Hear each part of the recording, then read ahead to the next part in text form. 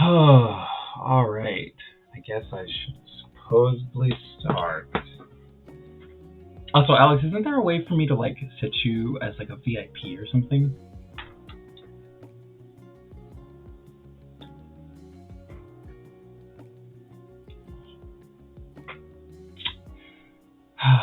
All right, how do I do this? Because like I was like right-clicking your name, I was clicking your name. Oh man, I actually have to go to the mod manager. Oh, that means I actually have to pull Twitch on my actual desktop instead of my laptop.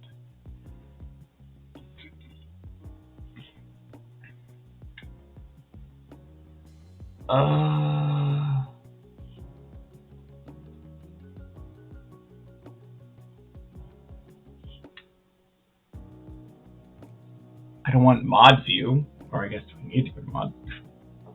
Excuse me.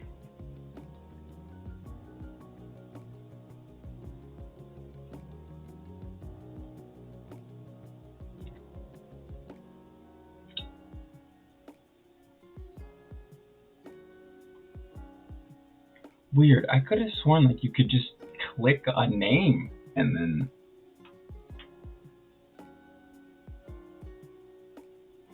Uh-oh. Did it change my input to the camera?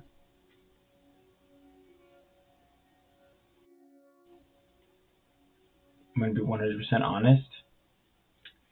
It sure did!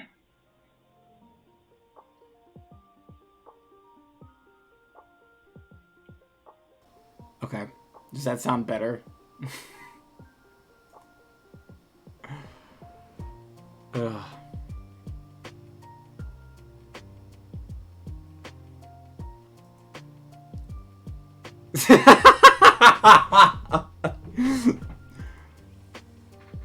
Yeah. Apparently, it felt the need to change my audio input. That's awesome. But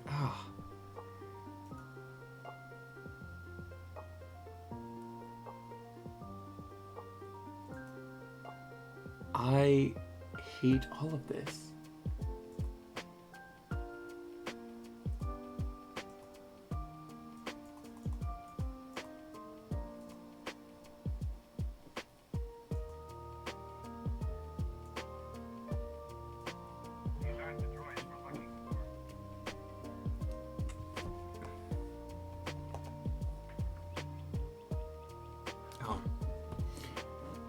Okay, so let me. Yeah, I can't find like how to do it, and it's wild. But let me change over.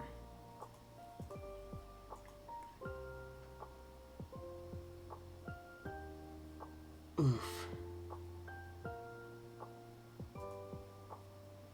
Hey, there we go. That's the better one. Wild. Okay, so maybe I can't have VIPs. I guess I'm not cool enough to have VIPs. But all right. It's been a hot minute since I've actually worked on my D&D stuff. I don't even remember what I was working on. I know this is an inn, and I have an encounter set up here. The only reason why I have a map.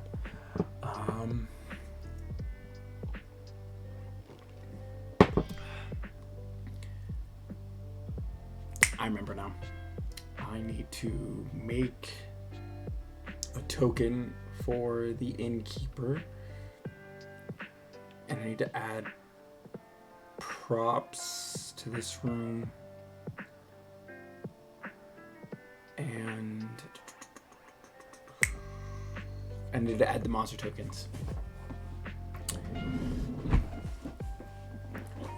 /VIP username without the space. Ooh, you know what? Let's try it. What's the worst that can happen?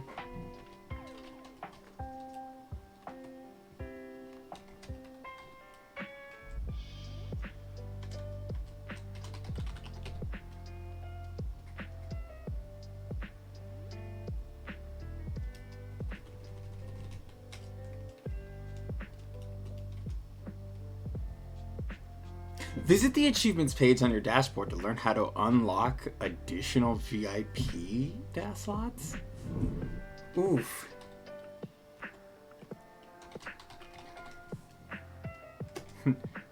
There you go, Alex. I'll do you one better.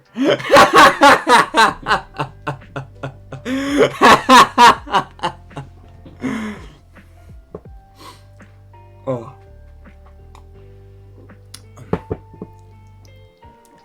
All right. So the cool thing about this inn is I actually found like this really cool book that I purchased from DM's Guild. So shout out to the author, which unfortunately I don't know off the top of my head, but I can find it. Nope, not under that one. I think it was in this one. Elminster's Excellent Establishments. But it's called the Alien Rest, so there it is. I changed some things about it, but it's basically what I'm going to use it for, and how the author kind of wrote this is it's a place for people to go. So here's like the little example. It's going to be a place for people to go if you feel like you're lost, you just kind of need directions. Basically, I'm just going to use it exactly for that, for them to kick off where to go next in the story. So people come here, and they have visions when they sleep here. And there's going to be 2 different rooms. Well, there'll be multiple rooms, and then there'll be like individual rooms, and then I want there to also be like a group room. And so basically how it'll work is people go there, they'll sleep, have a vision, dream, something, I guess, to guide them on whatever it is that they're lost. So the whole premise of this area is they're going to be here for a couple of days because, one, they're going to be up in the mountains. And that's where this mysticism and the magic comes from. It's the magic that surrounds the cloud peaks. So they're going to come here. I'm going to have them stay here for, like, I think 4 days, give or take. They're going to get snowed in just so, like, that way it forces them to be here for 4 days. But I'm going to have them... I want them to experience both an individual dream and a group dream. So the innkeeper's going to try to, I guess, persuade them into doing both an individual and a group stay. It's going to be run by a group of monks, but there's only going to be one innkeeper. And then I don't know if I want them to do it in shifts or not. Yeah, a collective vision, yeah. So, basically, it's going to be very cheap because this is kind of like not like a rehabilitation center, but more along the lines of like a therapy. Like, these monks believe in guidance and helping people. So that's all they're effectively using this for. They're not trying to scam people out of money. All these visions are relatively true.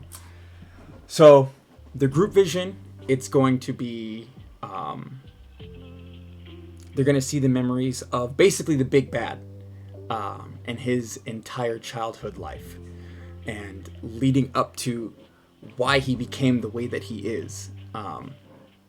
And I guess how to find where he is. So if I backtrack a bit, right now we're currently playing an actual module called Tomb of Annihilation, which I have the book. I think it's on my bookshelf behind me. It's not here on my desk.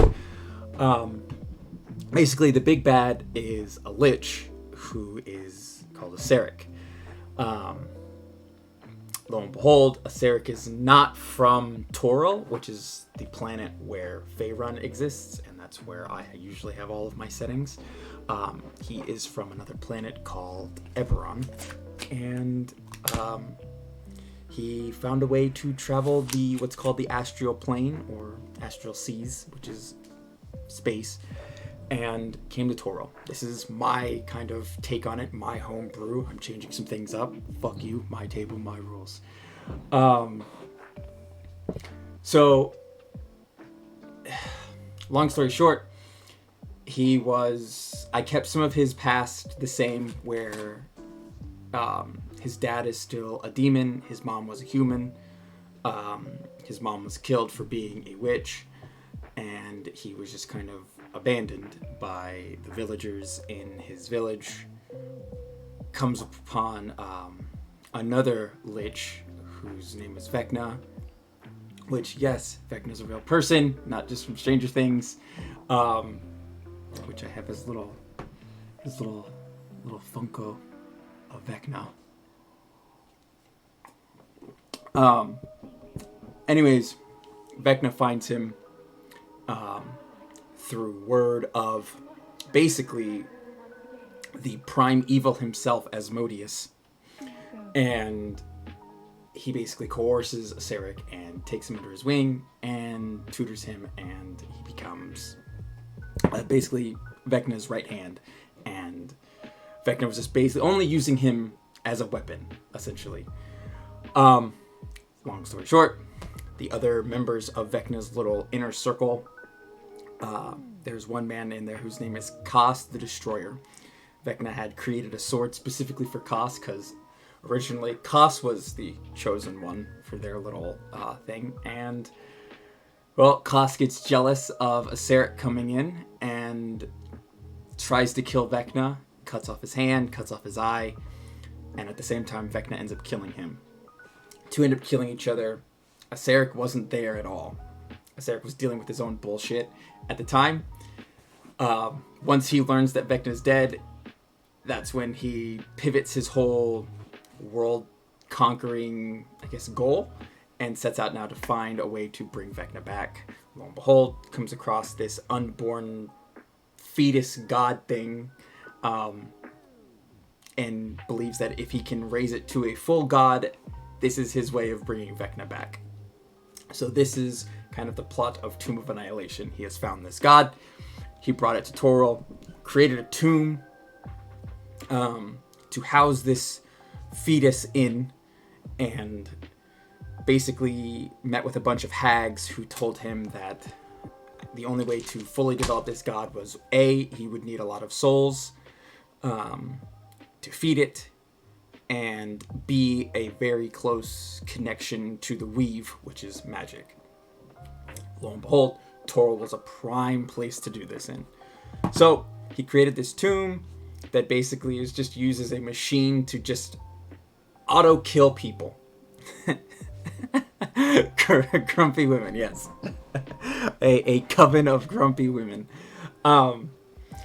So he then in turn also created this effect that's called the Death Curse, which is currently affecting all of Toril. So basically what the Death Curse does is it doesn't allow anybody to be resurrected. So once you die, that's it. You're dead. And then people who have died and were resurrected are now slowly dying again, and there's no way to stop it. So, lo and behold, my adventurers were hired to go to a place where this kind of CIA group had found information that this is possibly where this death curse is taking place. So, lo and behold, they go to this island called Chult to go stop this whatever's causing this death curse. Nobody knows what it is. So, fast forward, my party is now in the tomb, and they're, I think, a couple sessions away from fighting a Sarek. But what's going to happen is they're all going to die because I felt the ending to Tomb of Annihilation was very lazy. You basically just beat a Sarek, but a Sarek's not dumb. He's highly intelligent, and because he's a lich, as long as his phylactery is intact, he will just come back. And when Gary Gygax originally wrote a Sarek, before he passed, he never really gave a location of where a Sarek's phylactery is. He just said it was on a demiplane that a Sarek himself had created, and none of the gods knew where his demiplane is. So a Sarek is he's not gonna die. Like, they'll end up killing him, but then basically this now tomb, he has also effectively turned into a bomb in the off chance if he does get killed, because that's a Sarek. If you kill him, it's just gonna piss him off, and he's just gonna come back and enact revenge. So he's going to trap them in the tomb once they effectively kill them, or kill him, and then it's going to blow up.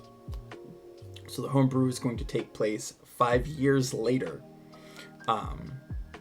where the only few people that knew a Sarek was a lich have been warning and trying to warn the populace and other governing agencies that a Sarek is a lich. Like, he's coming back, but 5 years have gone by and there hasn't been any sign of a Sarek. So most people have just kind of brushed off this main group of people that have been trying to convince the population.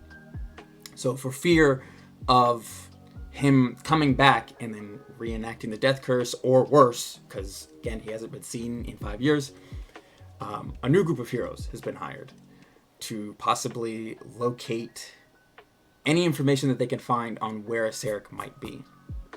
And then a new holiday has been established called Remembrance Day, which remembers the 5 heroes that basically sacrificed themselves on ending the death curse. But lo and behold, they're not actually dead. They're just trapped in a Sarek's phylactery. So these people will go find as much as they can, and then what I want them to do is to come to this inn and have a vision, and like they'll get to see like a Sarek's life kind of spread out. So like they'll get to see him as a child, him as an adult, and then basically see all the fucked up shit that he did, and like Vecna training him to do all this fucked up shit. So what's going to happen in this inn, I have a lot of connections and trying to keep things, I guess, linear. So they'll start in a major city along the Sword Coast. It's called Baldur's Gate. And in the sewers of Baldur's Gate, somebody had stolen a treasure or a part of a hoard that belongs to another prime evil. Her name is Tiamat, and they're going to steal her chest. And I'm hoping they fall for it, because basically where this chest is going to be in this sewer system, it's going to be in this warded room. And if they take anything out of that warded room, specifically there's a crown, and if they take anything out of that room, specifically the crown, Tiamat is going to know immediately. And then now she's going to know that her hoard is in Baldur's Gate. And then I want them to basically kind of open up this door of now having Tiamat come in. Like, there are a lot of encounters that I have created that just basically is opening doors to major big bads. And I want them to continuously fuck up each time and think of just like, we're doing more good than we are. Or we're doing more bad than we are doing good. So, at this inn, if they take anything from that room, Tiamat's going to send a couple of her minions, which are called Abishai, and they are going to come looking for the crown or anything else that was taken out of the chests. So, that's going to kick off that. But if they don't take anything, then this encounter is effectively useless. And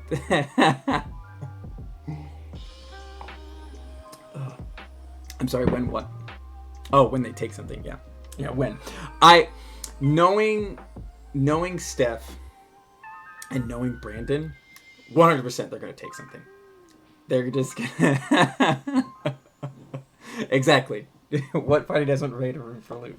No, as soon as they see 3 chests full of gold, gems, and then this very regal gold crown, I have a feeling they'll probably question it, especially because it's in a locked room in the sewers. But I guess my other understanding was like maybe they'll think like, oh, it's like a thieves guild who just took and like this is their stash, and like this is where they just stash something. And then I want them to be like, well, they stole it, so we should steal it from them.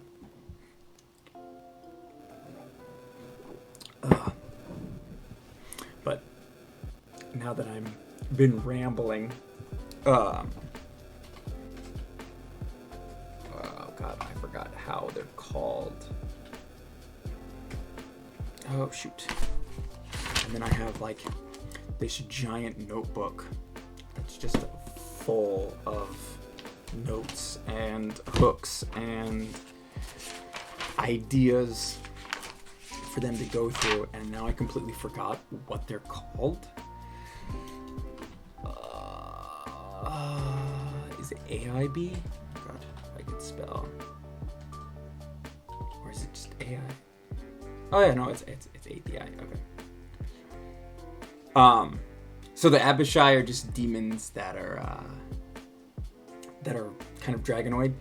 Basically, I think the lore behind them, if I remember correctly, is that they were humans that at one point were sent to the 9 hells because that's where Tiamat, she resides on one of the levels of the 9 hells, and they had just kind of climbed their way into her good graces, and she turned them into what's called an Abishai. Specifically, the ones that she's going to send after them at some point is going to be the black ones, because they are expert assassins and infiltrators. So, and I also don't need a challenge rating 16 because that will just decimate the group. Oh, I don't think... I could have sworn Aha, there we go. So, why do I have 2 of them? Interesting.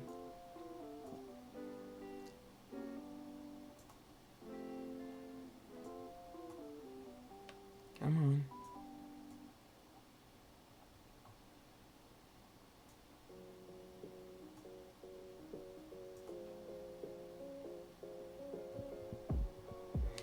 Oh, you're not gonna work with me, are you?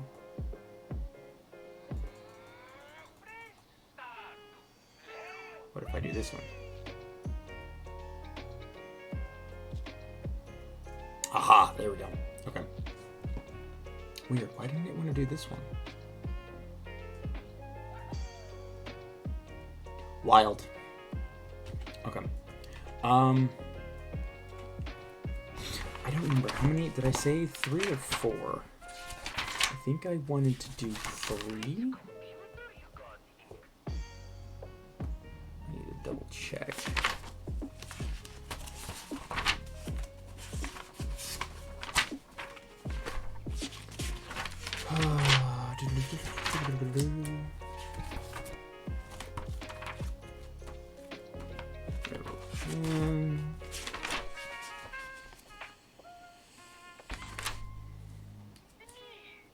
Okay, so 4.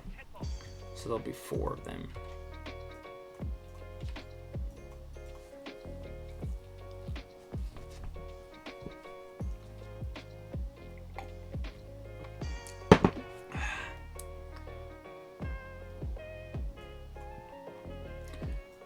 I want them to basically break out of the ceiling at some point. But I just don't know. And it's going to be late at night when it happens too. I'm debating on whether or not I want to give them a full rest or... I mean, granted, they'll be in this inn and they won't be doing much outside of just kind of chilling and hanging out.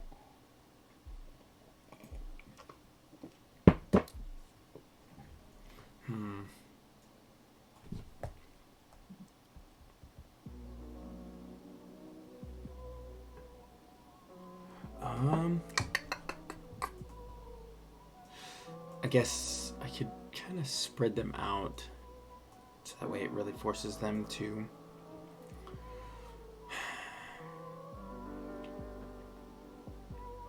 because basically where will they come from? They'll come from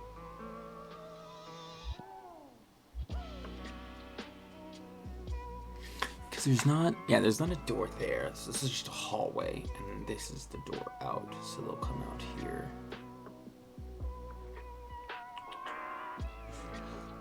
E.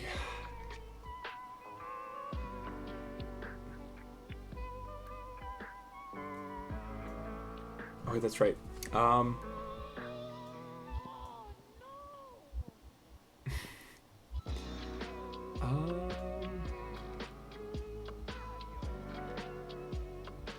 Okay.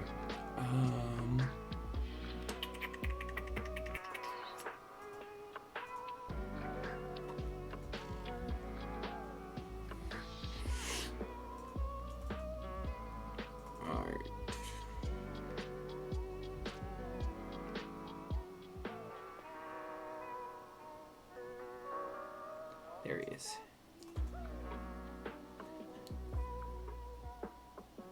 So this is Zale Redwing. Ugh.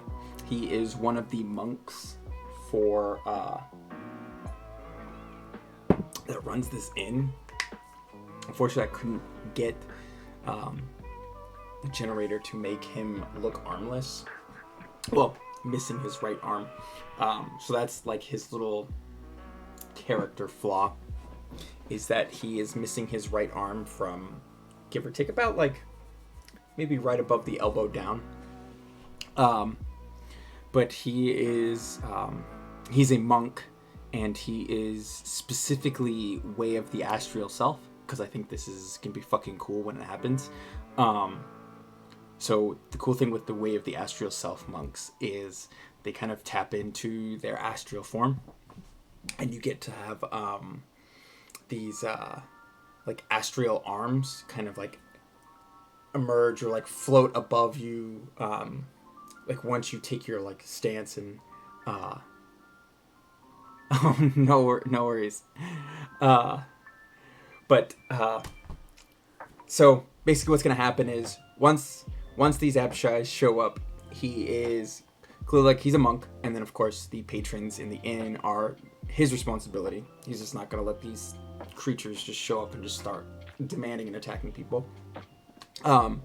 So basically he will turn on his astral, I guess, stance, and then what I want to like basically happen is where his arm is severed, that's where one of his astral like arms will appear, and it'll look like just his regular arm, but it'll be kind of translucent in like that kind of ghostly light blue.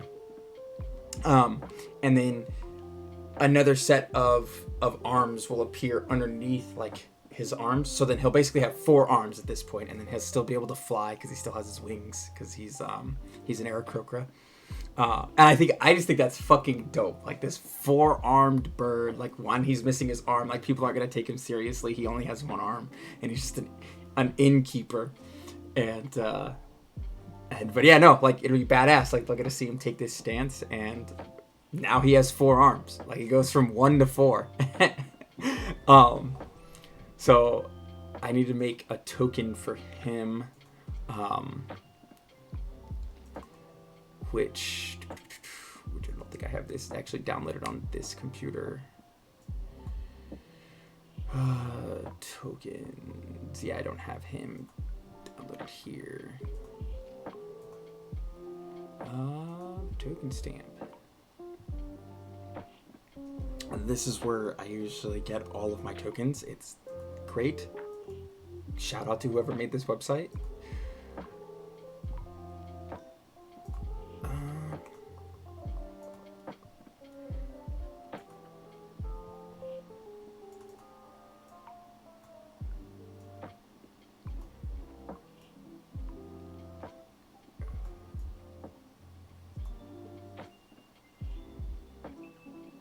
Okay.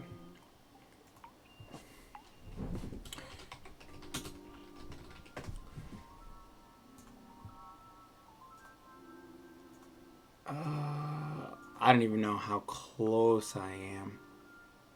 Oh yeah, it's super simple. Like, and then like it does the I don't know why that closed it. And then it does like the ring around it, or you can have like a different colored ring if necessary.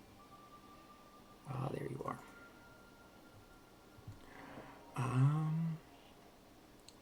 So he's going to be in, I guess, his room, but I need to move him up to token because he's going to come out once they. So basically, they're going to break through the roof because again, there's going to be a snowstorm where they're going to just basically be snowed in because they're on top of this mountain. And so these guys will bust in through the roof, which is going to cause a lot of ruckus and noise. Zale will be the first one out there.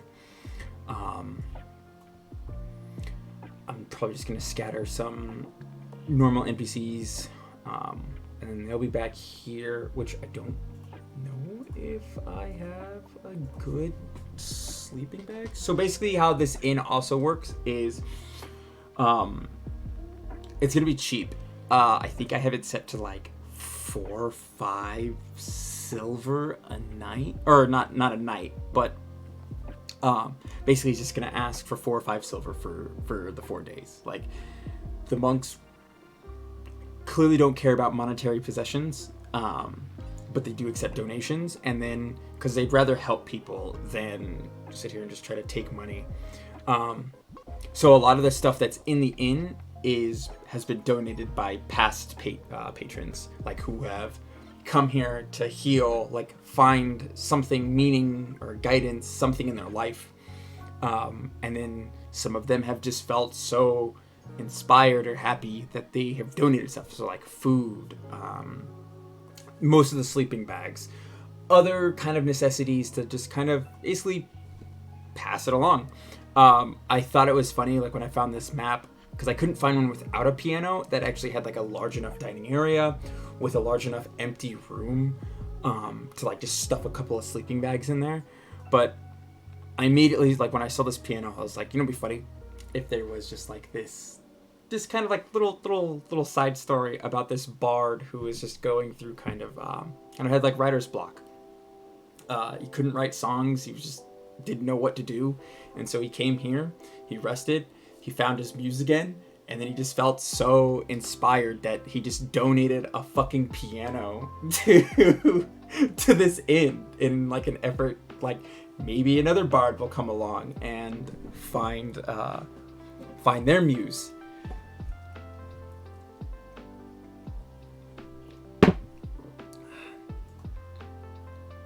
Oh, see, I don't want people like actually sleeping in the sleeping bag. Can I?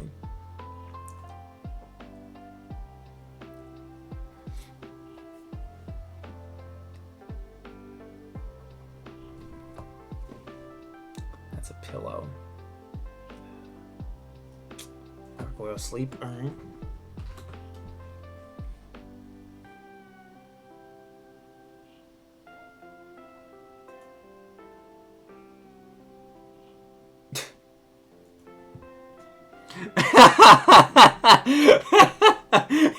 And it adds nothing to the actual main story. And more than likely, they probably won't even ask why there's a piano in here. So Zale probably won't even talk about it.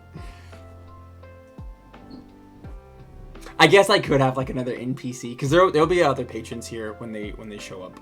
I guess I could have like another NPC like ask Zale like, why is there a random piano in the corner? And he'd happily tell them.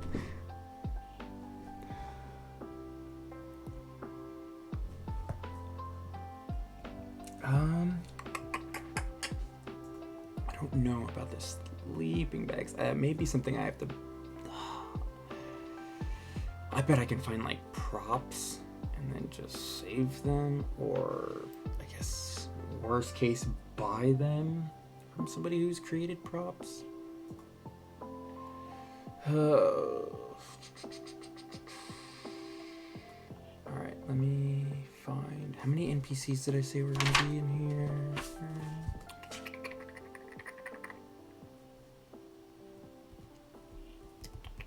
4, so there's going to be 4 other people here. Okay.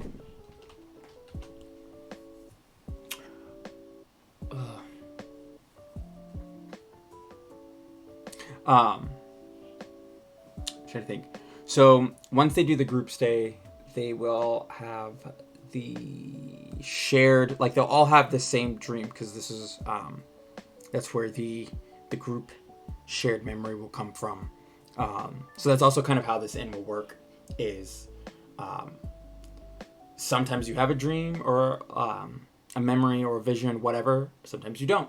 That's why the monks recommend staying here multiple nights instead of just one night. They also note that if you come as a group, they recommend both an individual and a group stay, because they've noticed when groups stay together, they tend to have the same dream, and then when they stay apart, people usually have individual dreams.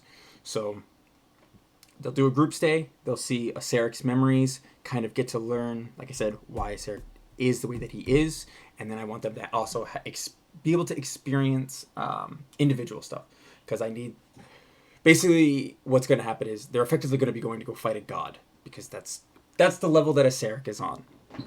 And so I also want they'll have like their own personal quests, depending on like what their backstory is, as well as I have items that they need to find specifically. Like each of them will either find like a legendary item, a legendary weapon. So there'll only be 2 dreams, or actually my bad, there'll be 3 dreams. So they'll get to see Aceric.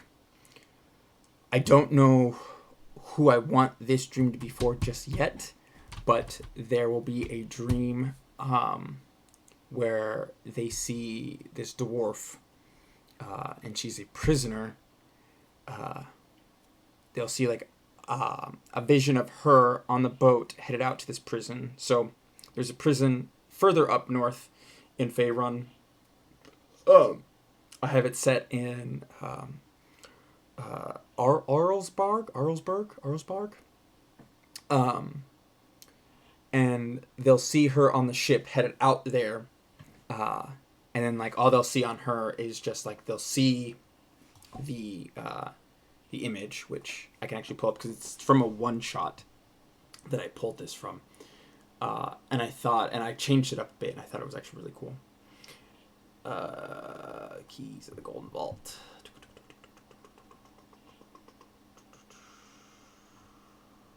Prisoner 13. So basically, they'll get to see this image of Prisoner 13 on this boat, and then there is the prison, which is called Revel's End. They'll basically get to see her on her way up there, and like they'll just see like her in the traditional, I guess, prisoner garb, and then she has like a blanket wrapped around her, and like at some point like the wind will kind of blow it open, and like they'll see number 13. So they won't have a name, they won't have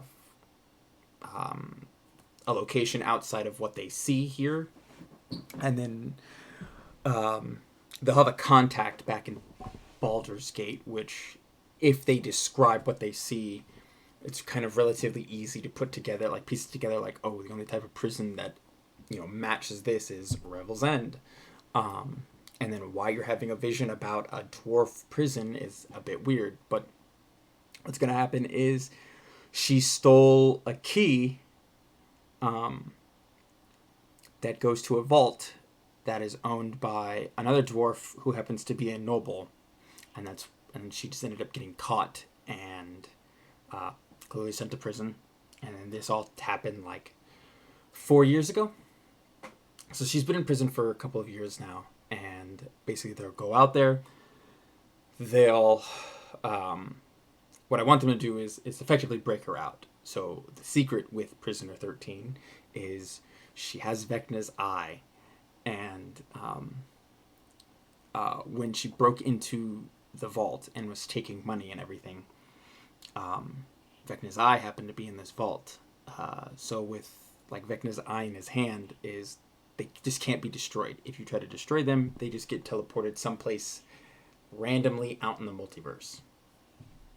So I thought it would be funny that his eye just happened to get teleported inside of this vault. And Corda was already missing an eye, and then when she was filling her bags with gold and XYZ, she found this eye, and then like the eye started whispering to her, and she put the eye in her eye socket, and then now she has Vecna's eye. And then the other funny thing about Vecna's eye is it does give you some dope benefits, and you get some access to some spells, but there's a 5% chance that if you use one of those spells, Vecna eats your soul and then basically takes over your body, and like you just are dead. So that's exactly what's going to happen. I want them to break Corda out, and she will basically take them to the location of the vault, because lo and behold, there's also the legendary magic item. I haven't decided what I want in there because I still need to decide who will get to see this memory. The noble and a couple of his like little henchmen will show up. They'll fight. Corda will end up using one of the spells provided from Vecna's eye, because she doesn't know whose eye this is, why it was whispering to her. So she'll end up using one of the eyes, or one of the spells, kill this noble. And at that same time, because she used the eye, Vecna eats her soul. And then now it's Vecna. Like, Vecna is now officially back. And, well, not completely back, because now he still has to go find his hand. But they will have no idea. Like, they're just going to think Corda just killed this man. And then I need them to go their separate directions. Because now it's Vecna in control of Corda's body, and he is now looking for his hand to become whole, because he has been dead for thousands of years. So now, which later on, they will run into Corda again, but at this point, she will be, she'll have found Vecna's hand, and then when they find her, she'll be in the process, like she's already cut off her hand, well, Vecna's, and they'll be in the process of attaching Vecna's hand to like where the stub is, and they'll basically get to like watch this. I still don't know how grotesque and how graphic I want to make this scene, but I thought it would be funny if she like you actually see like her peel like the skin off of her face, and then like you just see Vecna emerge, and then like he's this fully grown, like it's him, and like they just watch as now Vecna is back, And then now, not only do they have to find a Sarek, now Vecna's here. And it's basically just going to be a bad time all around. Yeah.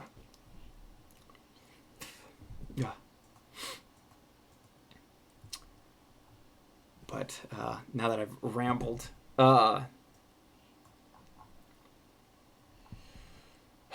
shoot. Alrighty, NPCs. I also don't know why the music stopped.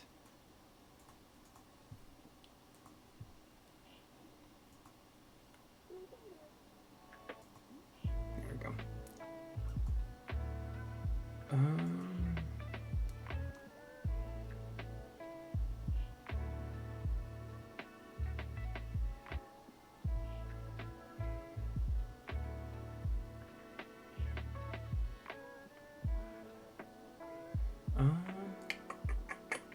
That's a halfling.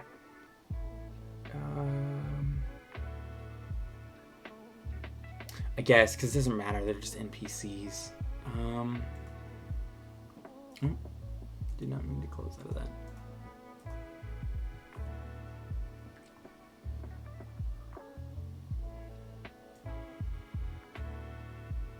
And that's on... Okay, that's in the token layer.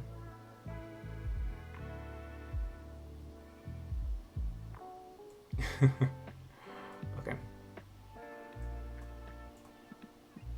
Now, I'll put you right there.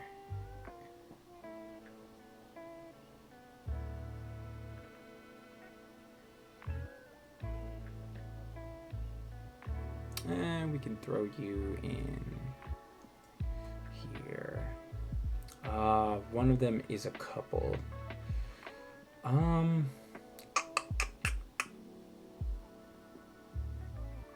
You know what? We can throw her in here. Actually, here, we'll put you here, and then we'll put the couple in there.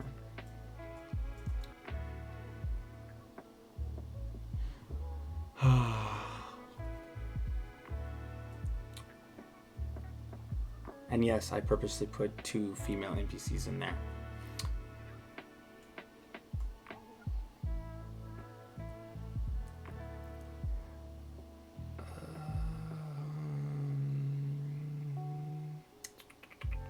Okay, so I need to make a note that I still need to get sleeping bags for in there. But I think for the most part, it's simple map. I have the dynamic lighting done, right? That's like the other crappy thing about this is I actually have to go in and then draw out the lines of the walls and the doors and the lights.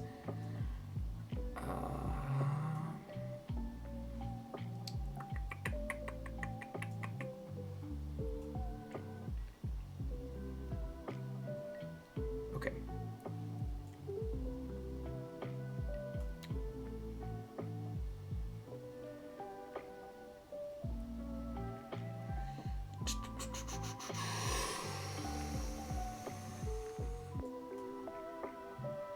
And then I just need to add their tokens once they give me their character art.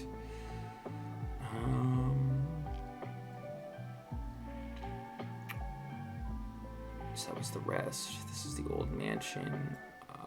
You were extra, so I don't give a shit about you.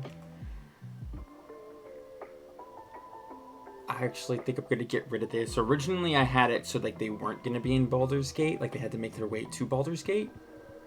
And then there's this place, there's like this open field in Faerun that's called the Plains of the Dead, and it's basically just like hills and just grass plains and whatnot.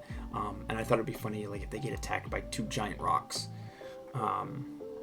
But I think just for the sake of brevity and just to make things easier, I'm just going to have them start in Baldur's Gate. Like this is literally everything that I've written down so far, but I actually have to go back because it's been a hot minute since I've actually edited this. But I've been working on this since like September, and I actually just need to go back and rewrite some stuff because I've reworked it to fit a bit better. Like Yeah, they were gonna originally meet in Daggerford and have to make their way down to Baldur's Gate, but I think it would just take too much time from them getting there, because I think, if I remember correctly, it's like a 2-day journey by like wagon. So I have to remove that. They'll just start in Baldur's Gate, which will be chapter 1.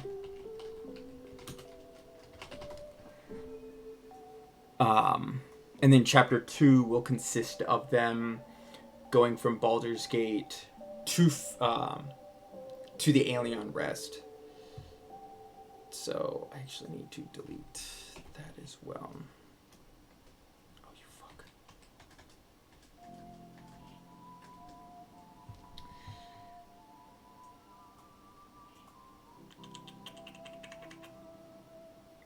No. Yeah, you know what? I'm fine with that, because then at least that puts that at Baldur's Gate. And then all of these numbers are a map of the Baldur's Gate sewers and like what each area is. I just had to number it. Like, I'm probably gonna have to go back.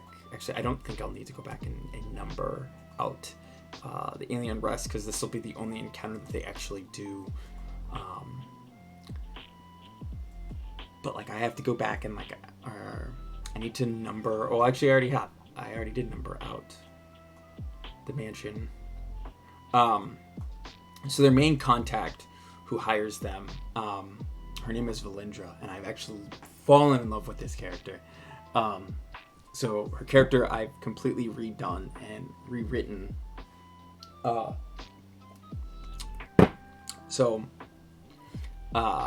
Her character was originally, like, she's a lich still. And she works for another lich who is the current ruler of a country called Thay. And I kind of like to describe Thay as like the big terrifying presence. Like, it's Russia. Like,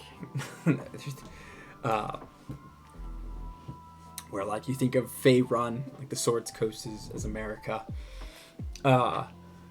So she's working for him, and she's you meet her in Tomb of Annihilation, but her character is basically just supposed to be this antagonist that's just kind of there, who was warned adventurers might be coming to Cholt, because Saztam, who's the lich and leader of Thay, sent her to Cholt to go find the death curse and bring whatever is causing it to him, because now he wants it, because this is a powerful item. So then she goes to Cholt with an army of a bunch of like red wizards and undead, trying to find what and who is causing this death curse. So she's there. But after like reading the entirety of Tomb of Annihilation, I don't know why, I just fell in love with her character, and I was like, I don't want her to be a bad guy. I want her to basically be a double agent. So I created this secret organization that they're kind of like the CIA, like FBI, kind of like the CIA, FBI, but it's the secret organization that doesn't exist. So like, everybody knows who the Harpers are. Everybody knows who. I cannot think of the other organization. Like they know that like the Harpers are good people and like they're spies and whatnot. But this group that Valindra works for, nobody knows about, unless if you're an actual member. So the other vision that they'll see when they are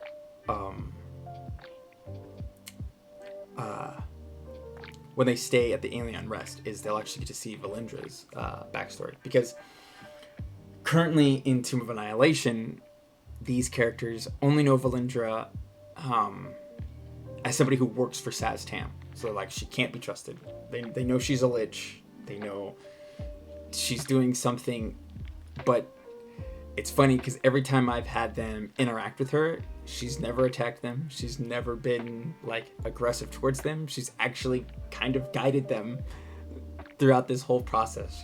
She's the one that told them, based off of what she's found, like where the death curse was happening. It was in a city in Amu, a city called Amu that's on Schult. Told them about Acerik, told them about who Acerik works with, all of this other stuff. But it's funny because they still do not trust her, which makes sense. She works for Saztam. And one of my characters happens to be from Thay, so he knows exactly how Thay works. He knows Saztam. He knows all this bad shit about Thay. But at the end of the day, Valindra is not a bad person. She is desperately working to try to keep the world safe, and that's what this organization is doing. Is they're trying to keep this world safe. So I thought it would be cool, like they'll get to see her upbringing. Like her parents were both operatives of this secret organization, and then she's basically been trained since she was a child on espionage, like assassination, like whatever it takes to keep the world safe. And then because she's an elf, she's like, I think she's like 200 some odd years old. So this is like 200 some odd years of just espionage, killing, XYZ. Anyways, so it's just my way of kind of showing like Valindra's not a bad person. Like she's here to help you, and Valindra isn't even her real name. It's just an alias that was created for her so that way she could infiltrate the Thayan government and basically work alongside Saztam, and that's why she got turned into a lich, was so that way she could establish that trust between Saztam and her. And then she has been nothing but, I guess, a positive, ally for Saztam. Like she's helped him while also trying to still kind of secretly keep him contained in an order, so that way he's just not out here starting wars and trying to take over the rest of the country or the rest of the world. But anyways, one of her contacts had reached out to her about hearing whispers of a potential cult on bringing back Acerik, and she was trying to keep in contact with him, and then all of a sudden communication with him just stopped. Lo and behold, he infiltrated the cult, or the cult got found out, and then has now been stashed in this mansion. The NPC who is the head of the cult, I've also kind of fallen in love with his character. He is a noble from Baldur's Gate, and his name is Callum Diggory. He's a noble, so he's a well-educated man, but the other problem is he also lived a very sheltered life, so he's not very street smart. So he's a little gullible, and his main goal is he really wants to get into the Baldur's Gate politics, which is run by the Council of Four. So he wants to be on the council, and the only reason he wants to be on the council is just for the fame. That's it, nothing else. Like he's not a bad guy. He just wants to be on the council for that. So he was praying to a god, or just anybody, of helping him succeed in, I guess, his desire of being on the Council of Four. So lo and behold, one of the Council of Four, the oldest member, has announced that he is retiring, and so now it's coming upon election year for him to possibly get a seat on the council. Well, one of my characters, his character is going to be a bounty hunter who is chasing after basically a fallen angel. And he is going to be, he's the one who came to Callum and was promised him, I can help you get a seat on the council if you do. Yes, no. Nobody wants into politics not for fame. But he's basically going to go in and he's going to promise Callum that if you find a way to bring Acerik can help you get a seat. So, story behind, I actually spelled his name wrong in the this file. That's awesome. It's Tygus. He basically promises him, if you bring a Sarek back, like if you find a way to bring a Sarek back, a Sarek can give you the power and gold and like whatever else it is that you want.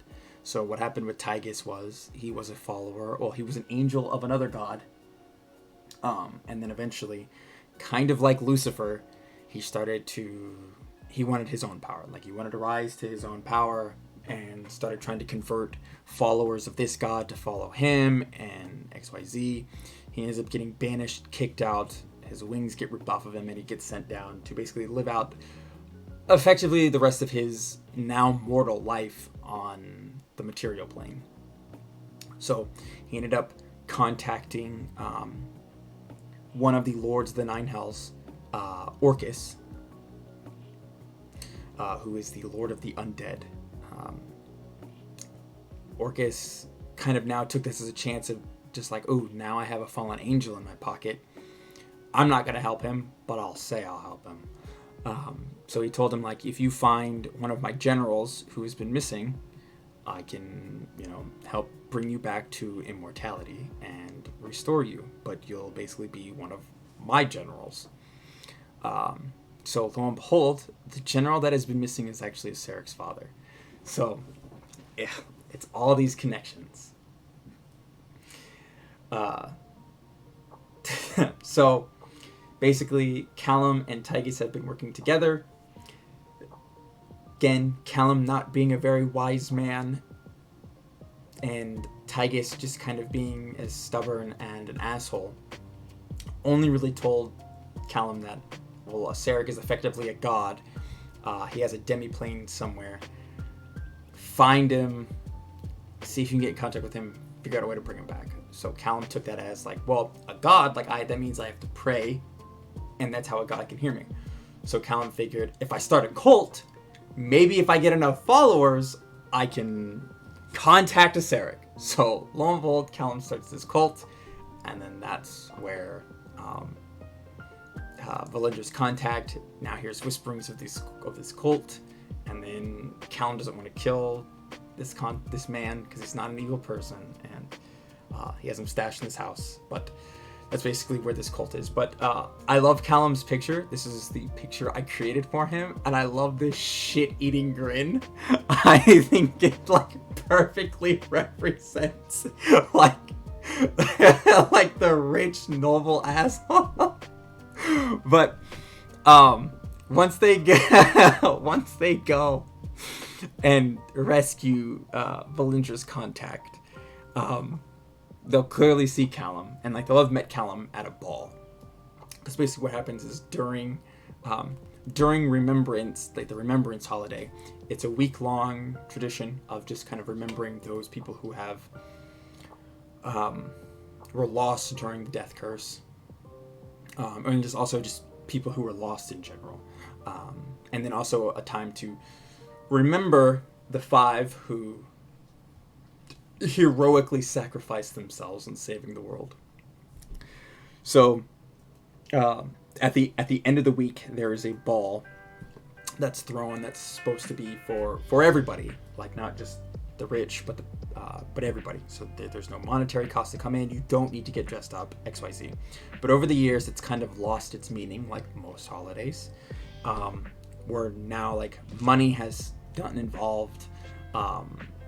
There's been a VIP room that's been opened up, so you can pay money to get into this VIP room and kind of have a private conversation.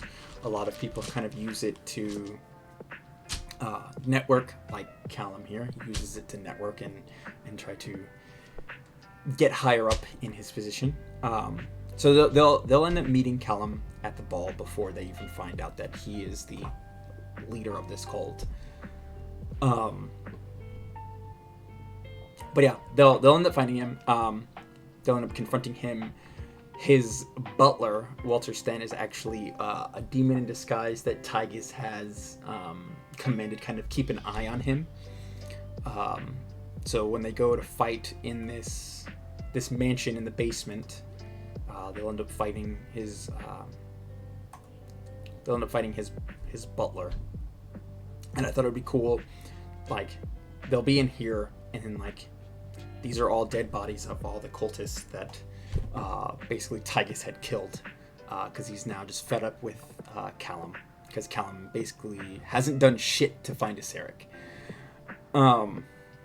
So he's kind of giving him his final warning, like, you need to find a Sarek, otherwise, like, I'll do to you what I did to these 8-10 people. And then, like, they'll come in, they'll end up fighting Tygus, or not Tygus himself, because Tygus will leave at this point. They'll end up fighting his butler. Callum will just be like, I'm not a fighter, like, I'm just here, please don't kill me. And then I want them to, like, or I want, what'll basically happen is Callum will offer his help, because like now he wants out, he doesn't want to do any of this anymore, and he'll try to help the party from this point. So like I kind of want them to use him as a contact, but he's still like this dumb rich nobleman. But the other thing I thought would be funny is like he's like, I will help you if you let me be a part of the team. That's all he wants, is he just wants to be a part of the team. But they'll end up coming down here, and like they'll find Tygus, or they'll find Callum. And then Ethan Hawks is Valindra's contact. But I need to make Callum's, which I didn't save. Yes. And I also need to make Walter's. Come on. I also took the name Diggory from Diggory from Harry Potter. I don't know why. I just thought it was a very fitting name. But let me add. Oh no, my bad. I didn't even make the token, idiot. All right. But effectively, but Callum has learned something. What'll be the other thing is Callum will have learned something that he hadn't shared with Tygus yet. He learned that a Sarek isn't from Toril. He's from Eberron, which is another planet.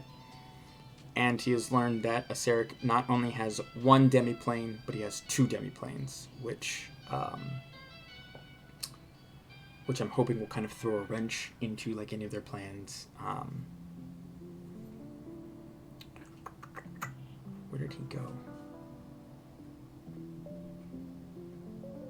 That's Oswald. There he is. I don't want it that big. I don't know why, but his face just gets me.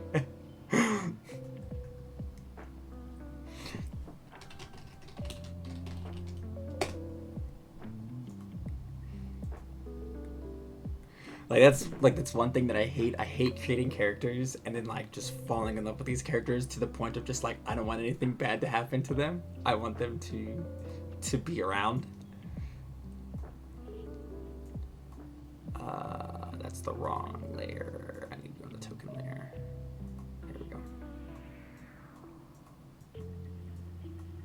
Okay. You know what? You can go right there. And then need Walters. Which I need to save because I do not have that. And then this is Ethan Hawks, who is, I ignore like the pain. I hate the one thing about the AI generator, which yes, I use an AI generator. But yes, I couldn't find like a good one or make a decent one of like him having an eye patch. I don't know why I thought like this kind of shady looking character would look cool with an eye patch. And like that's basically all he does for Valindra. Like that's what he contributes to Valindra, is he's just kind of, he does like smaller jobs, and then just reports on it to Valindra. So like anything that seems out of the ordinary or could potentially lead to something dangerous, he notifies Valindra, or Valindra will contact him, be like, hey, I heard something, can you go check it out for me, make sure it's make sure shit isn't about to hit the fan or anything like that. Most of the like what he specializes in, it's mostly like infiltrating like probably like bandit gangs. So like this cult is way out of his area of expertise.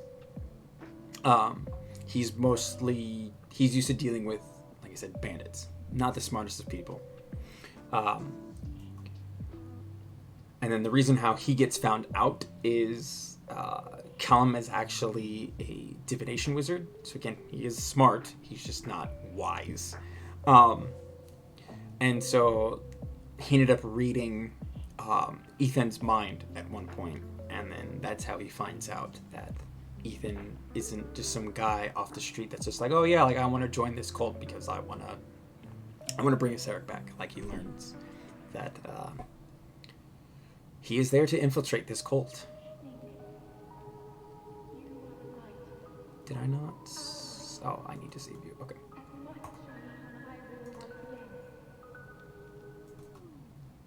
Now go.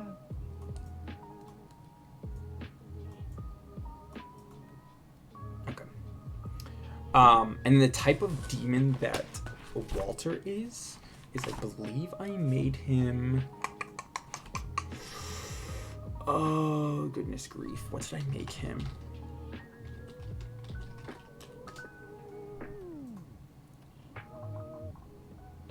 I think I made him a... Oh, shoot. What did I make him? You know what? It's in my notes. Where is he? Calendary. Yeah, see, I need to go back and like rechange all of this. That's right. I made him a chain devil. So...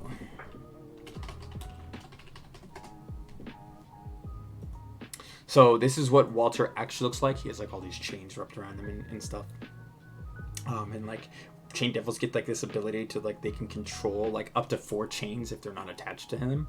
And like they can wrap them around him. So I thought that would be really cool during the fight, like when he sheds this illusion, and like they see this, there'll be like 2 chains, like off in the corner somewhere in this room, and like he like extends his hands out, like the chains just kind of wrap around his arms.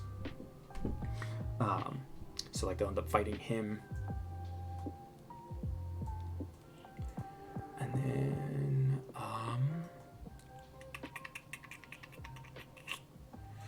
shoot, I forgot what the angels were called, because I don't think it was just called Fallen Angel.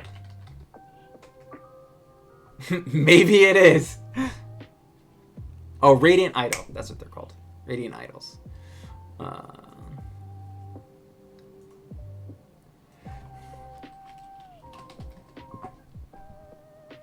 Oh, no.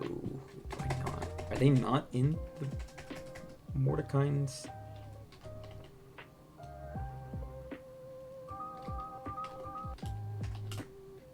Huh. That doesn't seem right.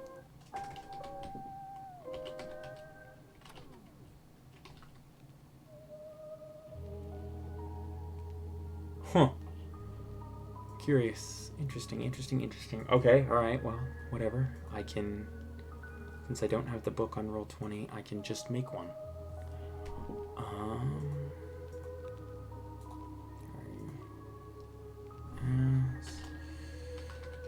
Just save it as Tygus for now. But yeah, I have like a bunch of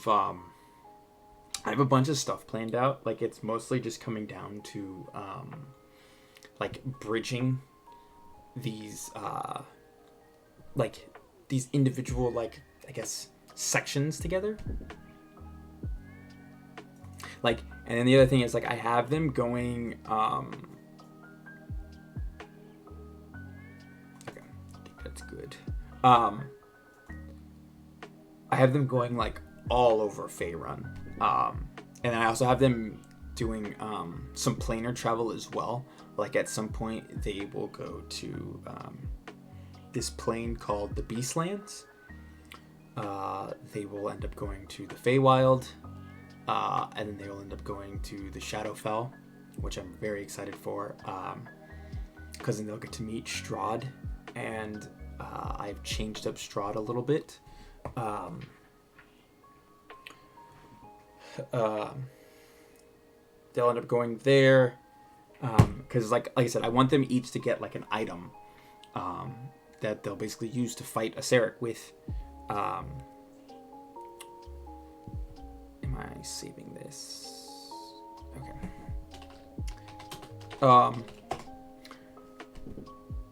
And then like they'll go to a place that's called on the ethereal plane that's called the Radiant Citadel, which is from one of the new books, which I thought was a really cool way to like implement kind of fast travel if your characters aren't high enough level for teleportation. And like the Radiant Citadel is really fucking cool. Oh god, where is it? There it is. Journeys to the Radiant Citadel. So like this book introduces these things called Concord Jewels. And like basically you can use these Concord Jewels. Like this is what the Radiant Citadel looks like. It's just this massive floating gem with like this is the city. And then you move around it through these things called Concord Jewels. So like here's an example of a Concord Jewel. And then like it's basically kind of moves, like you get teleported inside of it. My understanding of it, and if my understanding is wrong, this is what I'm going to say it is, but you touch it, you think about getting inside of it, and then you're just teleported inside of it. And then it's like kind of like this circle space with kind of like carved out seats. Like it's all like the same color. So like the interior of this would still be red. And like there's like these carved out seats, and it's just this open circle, and like it's big enough for about 10 people. And then like also supplies and like other stuff can get teleported inside of it. It's just on a different level. So it's kind of like its own pocket dimension. And then there's one person who pilots it. And then like it only has like 3 command words, which is I forgot what it is. Yeah, it's land, embark, and plane shift. So like land and embark, they only work while you're on the radiant, or like while you're on the ethereal plane, and then plane shift is what takes you to and from the different planes. But I need to get that up, and I need to add Tigus to this. But basically, yeah, I'm gonna have them go to a bunch of different places. At some point, they will use the Concord Jewels, and then like they will travel via Concord Jewels. So they'll get to see the Radiant Citadel, and basically, it's a place that's used primarily for like a lot of people who are refugees. So people who possibly like there's a war happening. I'm trying to think. What else? Basically, the Radiant Citadel basically just accepts almost anybody and everybody who's willing to either live on the Radiant Citadel, or if they just need to temporarily live there for a time period. Which I do have another, I'm hoping, homebrew planned, where they will go, where like they'll actually get to defeat Saz Tam, and possibly liberate Thay, mainly because of Philip's character, and the fact that he is from he was a slave in Thay. He earned his freedom, and then he became a hero, because he's one of the 5 that ended the death curse, and so now he's this nationally known hero, and it has now inspired a lot of slaves in Thay to be like, if Eric can get out and earn his freedom and then become a hero, like, why can't I? Like, why do I need to be a slave? So I figured, like, once they go to the Radiant Citadel, they'll see a man there who is also, he's an escaped slave and who managed to get to the Radiant Citadel, and now he's kind of begging people to help him kind of create this liberation or, like, revolution, and helping liberate Thay. And I thought that would actually be like a cool, like, little thing. So they'll get to see this character, and I think he'll end up talking to them and like kind of ask them to help. But clearly, that's not their mission. Like, that's not something that's set up right now. Where's Tychus? There he is.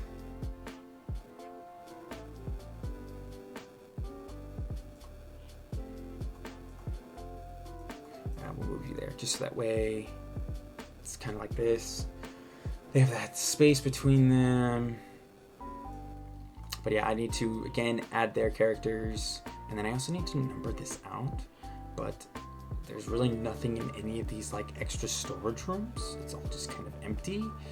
And then more than likely, well, I shouldn't say more than likely, once they get down here, by the time they get into here, they'll hear, like, some shouting from the other side of this door. Because, again, Tychus is going to be fed up with Callum and his, basically, stupidity.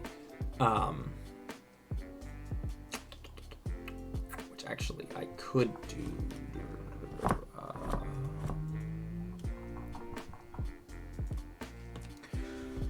I think I have it in here.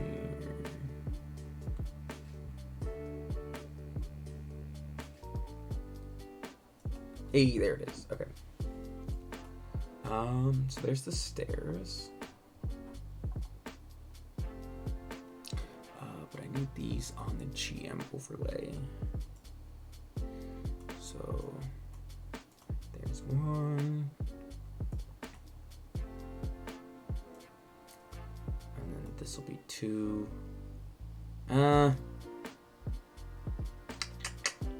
I have that be 2? Yeah, we'll have that be 2 because I don't think they might investigate once they're done down here. But there's really nothing in these rooms outside of, it's just these empty old rooms because this is an abandoned mansion that's on the outskirts of Baldur's Gate. This is, we'll say this is 6, and then this is 7. We'll put that there. Okay.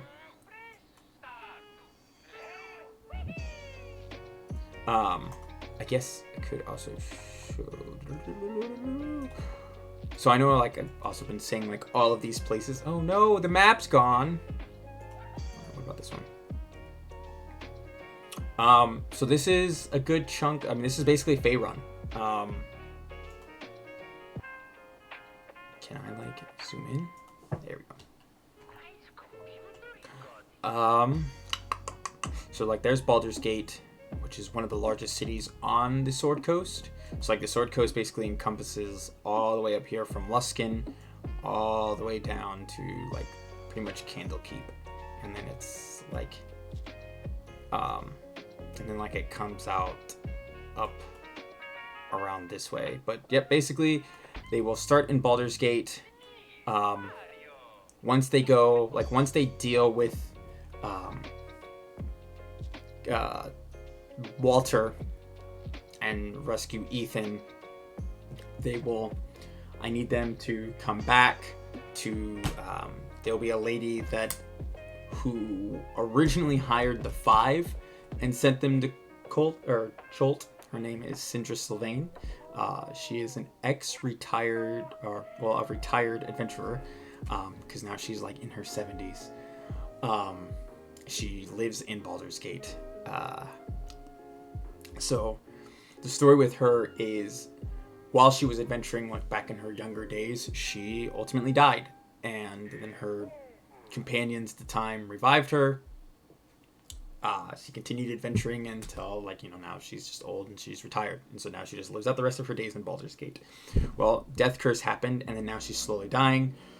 She's done anything and everything that she possibly could to try to, like, figure out why she was dying. And then lo and behold, she still had a contact in with the Harpers. And that's where she got her information from, like, that the Death Curse is possibly happening in Cholt. She had hired numerous number of adventurers to go to Cholt, and then she had lost all contact with all of them, because lo and behold, they died because Cholt is a super dangerous place. So the last group is the group of my current party that she has hired, and this is kind of like her like last shot at either ending this, finding out what it is, like how to end it so she doesn't wither away and die. So feeling the remorse of sending all of these people to their doom,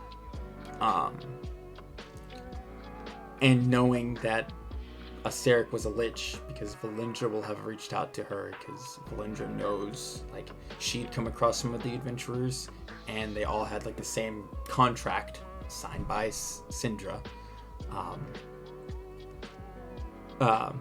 So Valindra reached out asking her if she'd known, like, if she knew anything about like Aseric, the Death Curse and whatnot, and just letting her know that, hey, the people you hired, they're all dead.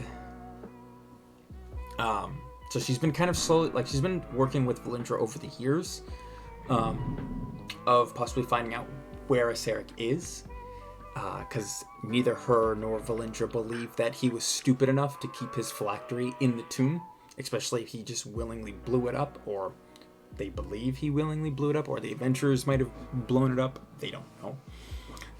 But they believe, again, ultimately, he's not stupid enough to keep his phylactery in the tomb. So they believe he's still out there. So when they first get to Baldur's Gate at the very beginning of this, or they'll be in Baldur's Gate, they'll meet with Valindra. And then she'll basically tell them that, you know, my time is very limited. Like, I don't have free time because, one, she's the advisor for Saz Tam. But she will recommend them visiting Syndra, seeing if she has learned anything more, because she hasn't heard from her in a while. And then also looking out for, like, trying to find Ethan. Ethan, the only information that Ethan had gave her was that the cult meets at this tailor shop in the basement, or the basement of a tailor shop, twice a week. And so she also recommends going out and talking to the owner of this tailor shop. But anyways, once they do that, they go back to Syndra, and then just kind of like, I want them to kind of like just have like a little powwow of like, all right, what's the next plan? Eventually, oh no, they will come down here to the Cloud Peaks in That's where the Alien Rest is. From there, it's kind of like, where do I need them to go to Tether? Because I need them to go to, or I guess, Kalimshan and go to Kalimport. Or do I want them to go all the way up to Arlsburg, where the prison is? There is, like I said, I like, they're going to be going all sorts of different places. But remove you for the time being.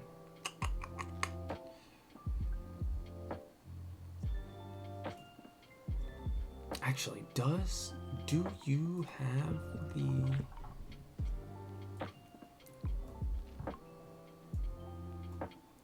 Actually, I think idols can raise dead, can't they? I think they can. So I might actually add some skeletons. Dominate person, raise dead. Oh, but it's a touch.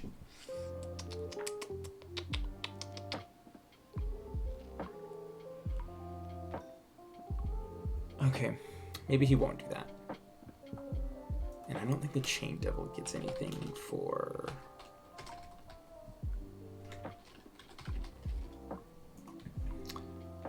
I don't think you have anything. Yeah, you have Animate Chains. And you're a challenge rating 8. I mean, this is basically just going to be a pummel fest against this guy.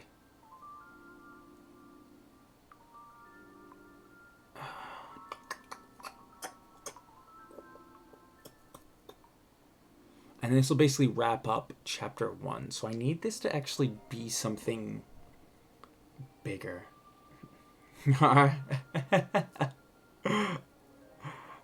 No worries. I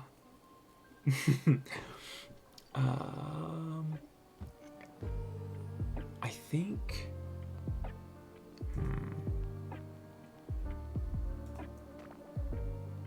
I definitely want to have it be a fiend. Actually, that's what I think I should do. I think, because they'll be level 10, because I want them to start at a higher level. I think I'm gonna change it because, I mean, granted, I could buff up Walter. I could just buff up that chain devil. But now that I'm thinking about it,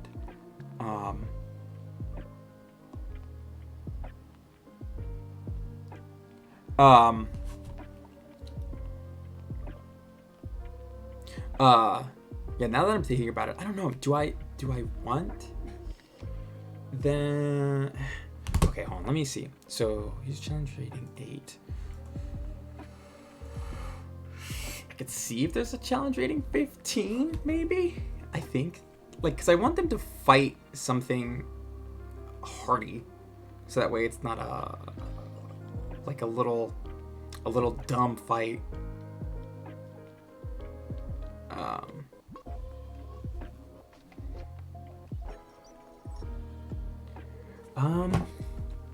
Let's see.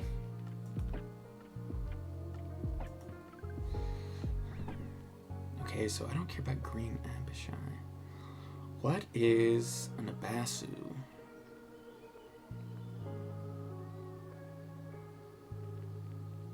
Oh, they live in the Abyss.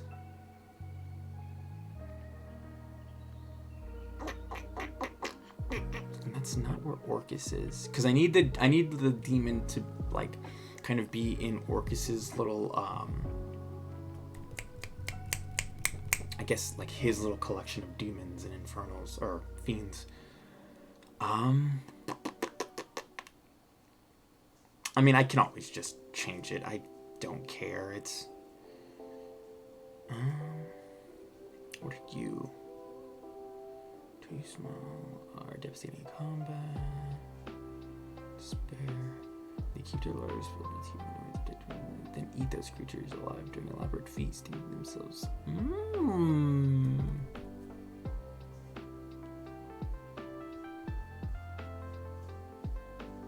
Because the Chain Devil technically doesn't have anything that like casts an illusion on himself, but I'm just adding that. So I wonder. Could have this fat little pig man. Hey, puppies. Hey. Yeah, I could have this fat little pig man. Yeah. Are you on stream? An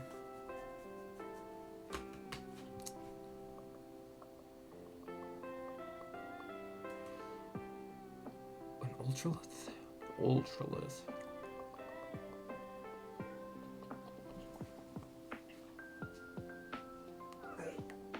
Yeah, boogies. Okay. I may have to go let her outside really quick. Hey, boy butt. Hi. You gotta go potty? Yeah, your ears perked up. Okay. I will be back in a second. Let me let her use the restroom really quick. Oh.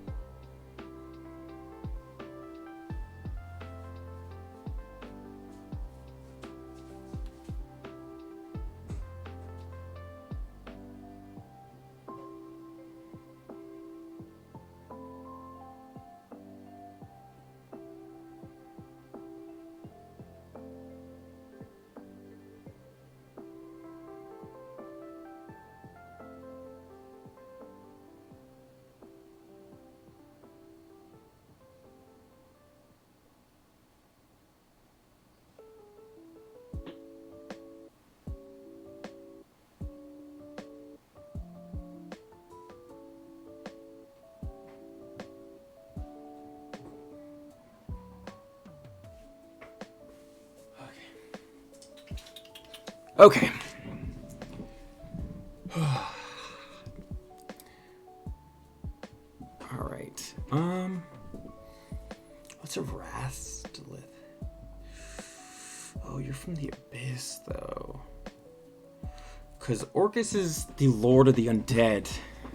And I know a chain devil isn't technically like an undead, but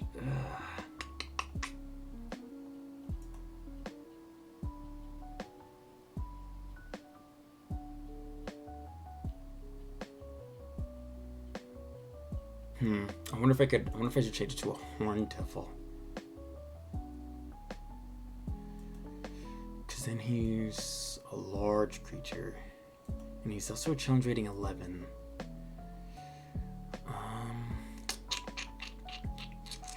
And he gets 3 attacks. And then he can use a hurl flame.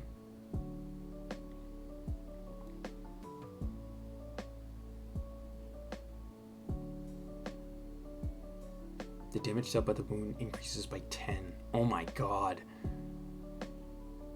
It must succeed on a DC 17 Constitution saving throw or lose 10 hit points at the start of each of its turn due to an infernal wound. And then each time the devil hits, it increases by 10. Holy fuck. Okay, but the wounds close if it receives magical healing. Jesus.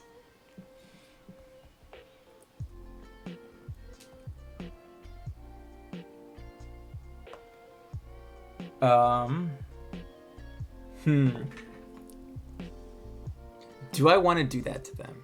Do I want them to fight a horn devil instead of a chain devil? I think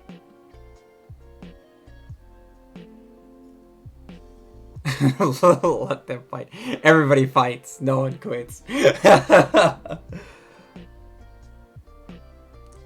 Oh, okay. Bub sparking.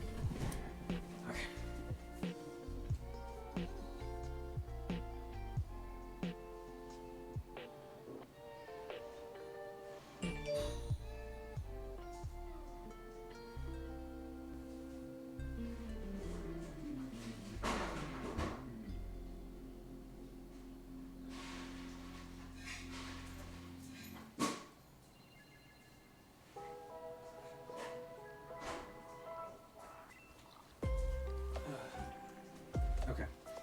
So I've learned that I absolutely love tormenting them. And honestly, I think I might change it from a chain devil to a horn devil just because of the fact of if he continuously hits a wounded target, he can cause them... Basically, he can just continuously do more damage until they get healed. And then, I mean, I don't really give a shit about the flying. But goddamn, dude, his movement speed is only 20 feet. Ugh.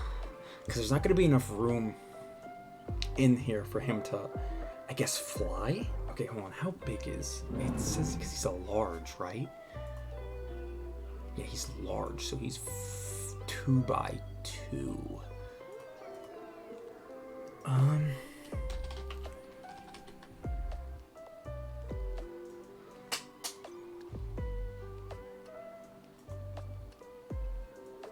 Okay, yeah. So he's 2 by 2. And I mean, the ceiling in this place is probably only going to be like your average room. So like what? 10 feet? I'm not an architect.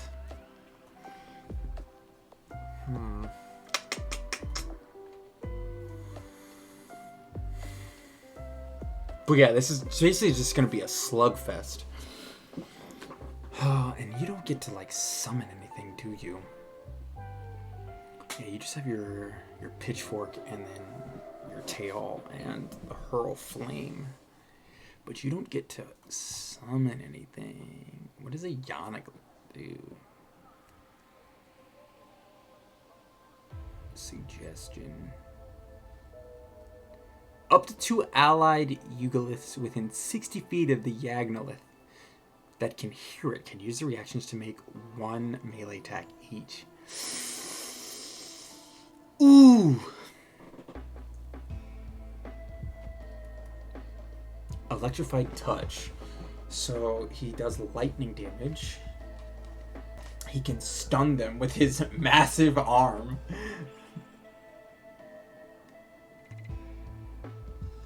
Hey, I assume that's Mari. Hey, yeah, I started it early yesterday. I got an upset stomach because I ate too spicy of curry on Thursday or Wednesday night. But I purposely took today off because I was thinking about doing this, and then I wanted to take Jade for a walk this morning. Because it's just been the three of us, and Steph is not home.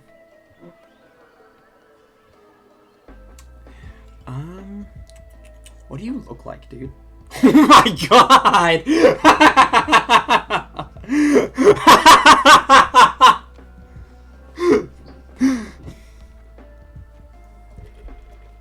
I kind of want to use this just for this picture.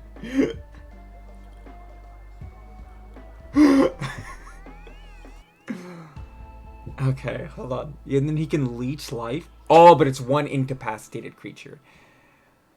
Oh my god! And the target takes 36 necrotic damage, and then he gains equal to half. Take my hand! Yeah. Or its hit points is reduced by an equal amount to half. But if they're incapacitated... Okay, they're not unconscious. They are just incapacitated. They are just incapacitated. They are not unconscious, so they wouldn't have to make a death saving throw. But, okay, so then I need something... If I were to use him, I would need something to pair with him that causes the status effect of incapacitated. Because he only stuns. He doesn't incapacitate.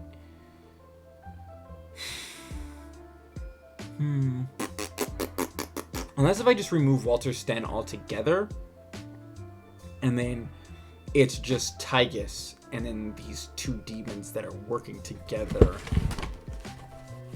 SpongeBob meme of write that down. I don't have a pencil. Actually, I take that back. I do have a pencil.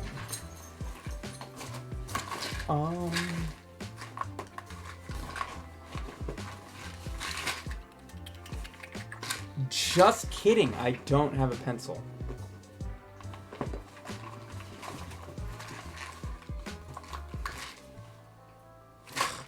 Damn it, I didn't really want to write in pen. And I don't feel like rummaging through Steph's arts and crafts drawer. Alright, fuck it. We'll just write in pen. Okay, so hold on. Let me... What are you called? You're a Yagnoth? Yagnoth. Okay, well, hold on. What did the Ultralith do? Or actually, what about you? The Ultralith. Do you incapacitate? You get Globe of Invulnerability, though. And you get Feeble Mind? Jesus Christ!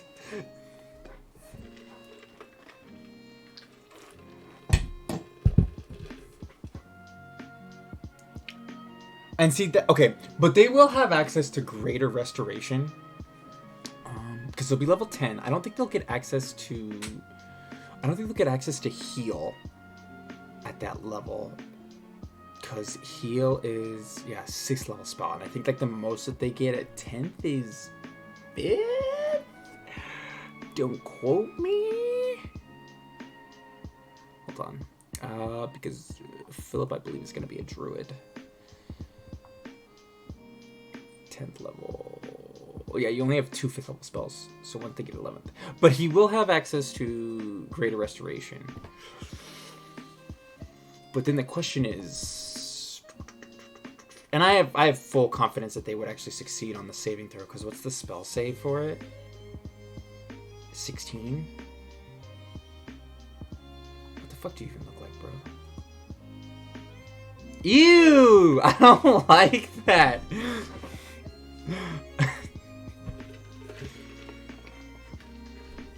It's like some mutant, like, cow thing.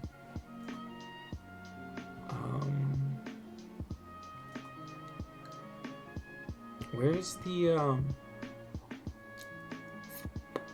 Hold on. Alright, what if I just look up, because I specifically want Eugolith.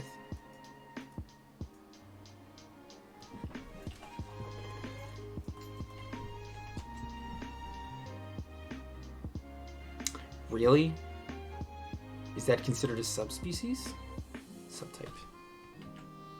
Aha, it is. What other eugoliths can I add to this?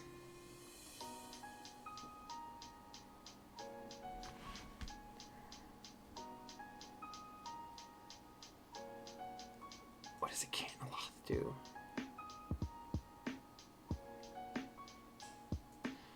No, I need something that stun or incapacitates. Become immune to steal memory. I don't need them to steal memories.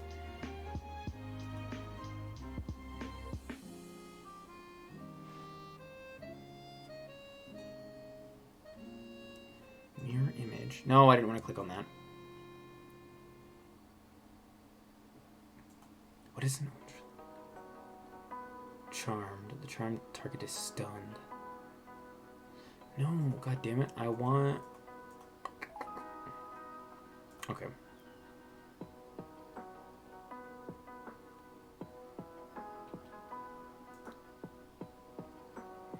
An incapacitated creature. Yes. Okay.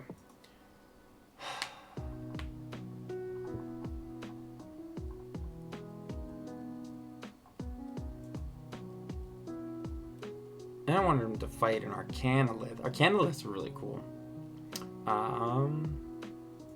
I actually have an Arcanolith who is a traveling used magic item salesman. So the only thing that he does is that he just buys and sells magic items from adventurers. He just teleports around the world. So it's pretty funny. They've come across him in the Tomb of Annihilation, and then he's helped him out. Like most of the time I'll just randomize like what he has in his inventory, and there's been a couple of times that's kind of shot me in the foot. Like they bought a fucking candle of oh god, what is it called? Shit. It's Candle of Invocation. This shit is ridiculous. They gave it to JT's character, who is a cleric. He's a multi-class cleric sorcerer, and luckily for him, he I forgot.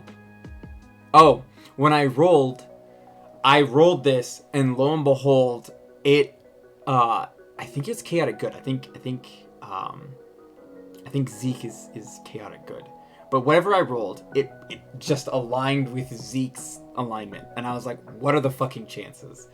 But yeah, basically, they have abused the fuck out of this candle. So, like, right now they're at the tomb, and they've come across a couple of fights, and then all they do is they're just like, oh, we'll just save healing spells. We'll light the candle. It lasts for a minute.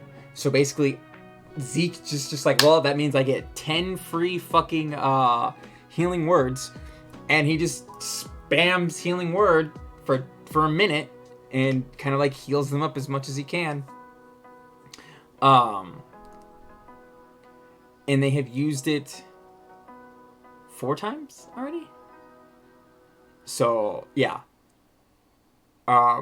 They still have, like, so they've only used 4 minutes out of the 4 hours that this fucking thing lasts. So, but anyways, yeah, they bought that from him. So, but I'm kind of glad. I'm a little happy that they get it. They got that. But yeah, his name is Arglo, and he is their traveling merchant. And I have a picture of him somewhere. There he is. He's like this little sinister Arcanolith, and he walks around. He has a pet, Cody, whose name is Cooper. So it's Arglo and Cooper, but they have, for the time being, I guess they've actually kind of enjoyed him, and they kind of like him, to the point of like where Brandon and him kind of cut a deal on this last time that they talked to him. where Brandon's character has learned something fortress. I cannot think of what it is. And he taught Arglo this spell. And that inspired me to... so basically the cool thing about like this spell is like if you cast it in the same place for a year, it becomes permanent. So basically you create like this, your own like personal like little house, whatever you want basically. And so he has now created, at this point in time for the homebrew, he will have created his own shop. And that's all thanks to Kinlick. So yeah, that's the other thing with this homebrew is like things that they have done are like they'll get to see the after effects of it in the homebrew. So like Kinlick teaching Arglo this spell, like now Arglo has a shop and business is booming. Like he still goes out, he still travels, he still meets with adventurers on the road, still buys and sells used items with them. Then he comes back and he stashes them in his shop instead of in his bag of holding. And yeah, so they'll get to see that. So I don't want to kill another Arcanolith. I like them. I think they're cool.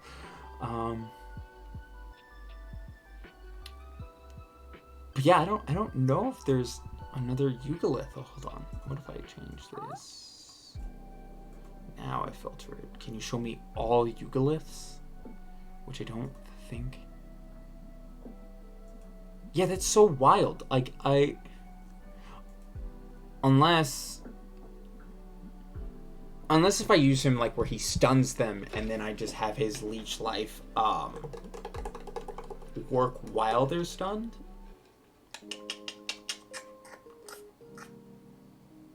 But see, I want to pair him with something else. Like I want this to be like a pretty big boss fight.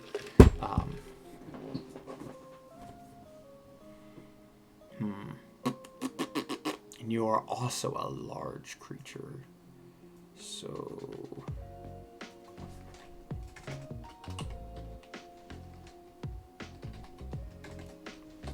let's see.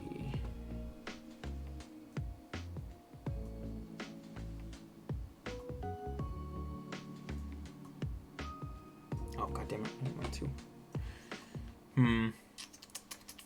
Yeah, I think I'm gonna delete Walter and just kind of rework this so that way it's just I think that actually works better. I think these would just be demons that Orcus has commanded to kind of keep an eye on Tygus instead of Tygus having a demon that he commands to keep an eye on Callum. I think that just makes a bit more sense. But then also,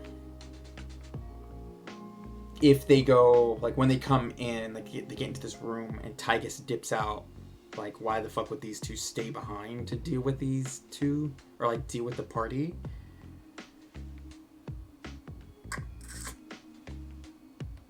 Like why wouldn't they just leave?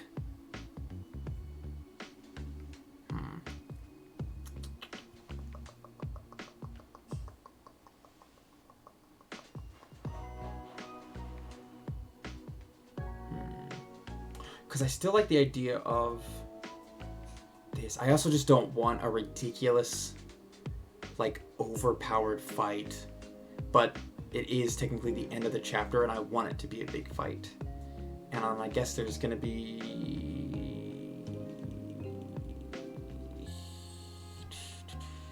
6 of them? I think 6 of them should be able to take on 2. Because what is their CR? You're 11. And I think the Horn Devil is also 11.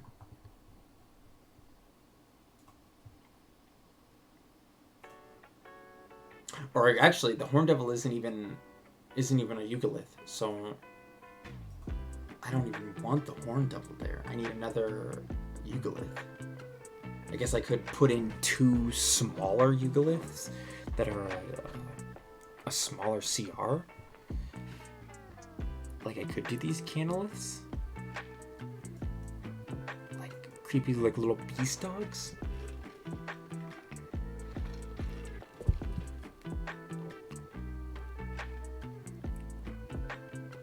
Like, this would be cool. Like the tongue.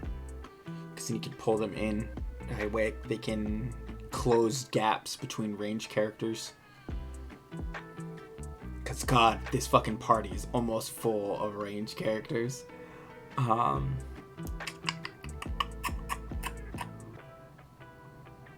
it's a 30-foot reach, too. And they makes 1 bite or 1 claw. Or 1 bite or tongue, and then a claw attack. So that's what they could do. They could shoot at their tongue, grapple them, pull them in, and then claw attack. And then, as long as they're next to them,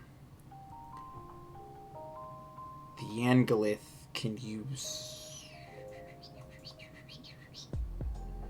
and uses, if available, or teleport. So he gets electrified touch, massive arm, or massive arm battlefield cunning.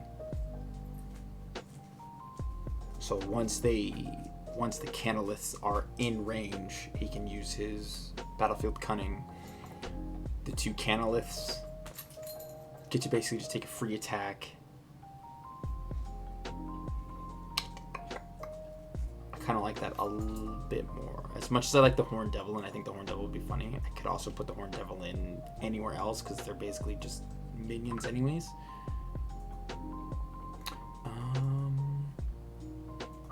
Please? Thank you. Sorry. Bye, Walter. Maybe I'll use your creepy ass later.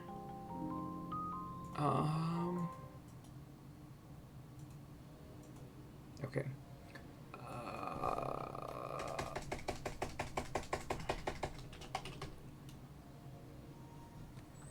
The Canolith and his...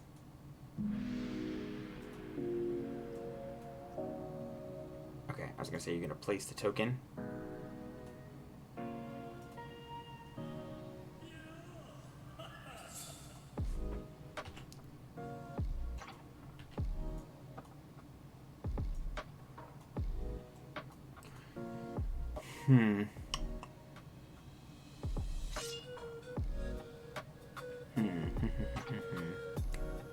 Alright. Actually, I think that's... Hold on. I need to have you both on the token layer. There we go. Yeah, honestly, I think that's good. Hold on. Let me see what this looks like. Create new... manage characters. Oh yeah, so like these are all of my characters in the current Tomb of Annihilation campaign. So we have O, who is an Owlin rogue. We have Meg, who is an elf cleric. Kinlick, who is a turtle wizard. Vengeance, or Eric, who is a human paladin / barbarian. And then Zeke, who is a half-elf cleric sorcerer. That is their party makeup. And it has been a wild ride. But let me... No, that won't work. Okay. Here, go to here. But I want you guys to be level 10. And I think there should be 6 of you.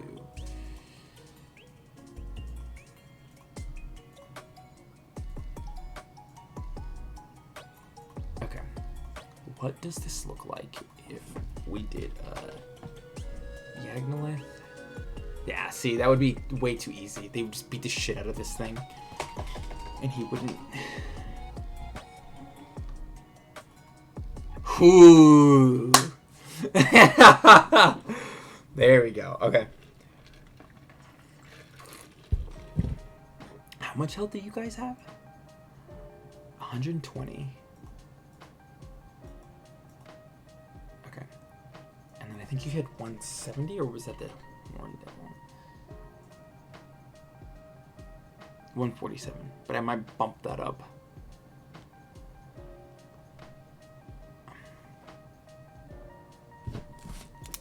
Yeah, I think I will... let me write that down. Replace Walter... 2x... Canoloths? And then I want to change...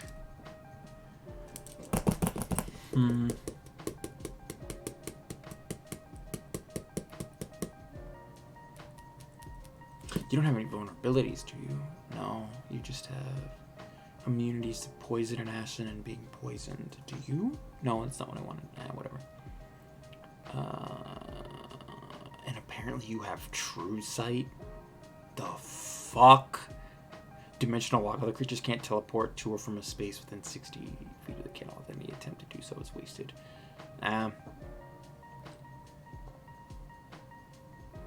Can't be surprised unless it's incapacitated.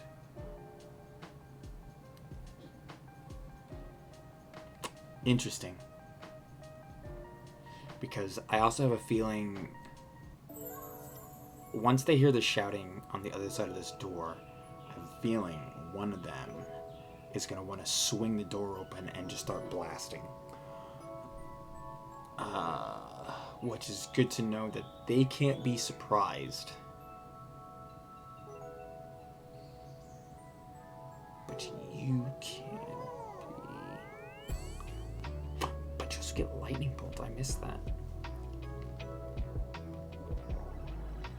Interesting. Okay.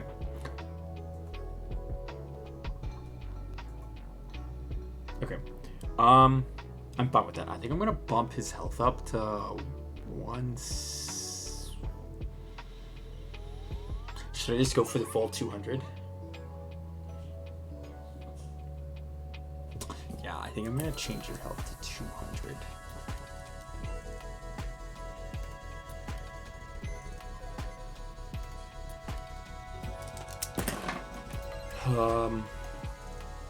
So basically, once they're done down here, like once they've explored the ground floor of the mansion, so like they will approach the mansion. Once they've explored this, there really isn't going to be anything else in here.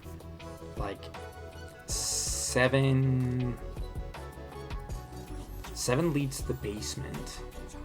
Ethan is upstairs, which I guess there's 2 ways to get upstairs. There's the main hallway and then the side, or the main staircase and the side staircase, and that leads to the basement.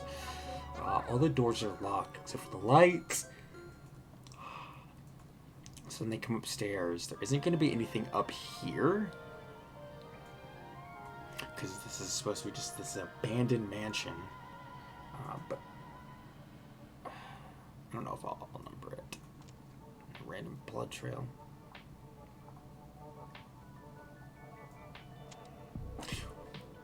Would be funny.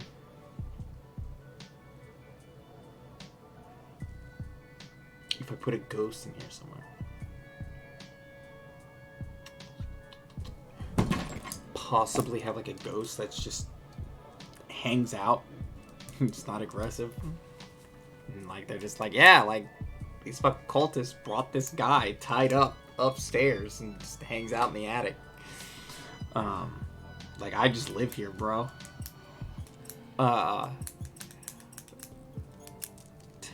Maybe? Add goes to mansion. Question mark?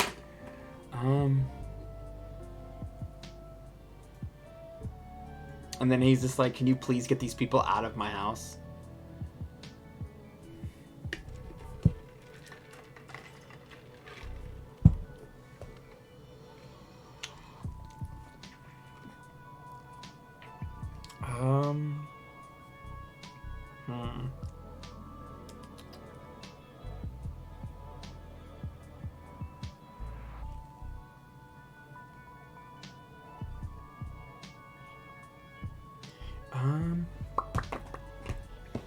Let's see.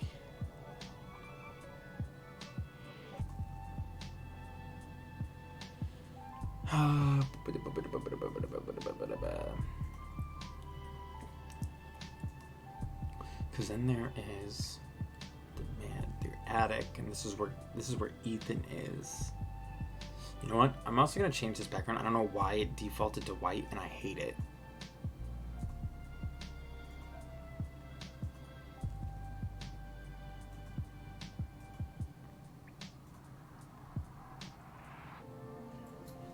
That did nothing.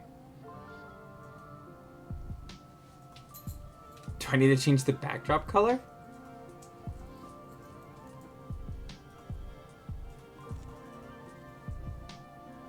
Why isn't this changing?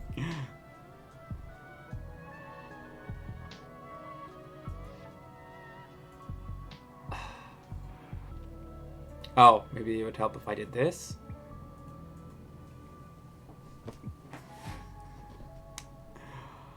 Alright, well, I guess this is forever white.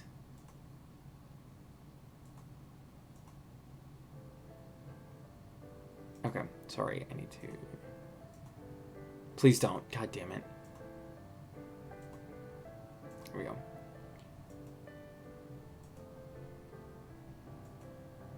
Okay. What if I change it to black? Like, will this one change? No, that's so weird. So, like, I'm forced to just have this white background? Okay, whatever.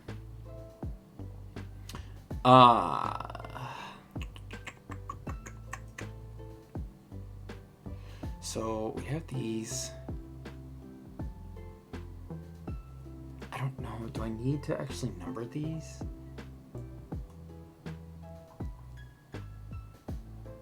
Also, I just thought this was also funny. When they get to the inn the first time, I found cantina music from Star Wars, but like a medieval version of it, and that's absolutely going to be playing when they first arrive in this inn. And then I thought it would be funny when this band is playing, they like at some point they'll be like, all right, thanks everybody for coming out, like we have one more final song and then we're gonna, we're done for the night. And then it was gonna play, oh god, I gotta find it.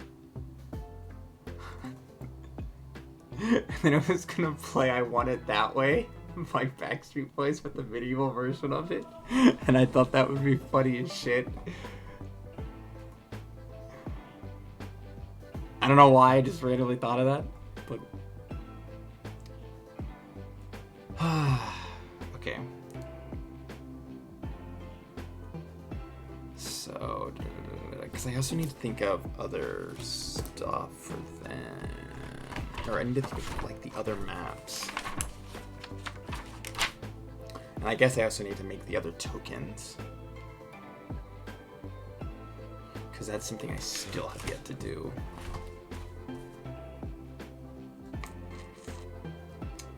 And then I need to go back and rewrite some of this.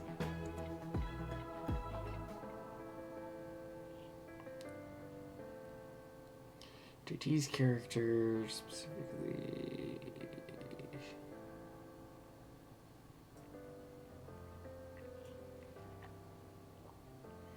Alright, yeah, I need to rewrite all of this. Goddamn, there's a lot to rewrite here.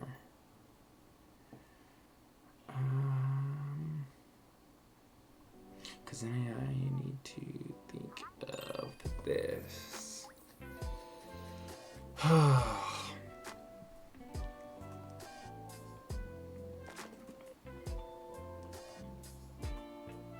Okay.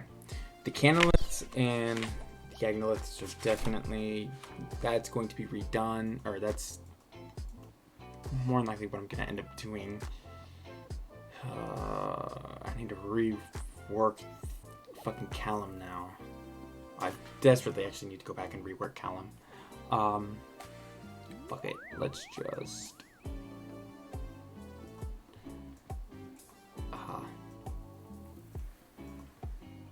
Why can't I not get where it is?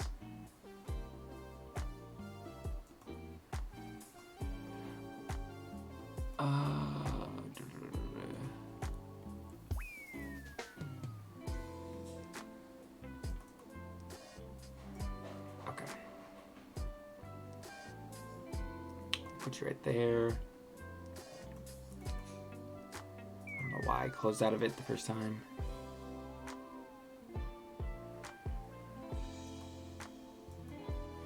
actually, what I actually can do is I can actually grab a lot of these and throw them into, like, these are all like backdrops that I created, kind of like when they're not looking at a map, like a battle map.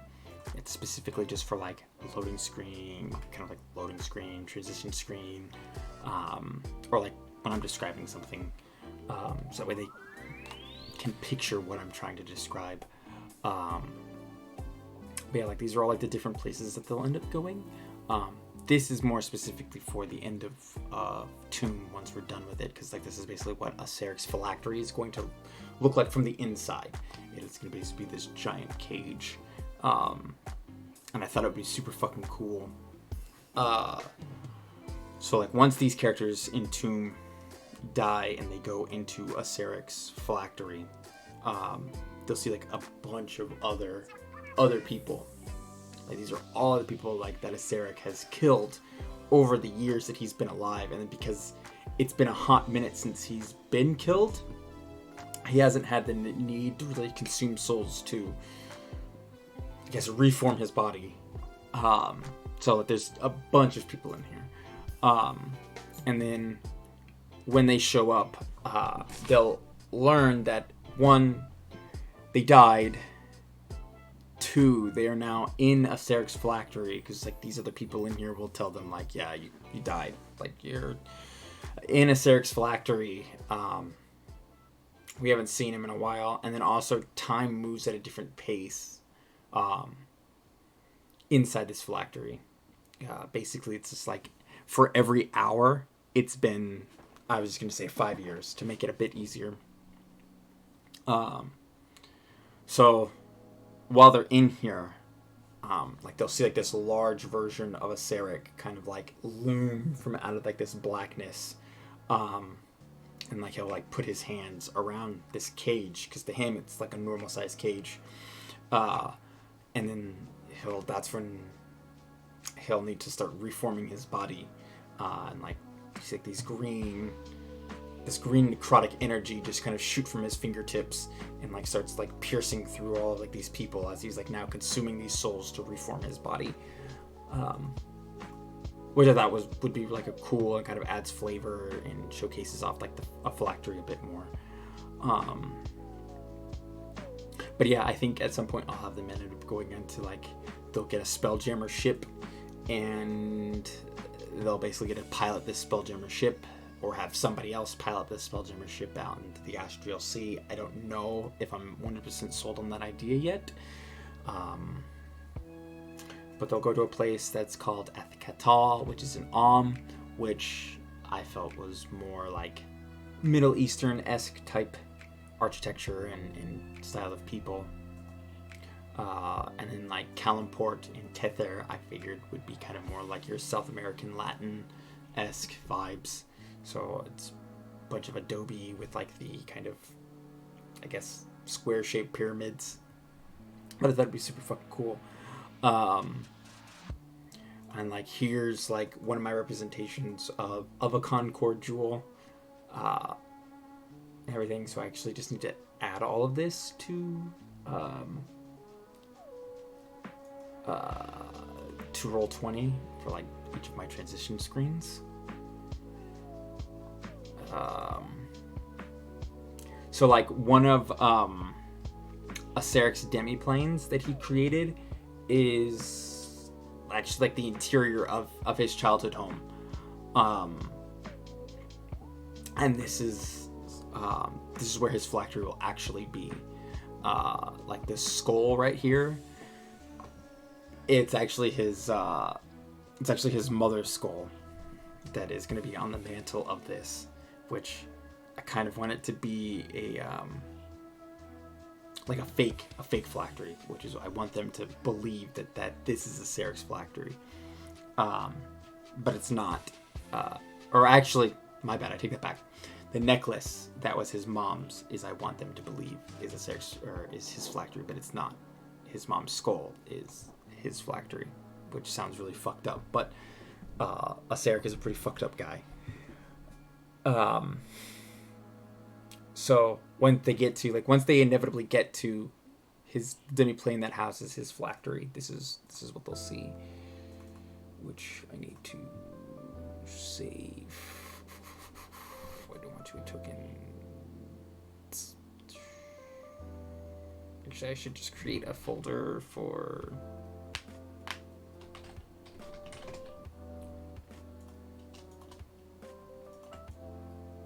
Move you in there.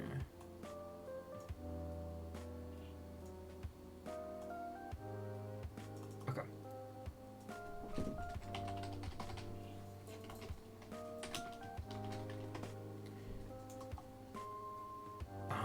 And then when they have like their like little vision quest, or well, so they'll get to see like the memories of a Sarek.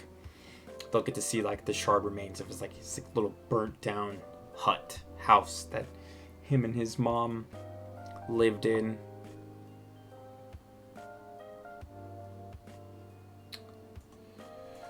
I also need the phylactery.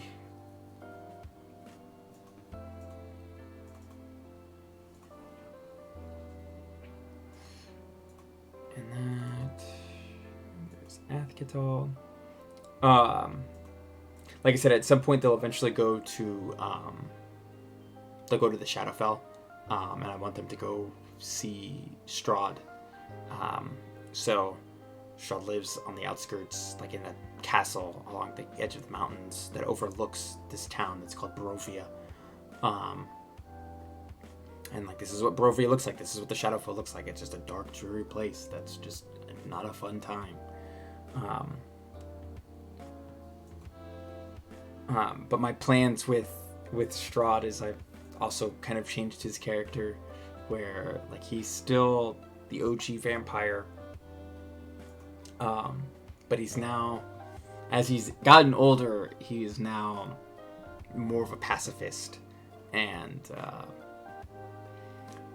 he's now trying to get on good terms with the Barovians, and he's now kind of like thought of himself as like their protector in a way.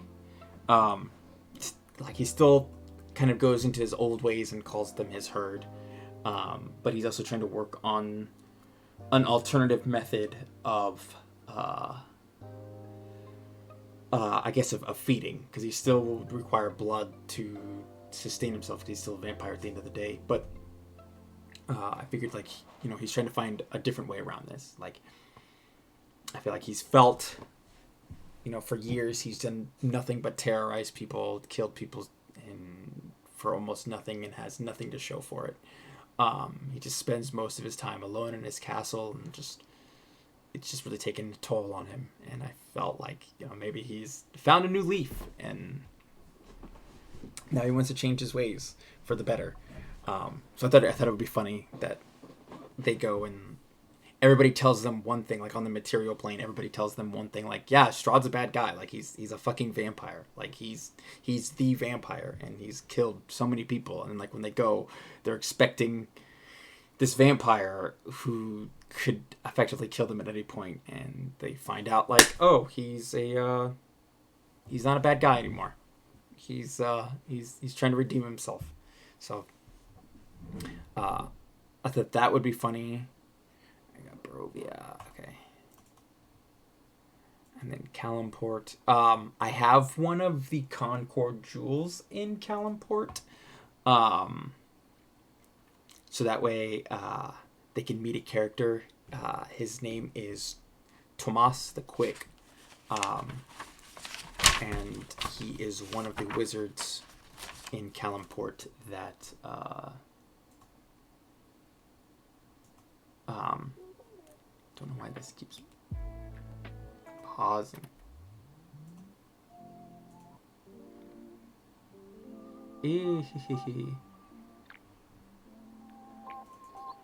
Oh no. There we go, I'm fine with that one. Okay. But yeah, he's one of the guild, one of the wizards in Calimport that is kind of responsible for just monitoring and looking over the Concord Jewel, because it's a way for people to get in from the Radiant Citadel or somewhere else, and then come into Tether, so it has to kind of be monitored. But I figured like the people of Tether would be kind of a welcoming people. I'm not just gonna start like, you can't come in here. Sorry, friend. No, I figured they would, kind of assist people with either getting to the Radiant Citadel or people coming from the Radiant Citadel back to the material plane. But they'll end up meeting him. And he's a fairly nice character, which they'll end up going on an adventure with him, where one of his brother, or his only brother, his older brother, is actually a pirate, a well-known pirate, and one of the characters, their backstory is actually trying to stop these pirates, because lo and behold, these pirates were on Chult. During the Death Curse, they were actually working with one of Faerun's groups that was stationed on Chult, the Flaming Fist, and then the leader of the commander of the leading fist on like that little expedition. She was actually paying off the pirates so that way they wouldn't attack any Flaming Fist ships that were coming into Chult. So that way they could get supplies, reinforcements, get sick and wounded in and out of Chult.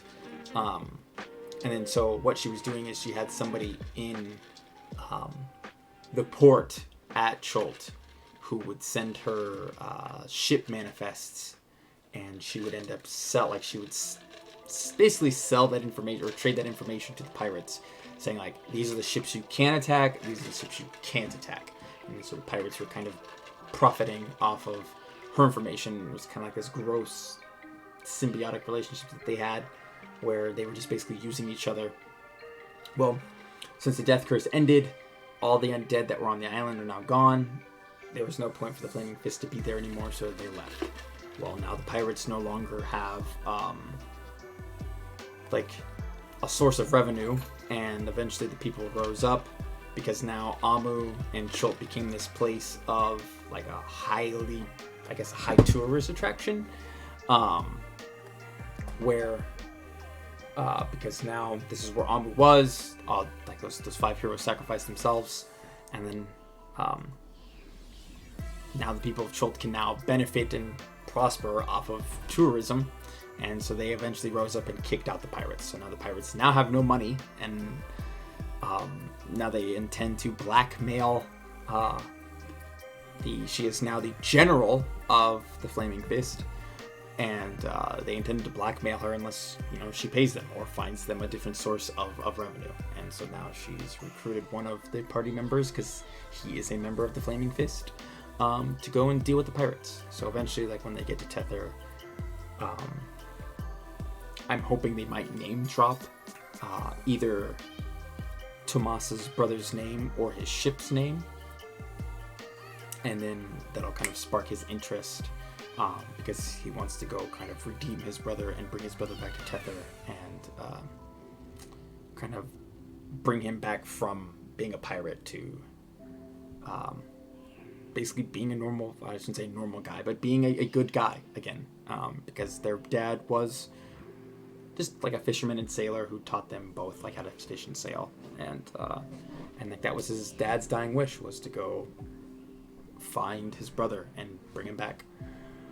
Like I said, I have like all of like these connections and everything, but anyways, this was the Cloud Peaks, so just something they can look at. They can kind of see how cold it is, and like this is what the area of the Cloud Peaks looks like. We have our Concord Jewel. And then eventually when they go into the Feywild, so when I was like looking at maps of the Feywild, I thought it was really cool, like some of the takes on them.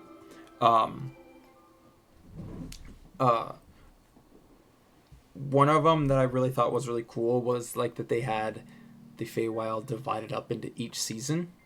So like for example, So like I think I'm gonna end up using this as my premise. If Reddit wants to load, shout out to whoever made out this map.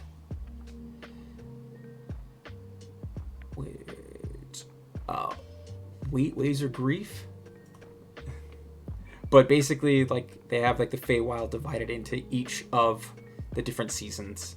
And then, like, they have the Fey crossing here in the middle. So, like, that's how you travel from the material plane to the Feywild. And so, since the Court of Spring is right there, I figured that's where they would go. And then where I want them to go more specifically is in the court, or the Realm of Winter. And this will be specifically for Steph's character, because the item that she's going to be getting will be called a bramble bow. So there'll be this place in the Realm of Winter called the Dead Pines, which will basically just be a bunch of like these dead, rotted, kind of gnarled pine trees. And then that's where the bramble bow will be. But when they get there, more than likely they'll want to go to some place like where they can like probably stop, rest, shop if necessary. And I figured the Eladrin, which are a type of elves that are based off of each of the 4 seasons, I figured the spring Eladrins, like this would be like a good representation of what their city looks like.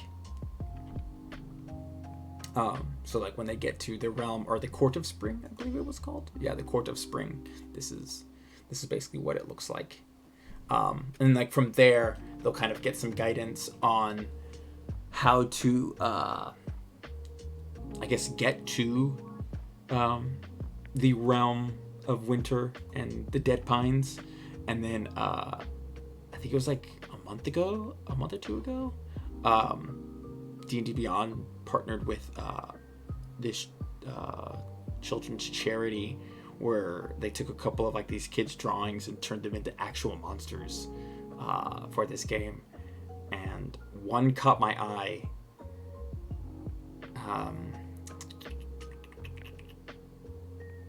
Oh, that's cool. Domains of Delight. That's I'll have to look at that. Oh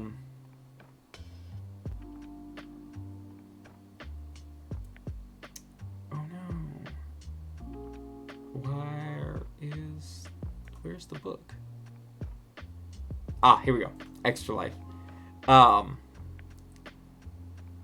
One of them caught my eye was this little lion guy. And it's called a dandelion. And I thought it was like the cutest fucking thing. Misplaced Monsters, there we go. I was gonna say, I already own this. Can I see the source book, please? Alright, fine. But the dandelion is like this lion that's in the Feywild. And yeah, dandelion. But yeah, he's like this little good. I shouldn't say little. He's a fully grown lion. But yeah, he's fucking adorable. And like, there's the kid's drawing of the dandelion. But I thought it would be cool, like, you know, as they're traveling to the border of spring and winter. You have to cross through like this thick conifer forest, and like they would run into a dandelion who's basically is kind of taking it upon himself to help travelers cross between this kind of dangerous forest, and kind of helps them navigate to where the Dead Pines are. And so I thought it would be funny. I'll have to find like some maps, and set up and just make a token for him. But yeah, they'll end up getting to travel with this dandelion. And like he'll kind of keep them somewhat safe. Okay, that was the Court of Spring. And then this is actually a lab that I have set up for when they go to the Beastlands. There's two characters that they'll run into when they go out to the Beastlands. One is a druid who lives in the Beastlands in like this druid circle, and the other one is a dog who I kind of took inspiration from Cosmo from Marvel and Rocket from Marvel, and he's this Great Dane who was experimented on by this gnome and is now telepathic and telekinetic, and this gnome ends up creating, like, he's basically just experimenting on these animals to basically create a large animal army. And he had like a bunch of experiments that either died or just he ended up probably killing.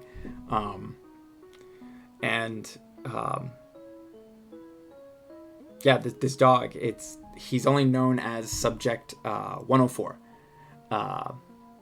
Or I guess the gnome also called him Mulligan.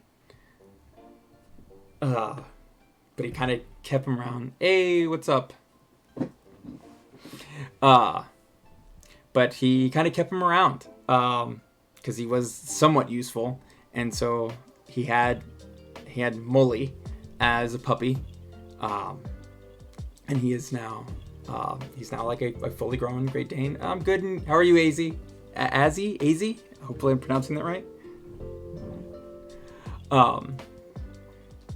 But basically they'll end up meeting these two. They'll go to they'll help them out. And then lo and behold, it turns out that this gnome was killed because he went from, okay, I've kind of have successfully enabled animals to have like powers, to now, like, what happens if I just start splicing animal DNA together? Like, let's see how wild I can get.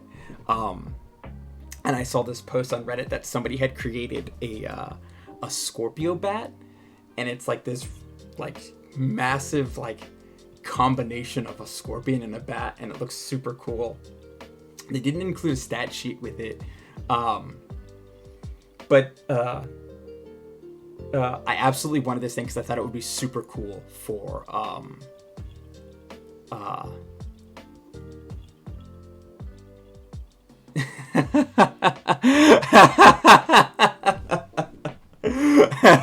I'm sorry.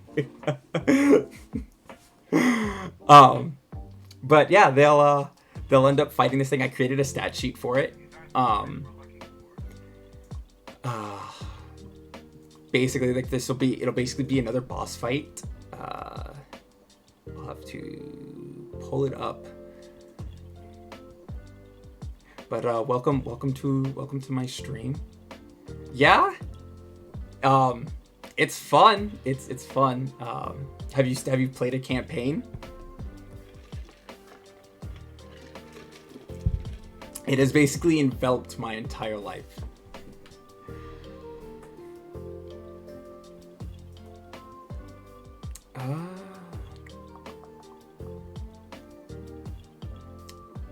Ooh, what characters have you made? Like race and class.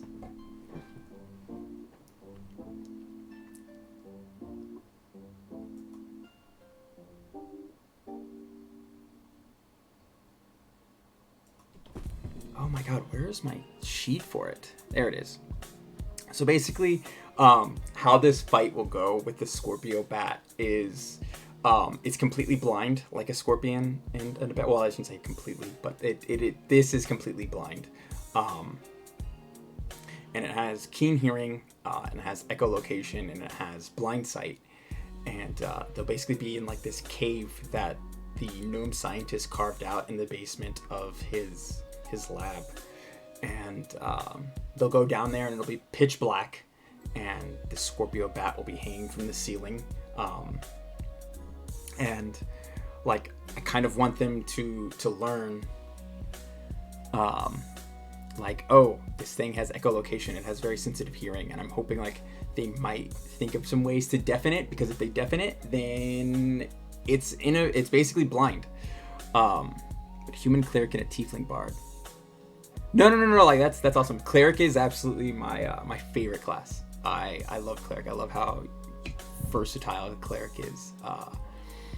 I think my favorite is Life Cleric, but that's also because I like healing, and that was like one of my first characters. I made like this kid. I don't know what that means. I'm sorry. But yeah, no, I made like he was like this little kid. I shouldn't say little. He was 16. But he was supposed to be like the kind-hearted, optimistic, happy-go-lucky kid who just wanted to help people. Like, he didn't want to fight. He just wanted to help people. And like that was his backstory. And then my very first character was a tiefling warlock, based off of Loki. And basically all he wanted was just power, just like Loki. And he was a second son, so he didn't get anything from his dad, and his dad treated him like shit. And he had an older brother who was effectively like Thor.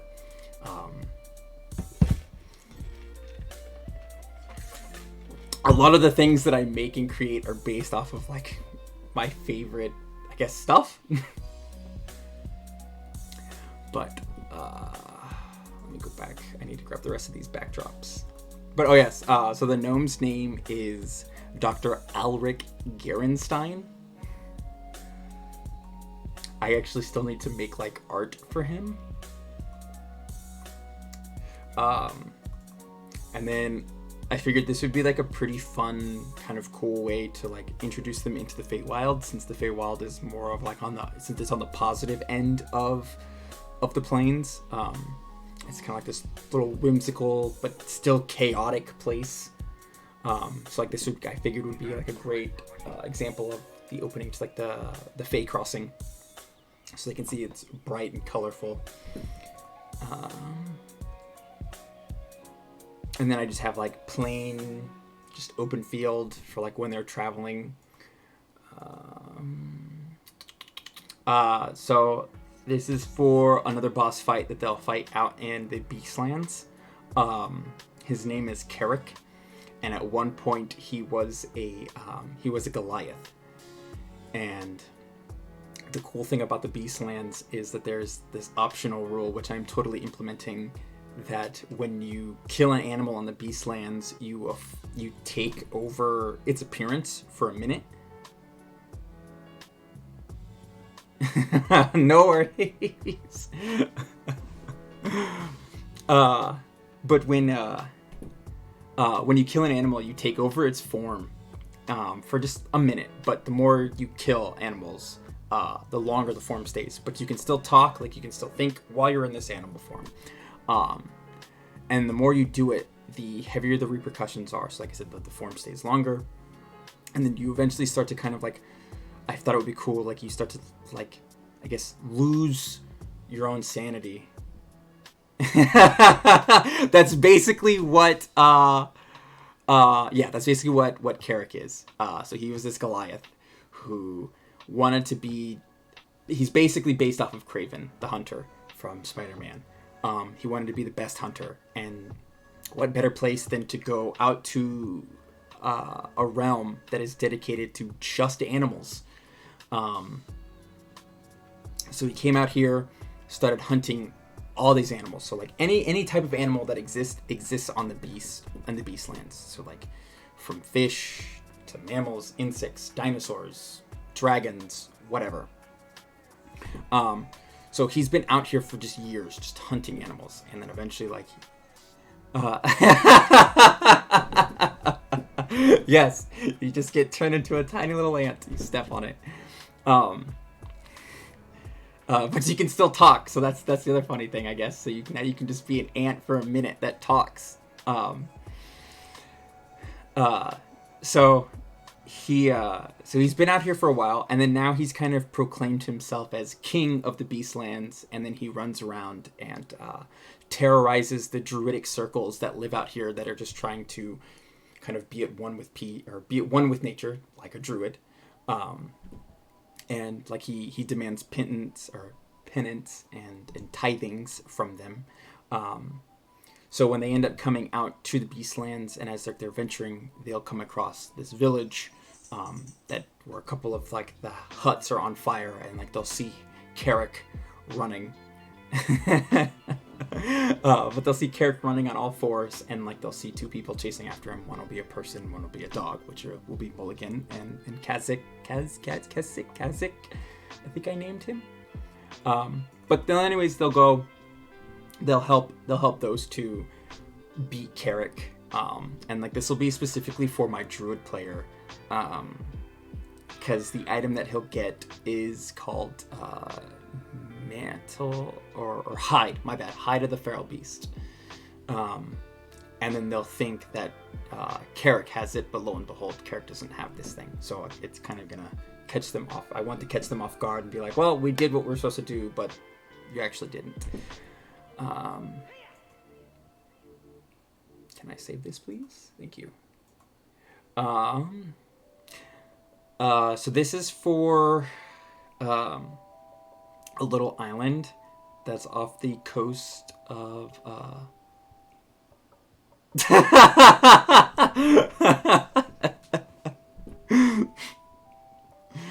yeah, I have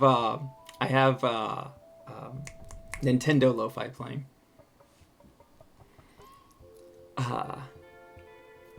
Completely unhinged.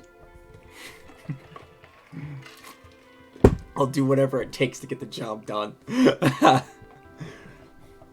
But yeah, so this will be like a little island that is just off of the coast of Cholt. So all the way down here, which is off my map. But further south there is there's an island called Nimbral, and they're like a peaceful like people that are just kind of like your typical like I guess surfer dude vibes.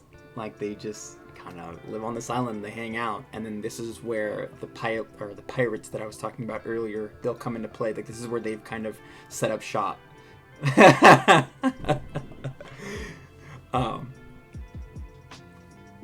But yeah, they come out here, they'll set up shop.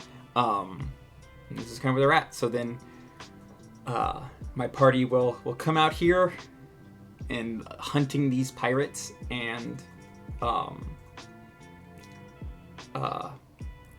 and behold, like once they kind of drive the pirates out, the king on this island, he will he's gonna take them to his vault, and he's gonna give them something as like a reward. And then this is where it loops back to Corda, the dwarf from earlier, the prisoner that they will have helped escape.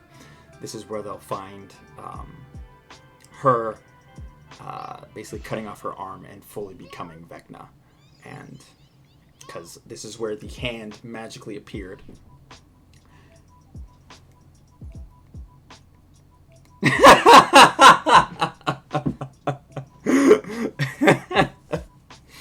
You see, I have a lot of characters like that. Like I have a character that I was talking about earlier.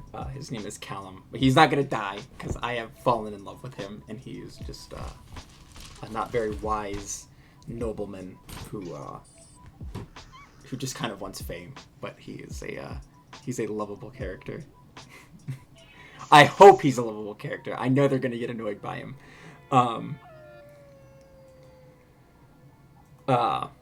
But yeah, like this is they'll get to see Vecna like firsthand, and I want them to basically just kind of feel like, oh fuck, we fucked up. Like we just basically freed this prisoner, and then in doing so we have now basically brought Vecna back, and then they now have to deal with Acererak and Vecna at some point. And then like this is just an image I have for them like when they're on the open seas. I think this is what I'm gonna have for the Remembrance Festival when they first get to Baldur's Gate. So like basically it's gonna be like a bunch of like all of these shops, or not shops, but like tents that are popped up, like just selling stuff and like having a good old time.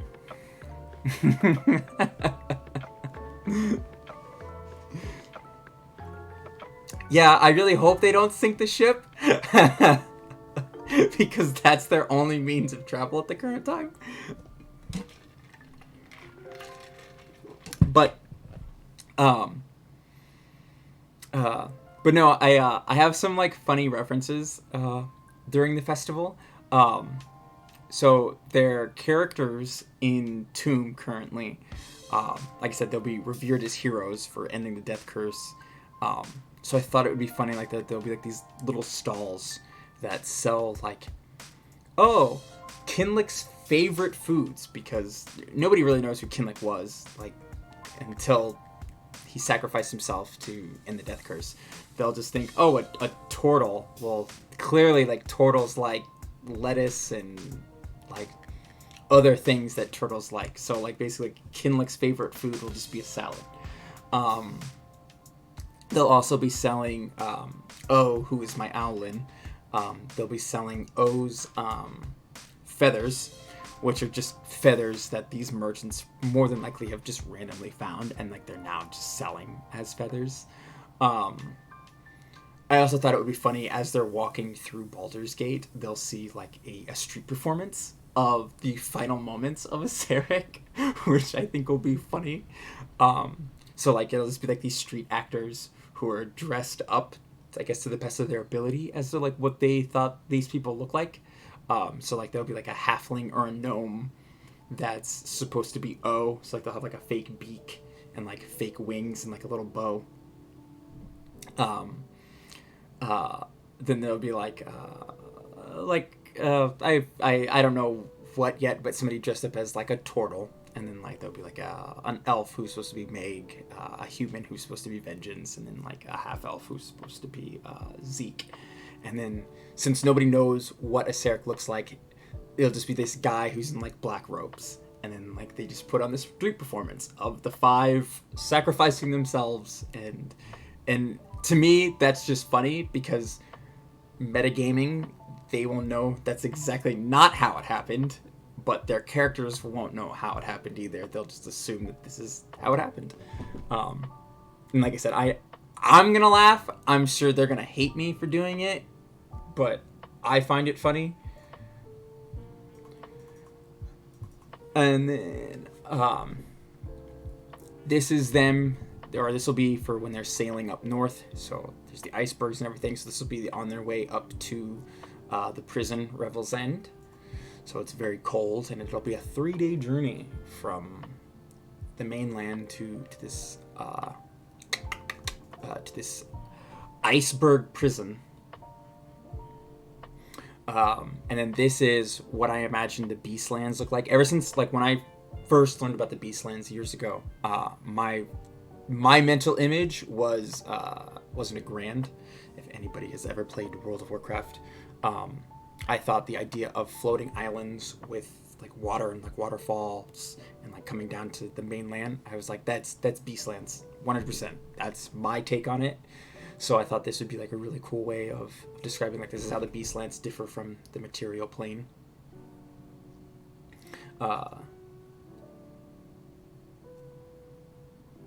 Weird. Okay, I don't know why that saved that one as a JPEG.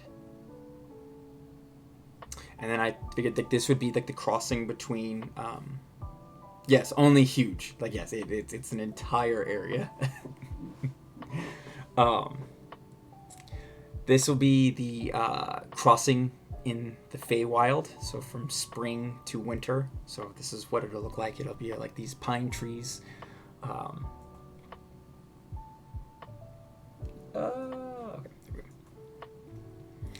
Let's see. And then this is what I figured like the not brambles, but the dead pines. Originally what I had them planned out, and then I thought like these lights, I thought it would be funny as if they're like little, kind of like spirits, like little will-o-wisps that kind of roam around the dead pines. And I thought it would be funny like when they're asking around like, well, what's like, if they ask like, what's in the dead pines? Yeah, will-o-wisps.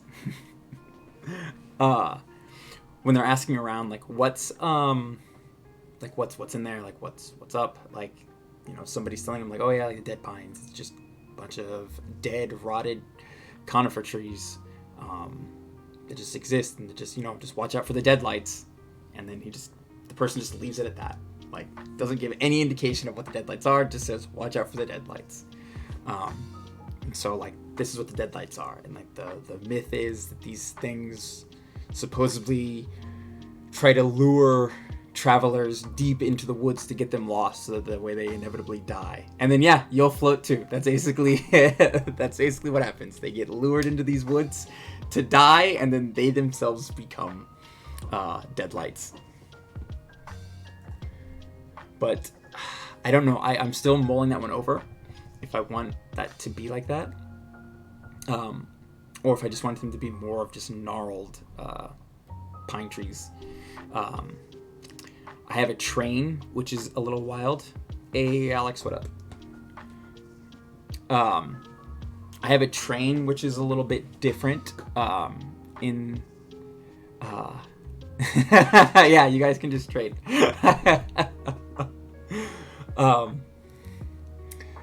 So, I thought the idea of a train would be really cool.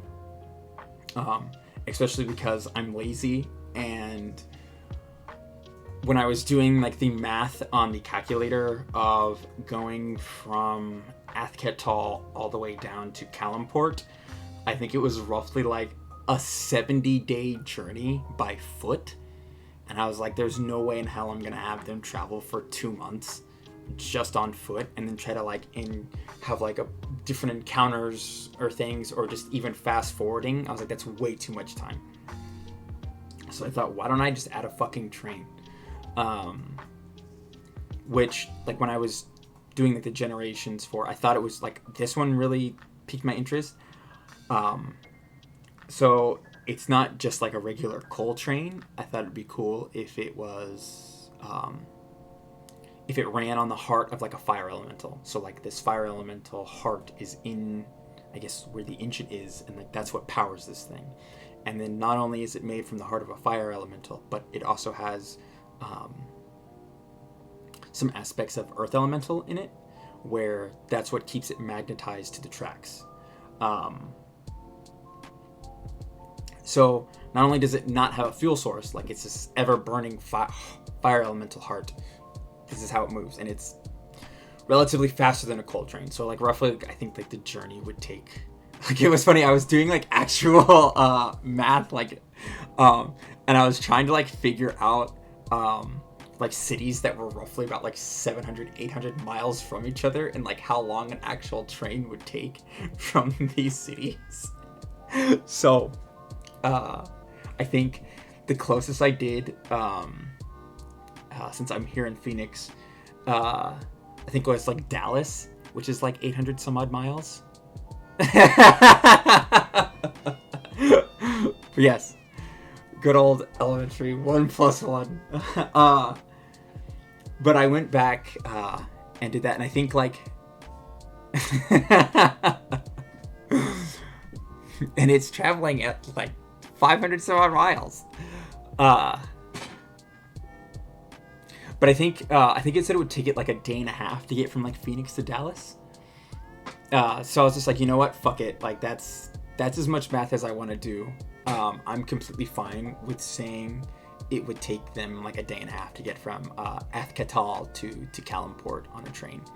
I'm still mulling over if I want it to go completely like around the coast and down, or if I just wanted to have like a straight shot down through the mountains down here and like along the coast. Because I was thinking, if I do have it go through the mountains, or like, well, just regardless, definitely the train is gonna get held up by bandits, because I want the Wild West. We're still robbing trains, which I think would be funny, because then it'll also force them to now have to like worry about like AoE spells, because once the bandits get on the train, there's clearly going to be other passengers, so they can't just go around just willy-nilly just slinging spells and whatnot without having to affect the other passengers. And then the bandits can also use that to their advantage of like, oh, I'm going to take a hostage or a meat shield. And like I said, I want them to think of like other ways like of negotiating this. And then if I also thought like if I had them go through the mountains, that's a bunch of monsters that I could throw at them that attack the train. Like I could throw a fucking dragon at them. I could I guess throws like some rock elementals, maybe some ogres, some other types of giants. I don't know yet. I'm still trying to mull over whether, again, like I said, if I want them to go through the mountains or if I want them to go completely around. But yeah, the idea of the train is super cool. I'm also still trying to figure out how I want this journey to go, because if I have it set to like them take the train from Athkatal to Kalimport, I think what ends up happening is they end up backtracking, and then it becomes way too much backtracking, because like they'll end up going from Athkatal down to Kalimport to take the Concord Jewel to the Radiant Citadel, then to teleport from the Radiant Citadel all the way up north to Neverwinter, then to venture up to Luskan, which then take the ship out here to Arlsberg, which is where the prison is, and then bust out Korda, come all the way back to Luskan, and then basically come into the mountains where the hidden vault is. Do that shit, go back to Luskan, back to Neverwinter to teleport all the way back down to Kalimport, then to sail out of Kalimport down south. And I was like, that's way too much backtracking. So that I'm still workshopping where, I guess, how I want this all to be, I guess, linear, so that way it avoids backtracking. But I think ultimately I might end up having to just bite the bullet. And then I don't need that last one, but I do need everybody else.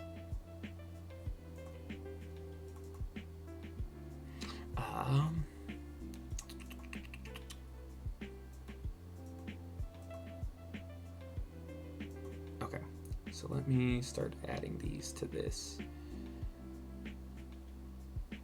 Like all, so then, I guess a wild thing about Roll20 is like maps that you either bought or got for free, they just automatically put them in your game. So then it looks like I have like all of these maps that they're going to go to, and like they're not even going to go to like any of these. Oh, that would be dope. I have like a love-hate relationship with Roll20. I have like created a bunch of like playlists, and like the music, like this jukebox thing sucks. Half the time it crashes, half the time like it'll play, and then you just can't stop the music, or like you'll have two songs playing at once. Like it's just the worst. But I have like all of this music and everything like that I have like curated for different themes and areas and boss fights and non-boss fights, and then like it's all integrated into Roll20, or I have it all added on to Roll20, and it's just a fight every time. But outside of that, no, like I absolutely love Roll20, like maps and everything. Like I'm sure there's probably like millions of other better like VTTVs and other things that I could use, but I'm on Roll20, and I love that they added doors and windows that the characters can actually open and close, and then like it has like the sight and like line of sight and everything. But yeah, I have like I've spent quite a lot of money on like maps and stuff. Oh no, I want this here. Time being.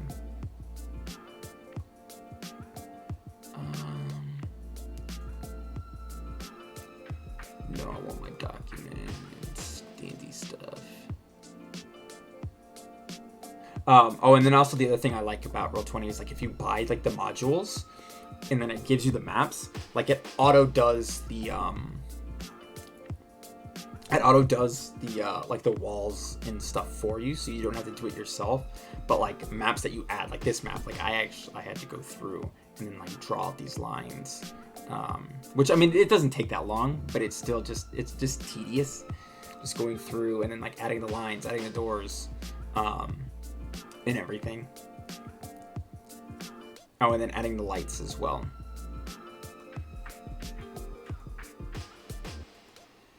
But I need you, and I need screens. What are the dimensions of you?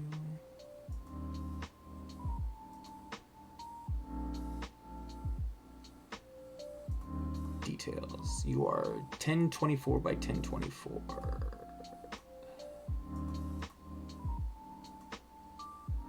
Okay.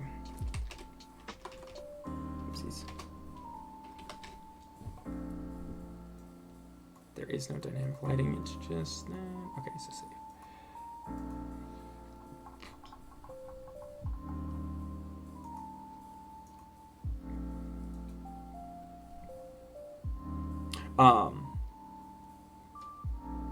What I'll go through next, because like I said, the rest of this stuff I'm probably gonna have to like, rewrite and everything. What I'll go through next is probably just add all the rest of my characters, like make tokens, and I'll just go over like each of my little NPCs that I have. Cause God, I have so many, and then like there's still so many more that I need to create. But that's like, I think that's like the one thing that I really, really love about D&D is just I absolutely love character creation, and I love creating stories for people, even if it's like a story that characters probably won't even delve that deep into, but just like giving these characters life and then just like kind of seeing other people like see this life. Oh fuck, that's not what I wanted.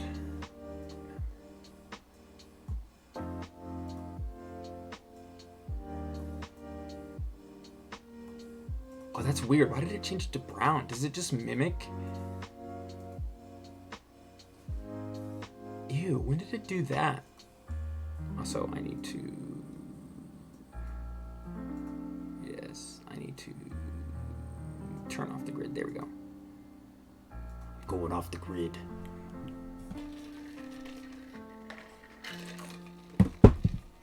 Alright, so there is a Syrinx.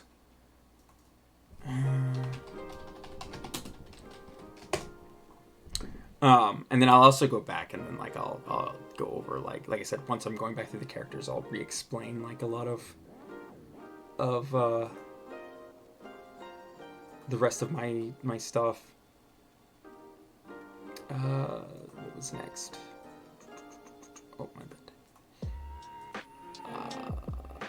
This one. Okay. What are your sizes? You are same thing. 1024 by 1024.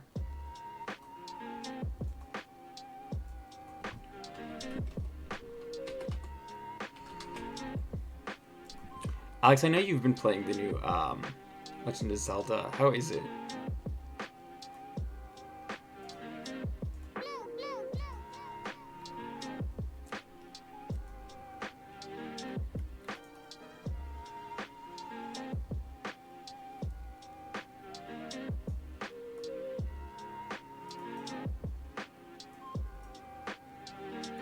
Weird, so this didn't change. I saw like a little snippet. I was watching these guys stream it, and I saw like this like. See, I never played Breath of the Wild. I watched Noah play it. But no, I watched like a little snippet, and then like he jumped on top of this rock, and then did like his little thing, and then like it shot up like an elevator, and like he got super high up, and then like the guy he was like streaming with was like, so can you just do this to like anything in the game effectively? And then he was like, yeah, basically he's like, you could just turn almost anything into like an elevator. Rewind. Interesting.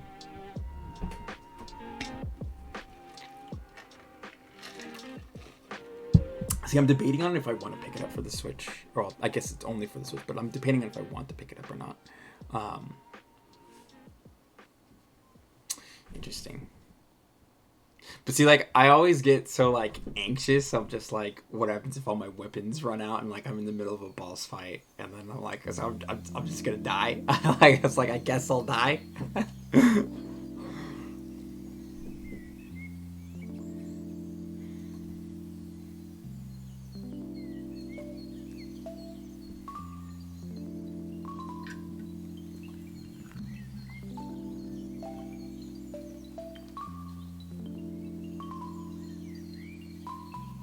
Okay. Yeah, I don't know. I have to, like, look. Can I close out of this, please? Thank you. Okay. Or you cheese it. Okay, so 1024, 1024, 1024, 1024. Are all of these just 1024? I don't need that one. Oh, okay. Interesting.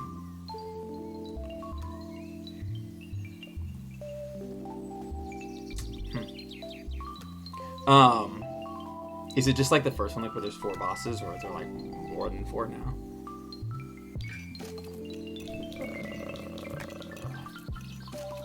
I guess Syrinx. And 2 Electric Boogaloo?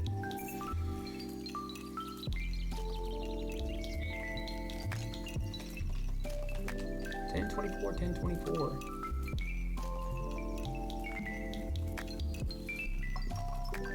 Ah.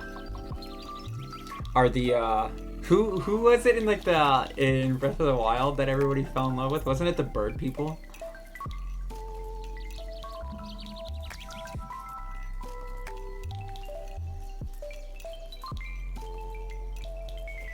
Actually, can't I just drag and drop? Isn't that easier?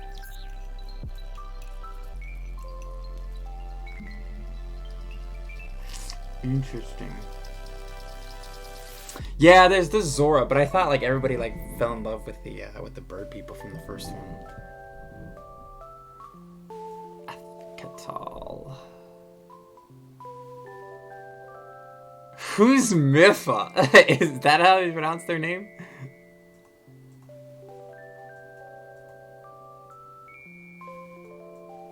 No, I shouldn't have. Is it Mifa? Oh. I think I prefer Mifa better.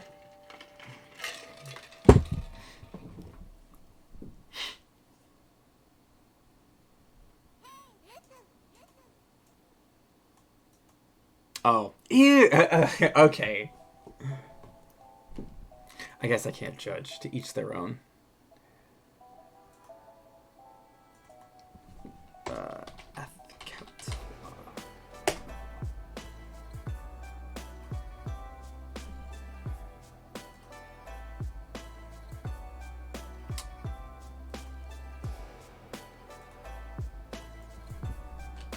Jeez, 2024.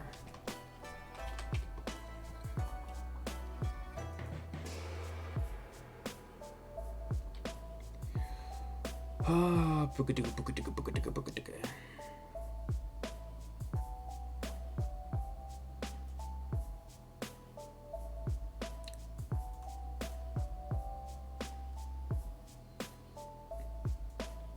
Are the Rito the bird people? Why isn't this fitting? What the fuck?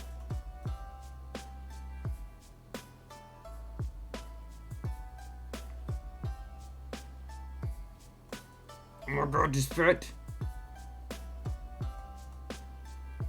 Fine. There. Ah.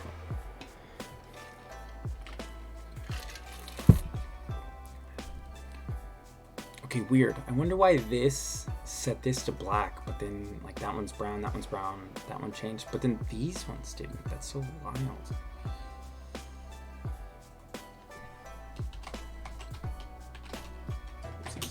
Oh yeah.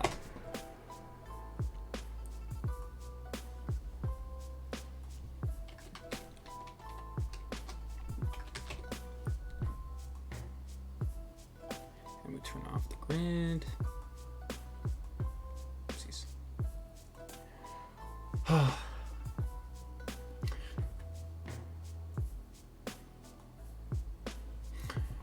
Yeah, no, I'm still debating. I'm still also waiting for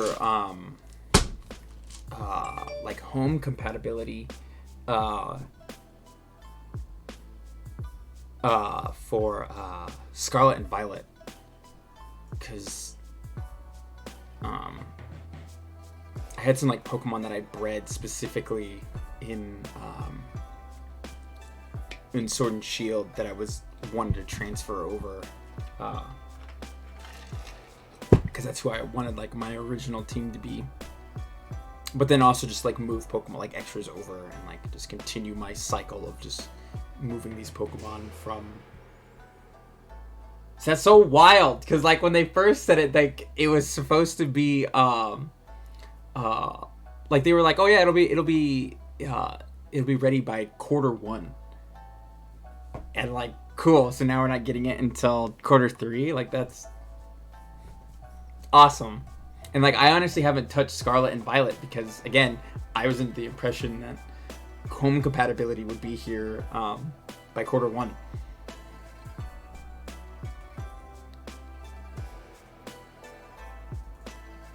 That's just not what I wanted. There we go. Calimport.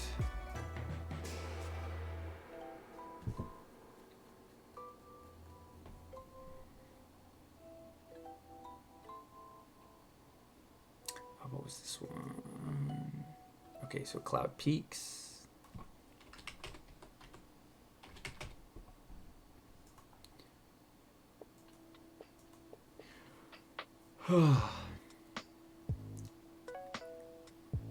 Also, every time I see myself in my webcam with this hoodie on, I still feel like fucking Winnie the Pooh.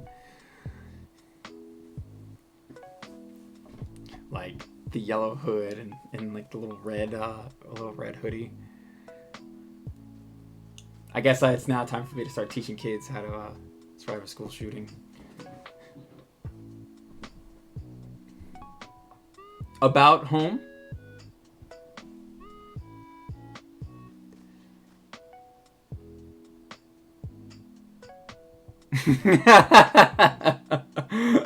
Wait, next week? Shit. Doesn't something come out next week? Fuck, what comes out? Doesn't something come out next week? Oh, well, shit. Well, alright. Well, it looks like I'm gonna have to boot up my Switch and, I'll have to tell Noah. Oh, now I'm excited. Ooh. And then I know, like, the DLC comes out in the fall. And I can't remember who was getting added. May 30th. Ooh. Hey, good morning. How are you doing? No, I'll have to boot up my Switch and yeah, make sure it's up to date. Well, good evening. It is it's still technically morning where I am, so I will take it.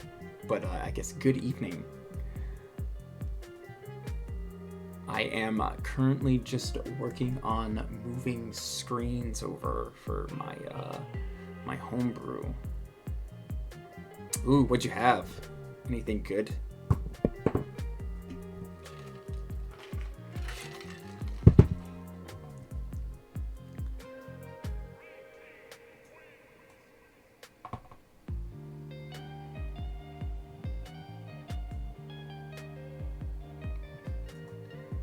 Okay, so that is Cloud Peaks.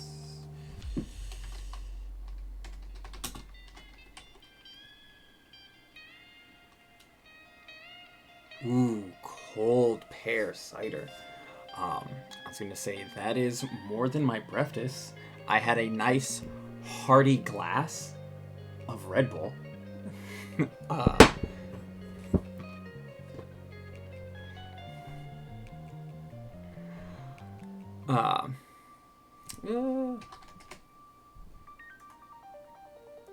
Because I am a degenerate and I cannot feed myself.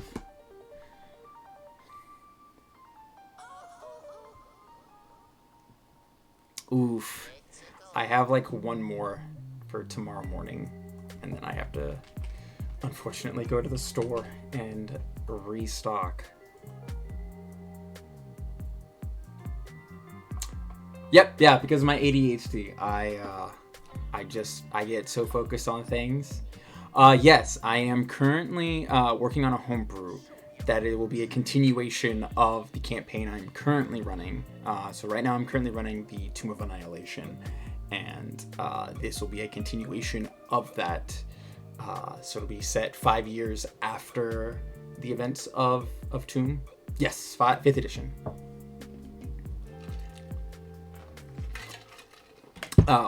And then I just use the Faerun because that's what I learned on, and it's just what I'm used to. But I am gonna incorporate like Eberron because I'm still gonna keep a Serich from Eberron, and then he just made his way. Oh man, see, that's like the shitty thing. I miss playing in person because yeah, we have to play online with our buddies because they moved across the country, and we have to play online, and it's nice because like Roll20 is there, and like Roll20 is better than having to like try to draw out maps, and I'm too poor to afford like 3D printed maps as much as I would love to do that and get into minis. I know my wife would fucking kill me because all of my Funkos that I have, like, I'm surprised she hasn't killed me already. But yeah, if I started to get into minis and yes, I am a Funko manic. But yeah, if I started getting into minis and 3D props, I think it would just be way too much.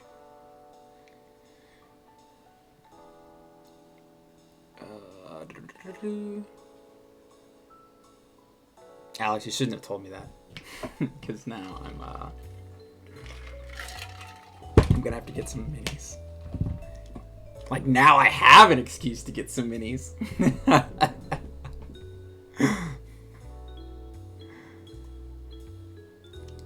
But yeah, no, I like I was saying earlier, I have like a love-hate relationship with Roll20. I think like the maps and like everything is great. It's just like the music thing has like the music system for this, it just sucks.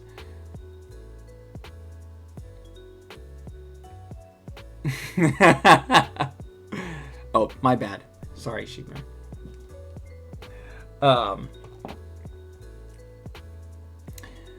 Yeah, we there was like one mini, like when we went to visit our friends, we went out to a game store, and there was like one that I would absolutely love to get, as I would absolutely love to get a Tiamat mini, but like I want like a full scale size of her. Like the only thing I have right now is my Funko of her. But I would absolutely love to get like a mini of her, but I know like getting like a full size one would be stupid expensive.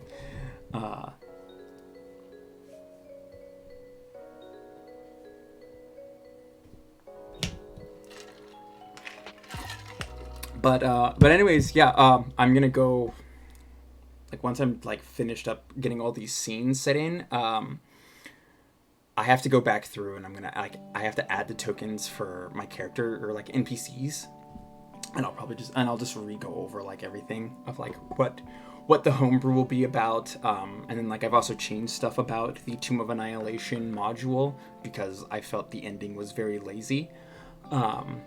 And then I also felt like it was a great way to, I guess, kind of introduce because like my ultimate goal is to like have like this living, breathing world that we can continuously play on.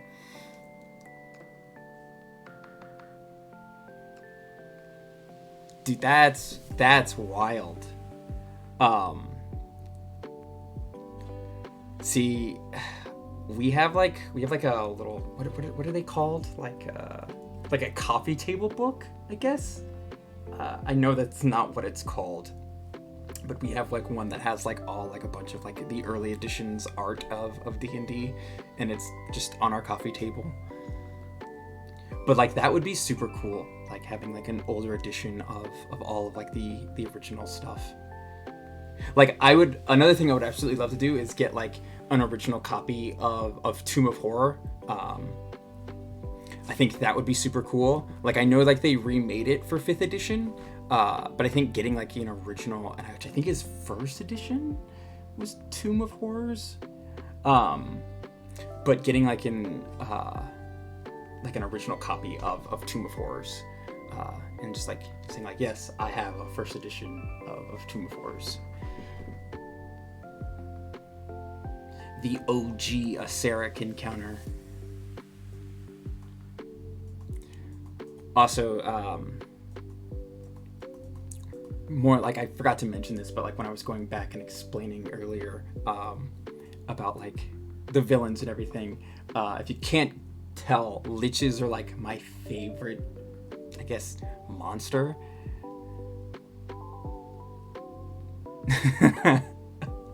Batman first spread. Yes, I am from the US, specifically Arizona.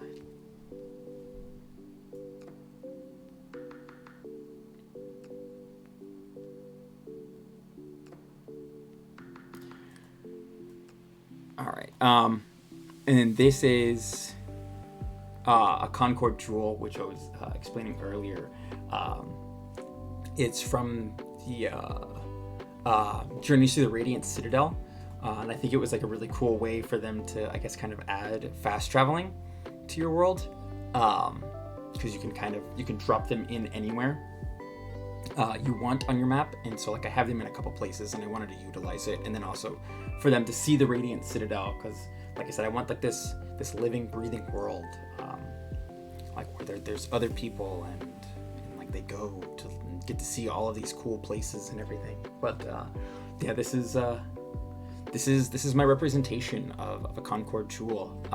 So they'll at some point get to go and ride it. I think they'll ride it a couple of times. Like I said, I'm still trying to get like the traveling down, because I don't want them to back travel too much. But I think I'm ultimately going to have to bite the bullet, and they probably will end up having to backtrack in some parts. Let's see if I can spell. Let's see, it's kind of a jewel.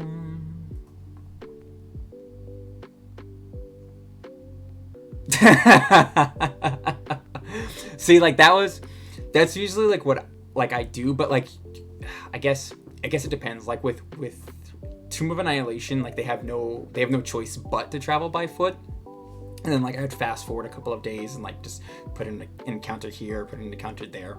But like this, like since I want this whole world to be open, and like they're basically gonna be traveling from like North Faerun to Southern Faerun, and then possibly, I still don't know if I'm gonna have them travel the Astral Plane, but like eventually they'll go to like the Shadowfell, they'll go to the Feywild. But like where I have them specifically going for the Concord Jewel, like when I was doing the map, it would take them like 70 days to get there. Yeah, Faerun is what like I got my start in. So like it's what I'm used to, and like I know the map relatively well. So it's just what I'm used to, and it's like what all of us were kind of brought in on when we all started playing together. I absolutely loved the movie. I thought it was great. Highly recommend it if you haven't seen it yet. It was fantastic. I thought like the way that they did a lot of like, I guess how things work was great. One thing that I didn't like, I guess I shouldn't say didn't. What I wish they did showcase a little more was like Helga's rage. I wish you got to see her like, I don't know, maybe take like an arrow to like the shoulder, or like somebody went to go like cut her or like hit her with like an axe or a sword or something, and then it like barely nicks her. And then like you get to see like, this is like she's raging. Ooh, rip the rock. But yeah, no, like that was my one thing. Outside of that, I absolutely loved like that they changed the Speak with the Dead spell, and like I love how it fit with the movie. I thought it was perfect. I thought the major image spell was great. I thought like the monster. I love that they kept the monsters the same. They didn't try to they didn't try to Hollywoodize the monsters or change them in any way. Just like I said, the whole movie was fantastic. I love like the little reference to the original like 80s D&D cartoon like that you saw like the little group of them off in like the background. But yeah, I think the best part of the movie was the Speak with the Dead spell.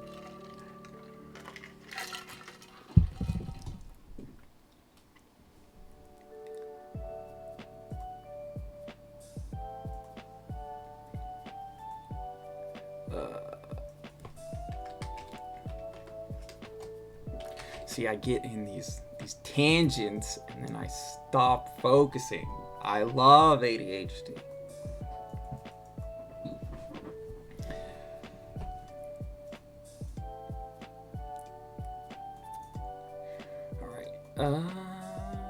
So then, like as I said earlier, like this will be for the Court of Spring. So like when they go to the Feywild, they'll be right next to the they'll be in pretty much the realm of spring, and so like this will be the Court of Spring, so the Eladrin city that's there.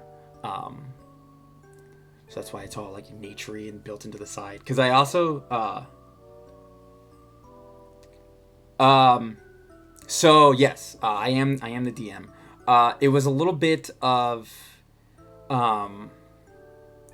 so in my group, one of my players, he was our first DM, and then he and his husband moved, and then we preferred playing in person with that one, and then we just kind of were on hiatus for like a year or two, and then my wife and I were just really hankering to play, and like I had DM'd a couple times before,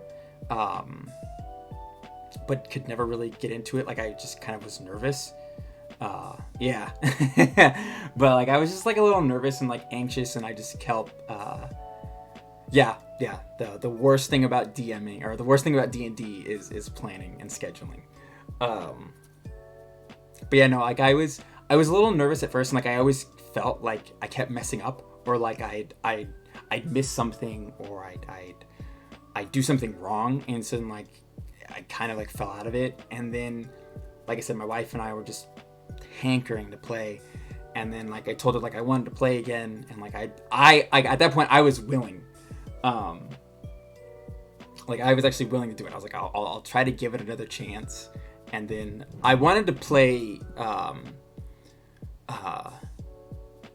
think I wanted to play Descent into Avernus. But one of my players, he had actually, as one of my wedding gifts, had bought us a copy of Tomb of Annihilation. And my wife was like, we've had this literally on our bookshelf for 2 years, like, or for over a year. My bad. Excuse me. For over a year, like, why don't we just play that? And then I was like, man, like that's supposed to be the hardest, like that's the hardest module of 5th edition. Like, do you really want to play Tomb of Annihilation? Yeah. So we got into Tomb of Annihilation, and I absolutely fell in love with like Acerec and like Valindra, who's another NPC. Like I said, I'll go over like the other NPCs that I have in here, but like after I read like the entirety of the book to get like a feel for everything, I just, like I said earlier, I felt like the ending for it was like really lazy. And then I love the idea of, like, my wife absolutely loves Critical Role, and I've watched like a couple episodes. I just can't ever really get into it. But I love the idea that Matt has like this world, like this breathing world, and that's what I kind of wanted to create. So I was like, okay, well, I could take the ending, redo the ending, and then have a continuation from there. And then like I want to homebrew my own thing, because after the whole like gaming license thing, that's where I was like, I'm done kind of supporting Wizards, like, because I know what'll inevitably happen once one D&D drops. More than likely, anything that's like within 5th edition probably won't cross over into one D&D. Dude, I wish I could speak other languages, because I would absolutely love to have like other languages as like languages for they did, so they weren't gonna do what, I can't even remember what it was, but I had already started working on this homebrew, but with the languages, no, I would absolutely love to incorporate other languages, as like elves speak like French or like Italian, like some sort of like kind of romance language, and like dwarves are a bit like more I don't know, like rough, but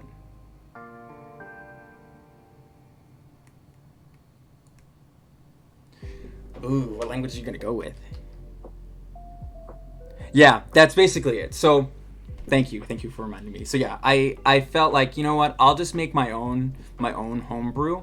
And then like the other thing that I wanted, like if there was ever a time like I wanted to step back and not be a player or not be a DM, I wanted to be a player, and then I could make my buddy DM again, or if somebody else in my party wanted to DM, we at least have like this pre-built world that is ours, and then that we could share, like we have like the notes for, and like we could keep things linear and everything, instead of just having like different modules that you just jump through. So that was like, that's the other reason why I wanted to DM, is also because, and I also like writing stories. Like that's always been like a small like little passion of mine, was just creating these stories. And I love, like I said earlier, I love creating characters, and I love creating backstories for characters.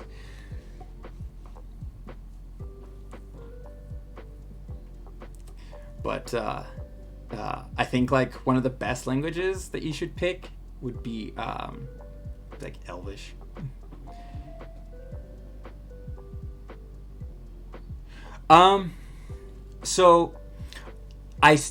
So there are some things that I changed about canon. So like one of the characters, her name is Valindra, and I completely reworked her entire background. But Valindra's Shadow Mantle is a legit character in the Forgotten Coast. But again, I've redone her character. Same thing with like Vecna and Strahd and everything. They're all like, I have like all like these characters that are, and like, there are some characters that I just created, but for the most part, most of the lore I have kept, and then some of it I have changed. So it's I guess it's a mixture of both. Like one of my characters that I created, who I wanted to be a prince, like I wanted him to be an actual prince of a country, like I completely changed up Cormyr to fit this character, which sounds a bit selfish, but that's how I wanted it to be, and then so far everybody in my party is okay with it. So my go-to is cleric. I absolutely love cleric. I love that. I love how versatile clerics can be. Like, do you need a tank? Clerics can be a tank. Do you need a healer? Clerics can be a fucking great healer. Do you need somebody that's a melee DPS? Melee cleric. Range DPS, like spellcaster? Cleric. Like, I absolutely love clerics. My next would probably be Barbarian, but that's because that's my current character in our other campaign, because like the other one that we're playing is we're playing the Waterdeep one. I absolutely love Barbarian. I just love being able to turn my brain off and just be the idiot who just runs in, and the only thing I do is I just hit shit. That's it. I have no other role other than to just soak up damage and just hit things. And like it's funny because like it pisses them all off, but at the end of the day, they absolutely like love my character because, like I play him like an idiot.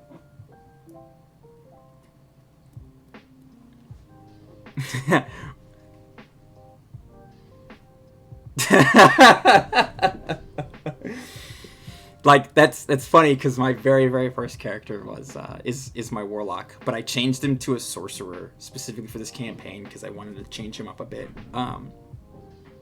But yeah, he was a tiefling warlock who was the prince, but then I changed him. He's still a tiefling, but he's now just a sorcerer instead of a warlock. I guess it depends. I guess it depends on like what the campaign that you're playing and like what monsters and like whatever else you're running into. Like Infernal's great like if you're talking to devils. Abyssal's great if you're talking to abominations and other demons. Usually my go-to is it's usually always I try to at least, I mean, yeah, comprehend languages is also great. But I try to like pick at least like one moderately common language outside of common, so like either Elvish or Dwarvish, just because it's a very common language and it's nice to at least have like another language that I can at least read. And then it also depends like if your DM allows it, which I usually do, but like working with everybody else in your party to try to like cover bases. So like that way not everybody's just like, you don't have like 5 people that know Elvish and then like one person that knows like one extra language, so then like you get to something and nobody can read that language and everybody's just kind of shit out of luck.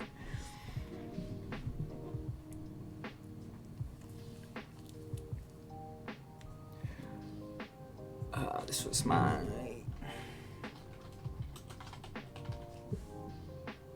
Oh no, if I could spell. Oh my goodness.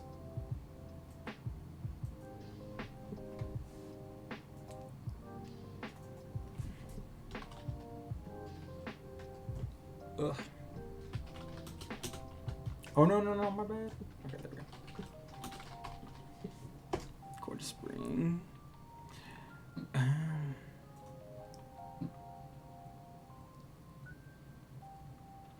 You know what? I can actually just go over through my NPCs.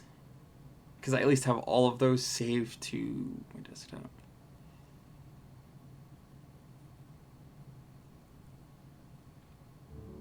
And that is also true. Or better yet, you just get somebody that's telepathic, and then it's game over.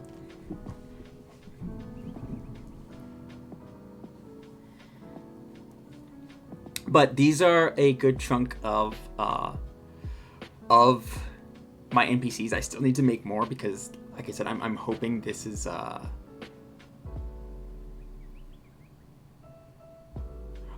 guess it depends on your background. And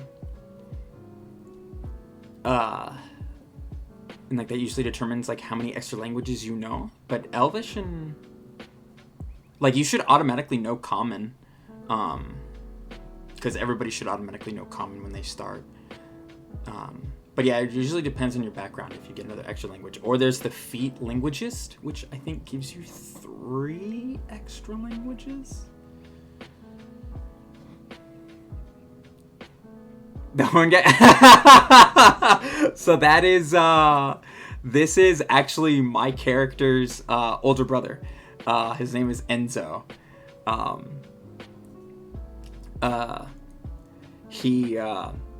He's the older brother. He's the firstborn son, so he inherits the kingdom once dad dies.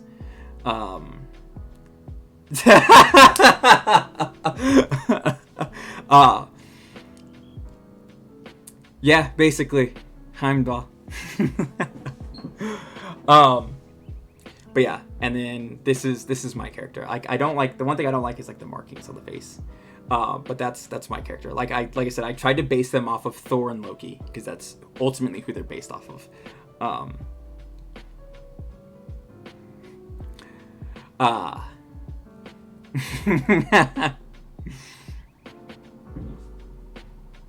I actually don't know anything about Norse, like actual Norse mythology Heimdall, so I'm very curious as to how he's a weird guy.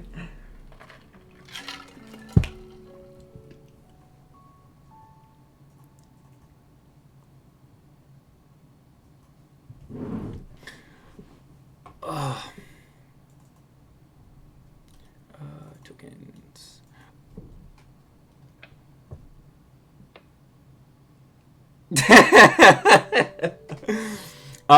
So this is a Sarek.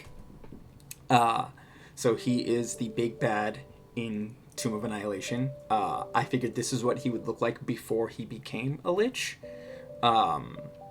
So he's what's considered a Cambion or a Tiefling. I guess if like you want to get really technical. But yeah, I figured this is what he would look like. This is what he looks like as a child. Just sweet old innocent old Aseric. So during their dreamscape that they'll have memories of Aseric when he's a child. So they'll get to see him when he's a child, and then they'll get to kind of see him grow up. He was very short, blonde, long braids, and a mid-short beard. Big beer belly.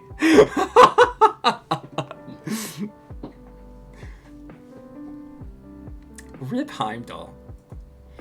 You know what? I'm just gonna think of him as Idris Elba, and that's just gonna be my headcanon for him. Because one, Idris Elba is a very sexy man.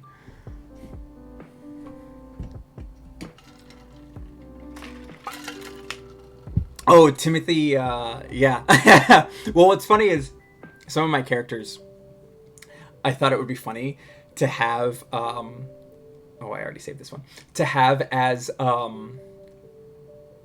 actual actors and take influence from them. So, like, there's one character that you all might recognize, little old Bill Skarsgård. He is part, he's a character that is a part of Vecna's little inner circle, which I thought would be funny. But the music is, I'm listening to a Spotify playlist that's just Nintendo Lo-Fi beat, or Lo-Fi the best. But this is the file select from Mario 64.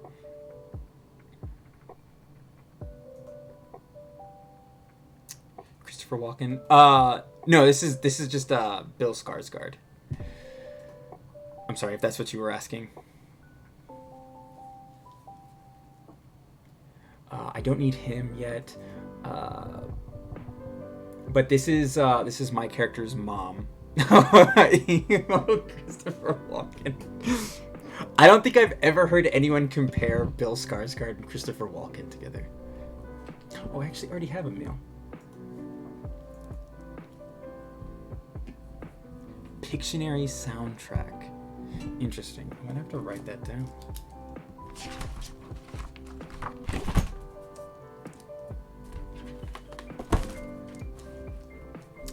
See, what's funny is I actually based her off of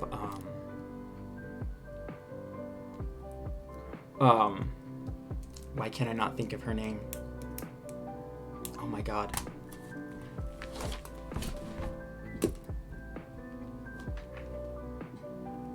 Oh, now I gotta look up the actress. And then I'm gonna feel like an idiot once I find it.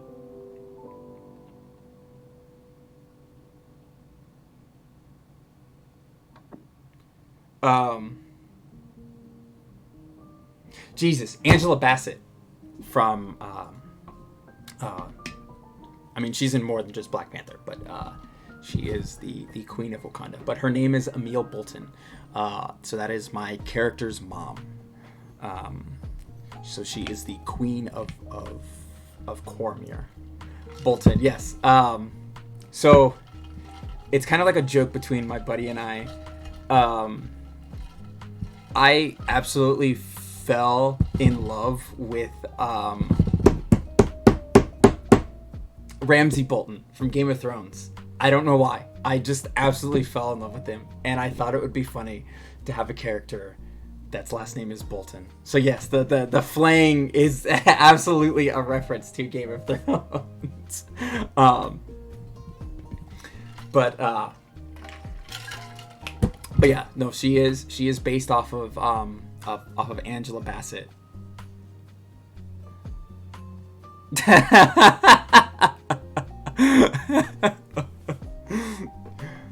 On the top right? Oh, are you talking about Azrad? So that is actually one of my characters, like, he is the guy who killed his family and enslaved him. Because I like the Boltons. I don't know why. I like you said, Roose and Ramsay, I just clung to them. And then the Ganondorf. But yeah, no, Azrad ended up enslaving one of my player's characters and killed his family, because that's how life be like in Thay. And so he's actually a Death Knight, and basically what his end goal was he was going to basically kind of build like this super elite, like, I guess, team of warriors, and then he was going to attempt to overthrow Saz Tam with these warriors that he personally trained, and basically become the new ruler of Thay. And so they fought him. Hot Timothy, one of the Lost Boys, the guy from Bridgerton.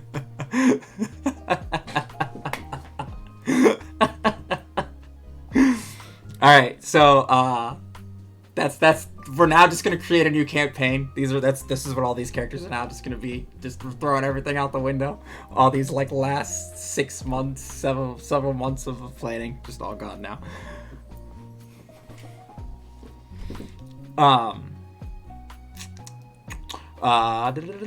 Yeah, he's this is just like another character that's one of mine. I have like so many characters because again I love creating characters and love creating stories for them. It'll probably be a character that I don't get to use. But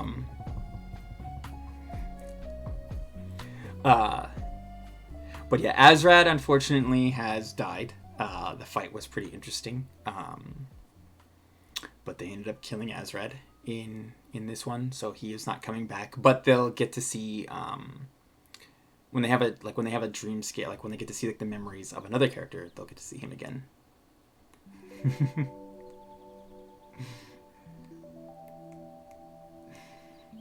Angry Thor, Chris Pratt.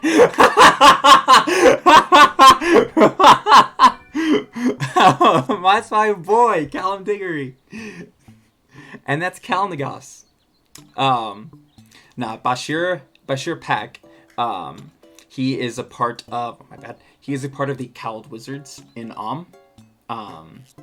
so the group of wizards that live in and so I have it represents like the entirety of the Middle East. So like the architecture, the clothing, the people all look fairly Middle Eastern. But I thought he was super cool. But yeah, he is just a wizard who he lives in and then they'll end up running into him when they're traveling from to Tether. And one of the ways I have it set is I've never played Greedfall. Purple-haired Legolas. But one of the ways like that they'll run into him is he will he's actually gonna be on his way to so they can either accompany him in his like caravan or a ship.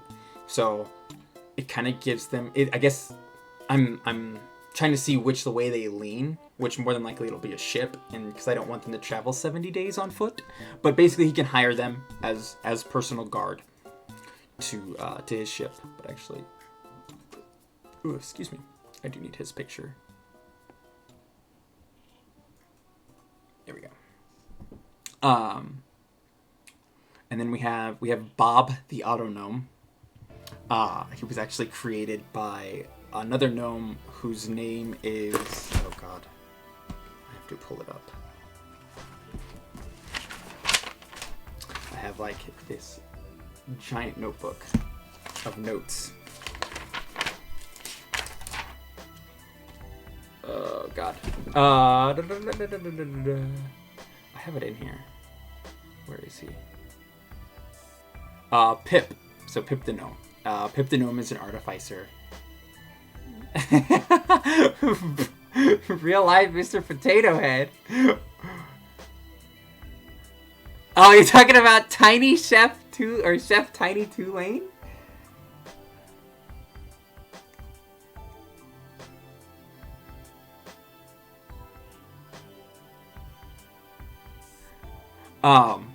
But yeah, Bob the Autonome is a he's like a little creation of Pip, and he yeah, I got Radagast. Of course I got Radagast.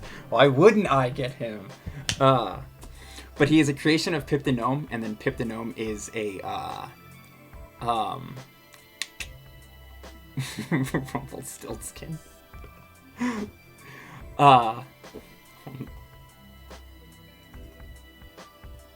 Middle right looks like Rumpelstiltskin. Are you checking out like these guys? Or...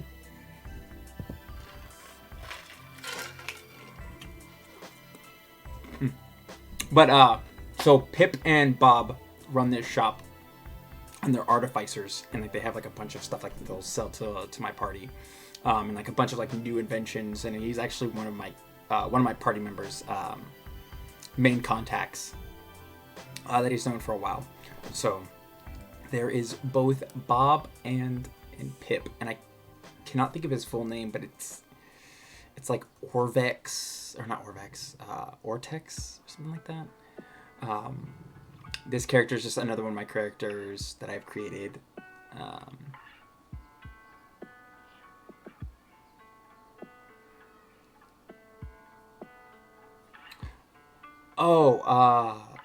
That sounds familiar. Guerrera.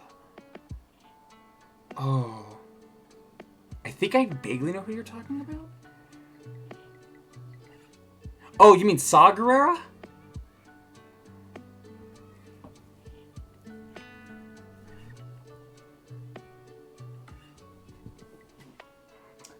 Forrest Whitaker's character?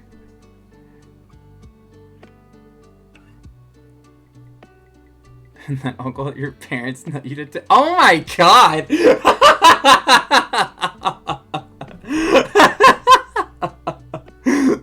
Oof. Rip him. He doesn't even have a name. I already have Callum. And then just to backtrack, Callum is he's a noble who is not very wise, so he's very gullible. But I absolutely love his shit-eating grin.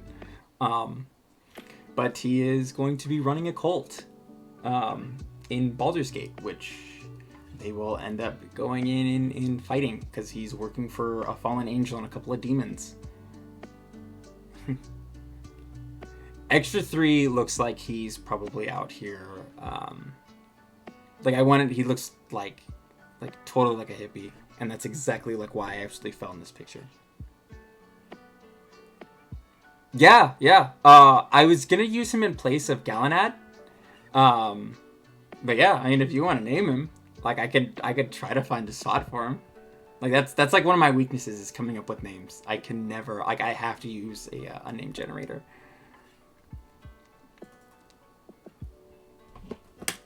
Let me see. I don't need. Yeah, I do need him because they might get to see him. Papa. So Kalanagos is actually is an amethyst wizard. No, if you want to go from a name with your culture, go for it, man. As long as it doesn't mean something like pretty dicey, like go for it.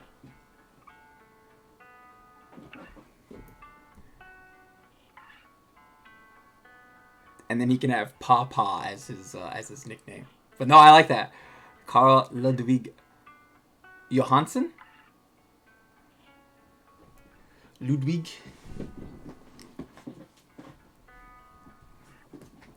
Dope. Okay.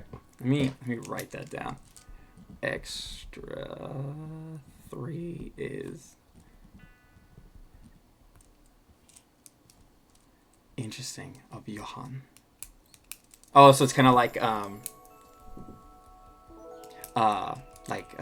can't I think of it, like Odinson and everything like that. No, that's awesome. If I can write.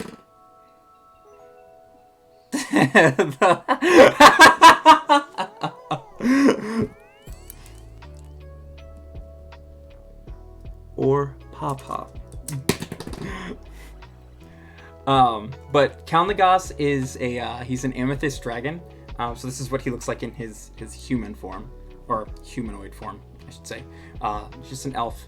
But I thought it was funny. So they encountered these two, and I saved that one. Yes, I did. So they encountered him and a beholder together, and the two of them were actually friends. So I thought it was funny that this beholder, the species that think so highly of themselves and think like other species or lesser species, like that these two would kind of meet and just kind of hit it off. And so amethyst dragons are highly intelligent, and they love like learning lore and like the history about things. So I figured like these two intellectual beings like would just kind of hit it off and coexist and just be friends. So they lived in like this cave off of Cholt, because one, they know how shit humans can be. So they got into an argument, and Zunagi is the name of the beholder. So Zunagi ended up basically saying, "Fuck you, I'm out." And then he went deeper into the cave, and then Kalnagos was just like, "Oh, I guess I'm here." Well, at some point, or earlier in the relationship, Zunagi gave Kalnagos a pet, and it was a flumph. And he, Zunagi took the flumph back, which they named Sir Reginald Pumpta III, just because I thought it was funny. And he ended up taking him back, and like they ended up going to the cave. Well, the cool thing about beholders is how another beholder gets created, and because beholders are so afraid of other beholders, like that's how they manifest and they create beholders. So in his anger towards Kalnagos, who he knows is a dragon, he created what's called an eye drake, which I have to find it here.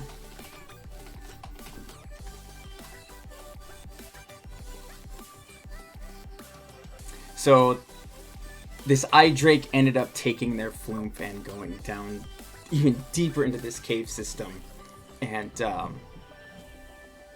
anyways, when the party had come across Kalnagos, he had asked them to like I just want my flumph back. He's like, I don't care. Like, just also don't hurt Zunagi, you know, XYZ, yada yada yada. So then they went further into the cave, found Zunagi. Zunagi was just like, I don't have the flumph anymore.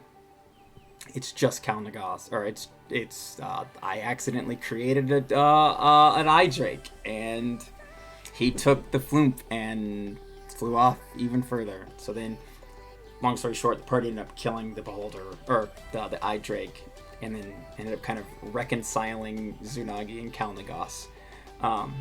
So I'm debating whether or not when in the homebrew, if they even go to Cholt, and then they if they'll run into Kalnagos and Zunagi again. Severely fucked up on the inside? Are you still talking about this guy?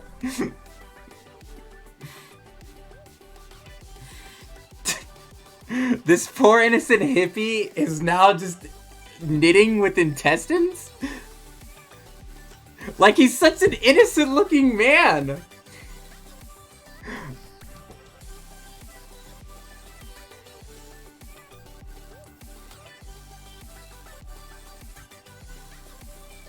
Oh my god.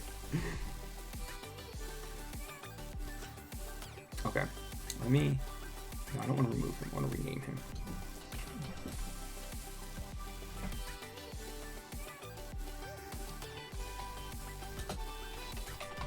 And then we will name him Pawpaw.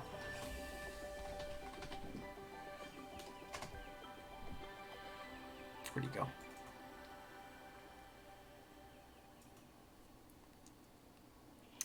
Alright, we will save you.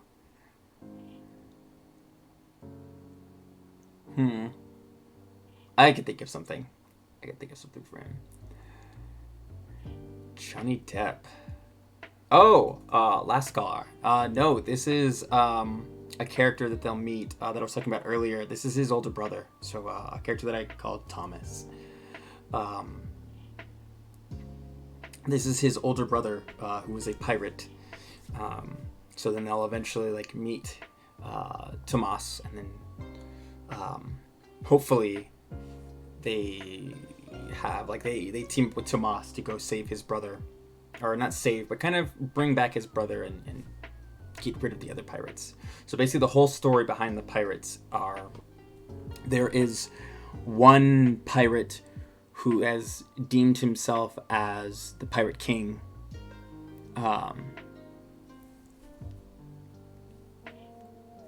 From Boyfriend Dungeon. I'd have to look. Fire guy. But with the pirates, so there's one pirate who calls himself the Pirate King, and he has 4 pirate lords that work for him. And then the Pirate King is him, Lord Owen Bofton, and he's actually a vampire. And they will eventually have to fight this guy. I still don't know what I want to give him yet.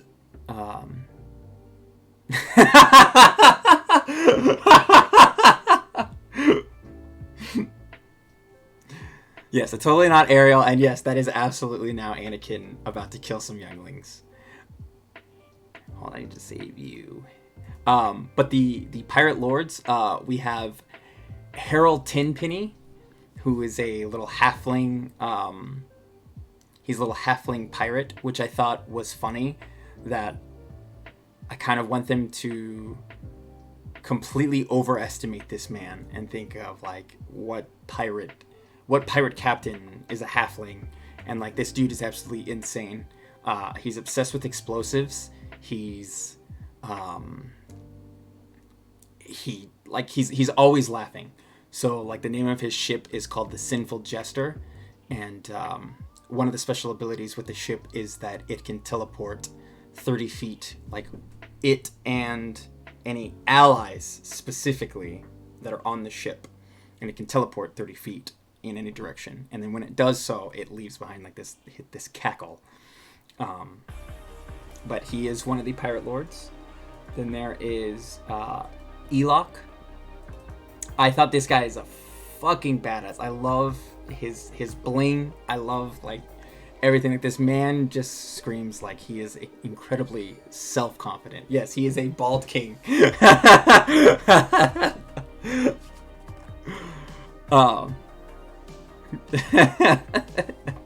But I love the bling. I loved everything about this. He is one of the pirate lords. He is the, I guess, most intelligent of the 5 pirates. And then he's also a pretty deadly spellcaster. Ooh.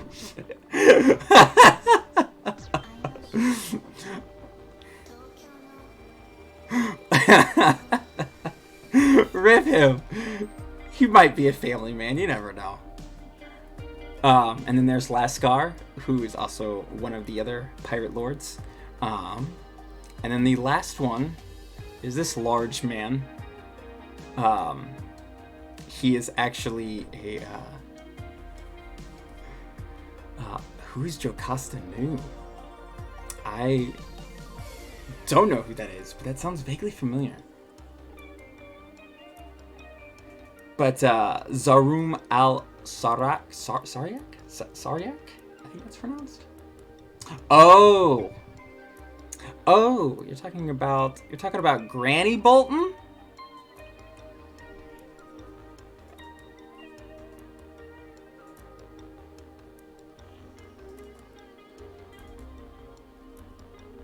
This is Jack Frost. Nah, it's Granny Bolton. She's a water genasi.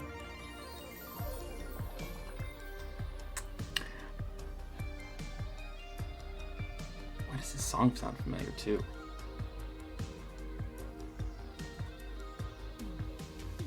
I don't know what this is from. Interesting.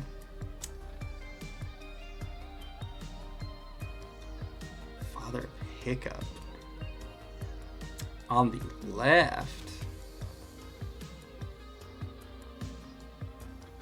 she would just be a cackle. Rip the kind-hearted Granny Cleo Bolton.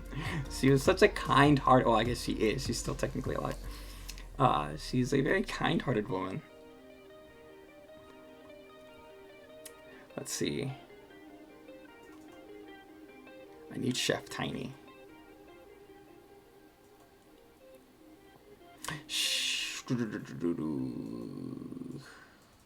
I don't know if they're gonna meet Chef Tiny. So at some point they will go to a prison and have to break out a prisoner, and he just happens to be a chef that works at the prison. He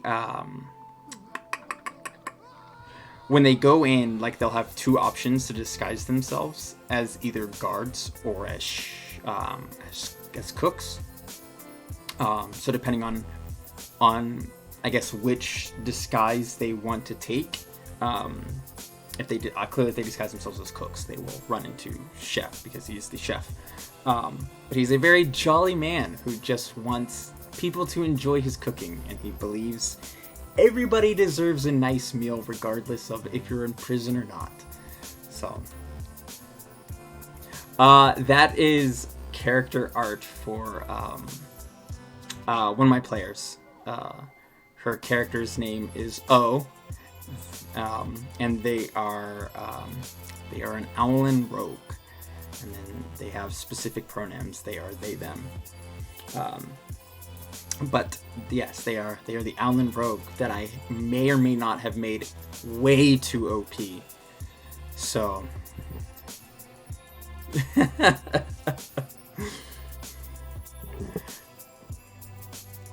but did I grab? I did grab Elok. I have Enzo already. I need Ethan.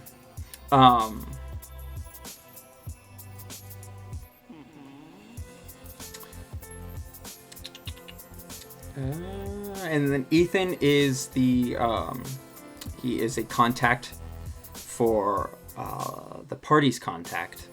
He's pretty much going to be the one that kind of kicks off this whole tomb, or this whole homebrew. So basically what'll happen is during the Tomb of Annihilation, there's a death curse that is happening. So people, like, once you die, you die. Or if you were dead and you were revived at some point, you are now withering away and dying again. And so that's what that's what the death curse is doing. And this has been going on for almost a year.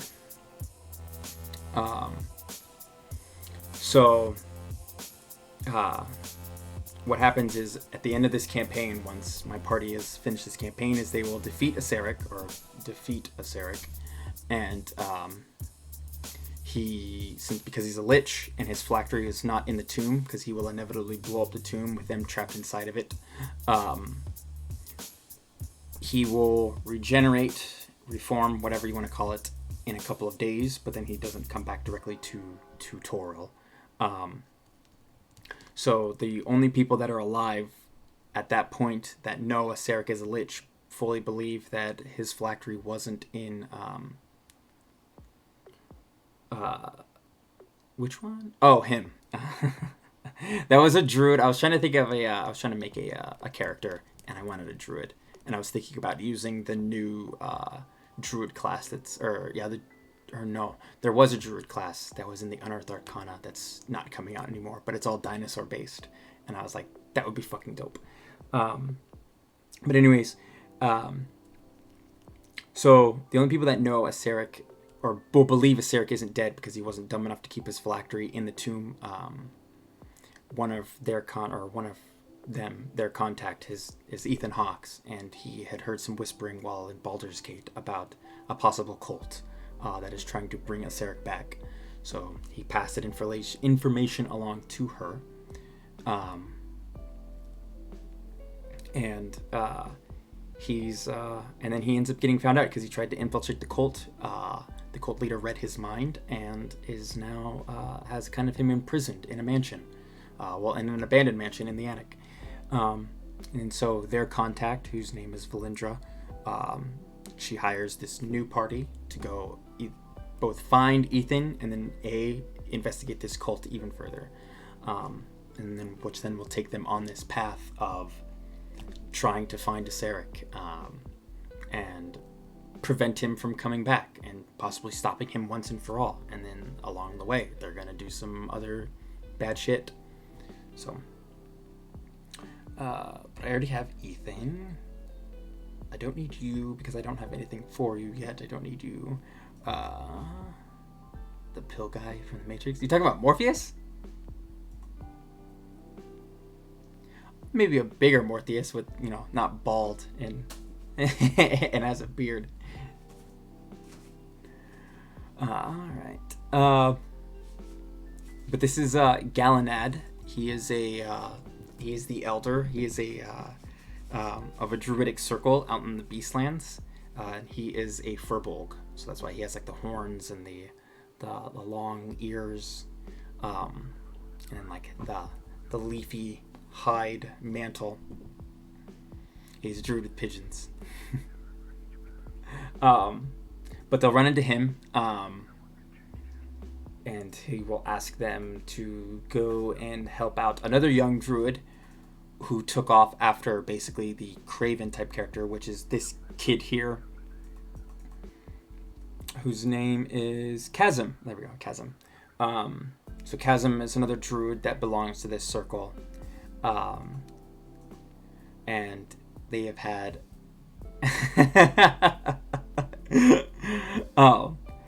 they have had enough of this. Is Carrick, this muscular, massive man. They will basically Carrick or Kaz. God damn, why can I not think of his name? Chasm, Jesus. Yes, it's absolutely a JoJo character. It's just muscle. But they've had enough of his shit, and why are you gonna save it like that? Don't save it like that. All right, I'll have to keep for true later. But I do need Harold. But yeah, they'll go into the Beastlands, and they will they'll end up going to go fight him, and try to stop him from basically just terrorizing the Beastlands.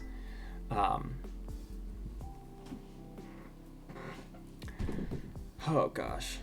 And then we have Hiroki Hara, who is going to be one of the he is the escaped slave from Thay that managed to get to the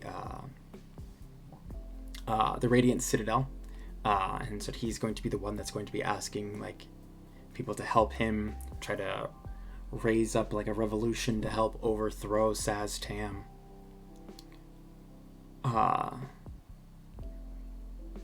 Fenris reskin. Are you talking about him? Hiroki?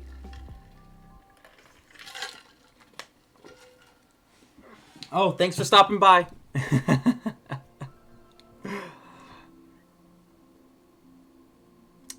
Interesting. No? I'm sorry, and I also don't know what DA2 is. Wait, Dragon Age 2?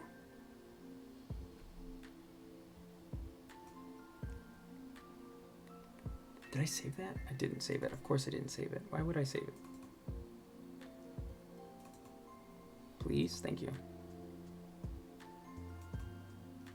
But yeah, I have like a plan for possibly another homebrew where they will end up going, like another group of people will end up going to Thay, and there will be like this uprising that's happening, and then he will make an appearance again, as he's now attempting to lead this uprising to overthrow Saz-Tam. And then there's my character, which I already have. Then there's my character's grandpa, Old Kind Chiron. There's Carl Ludwig. I will have to think of a story for this guy now. Which I think I already saved that, whatever. Carrick I'll do. The Anakin character. I do. I actually have 3. Um, hey, welcome back. I have on my forearm, I have the Imperial logo. I don't know. See it. And then I have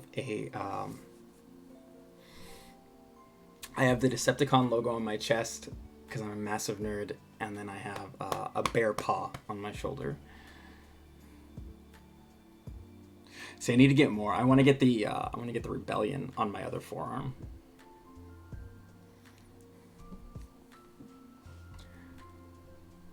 Papa bakes pastries in his little hut that is made of the shell of a giant red cap mushroom with a little. Oh, okay. I'm sorry. I missed this.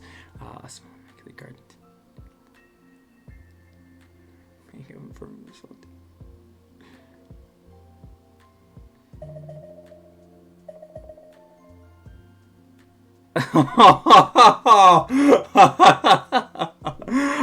Oh, okay. Let me save this. I will absolutely use that. I'm wondering if I should put him in the realm of spring in the Feywild.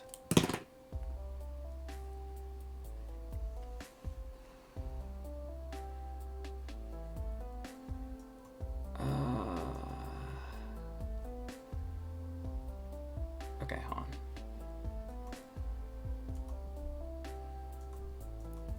I need to.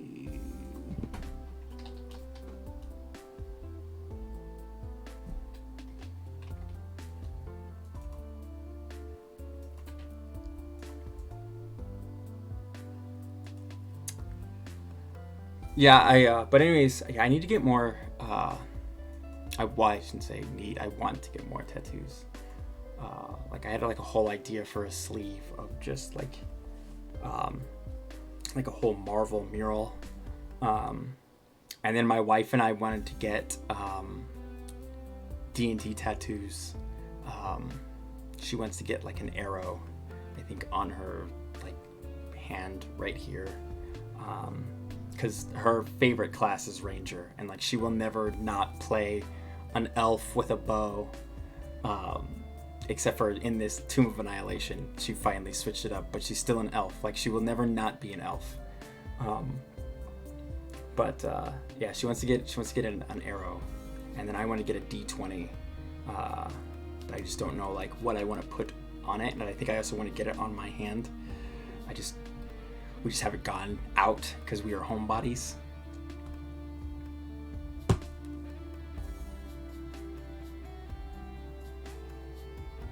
you doing?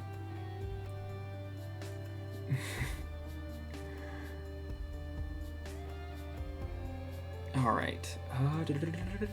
We already have Carrick. So Kaz, I did kind of keep Kaz's story because Kaz is an actual character. He's the one who is Vecna's right hand, and Vecna created a sword specifically for him.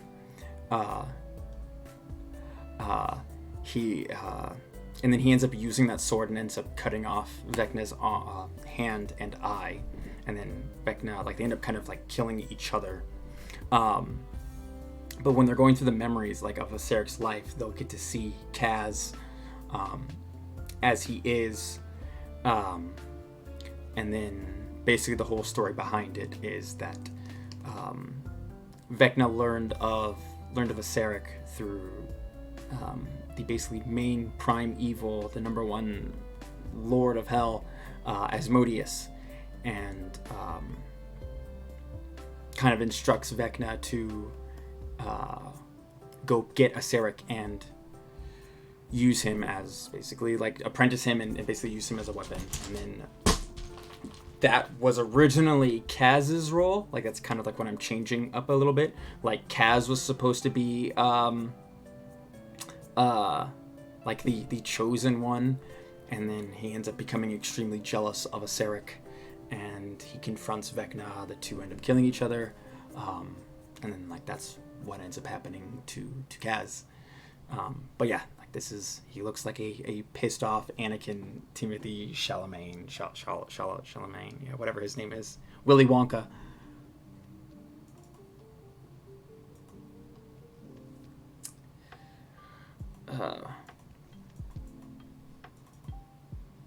Who was next? Okay, I already got you.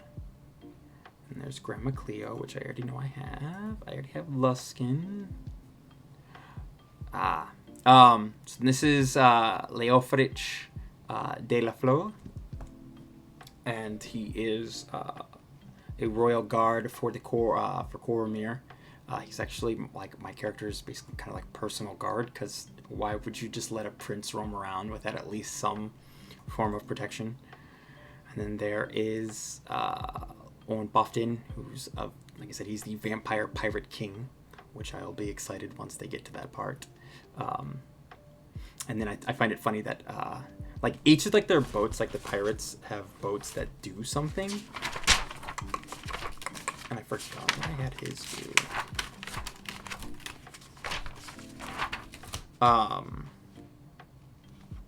That's the Jolly Pelican. I don't want that one. Haha.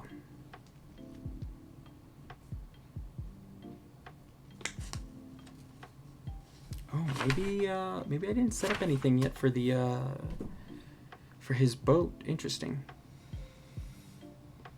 Oh no, he has a death vessel hull, which I honestly forgot what that does. What does that do again?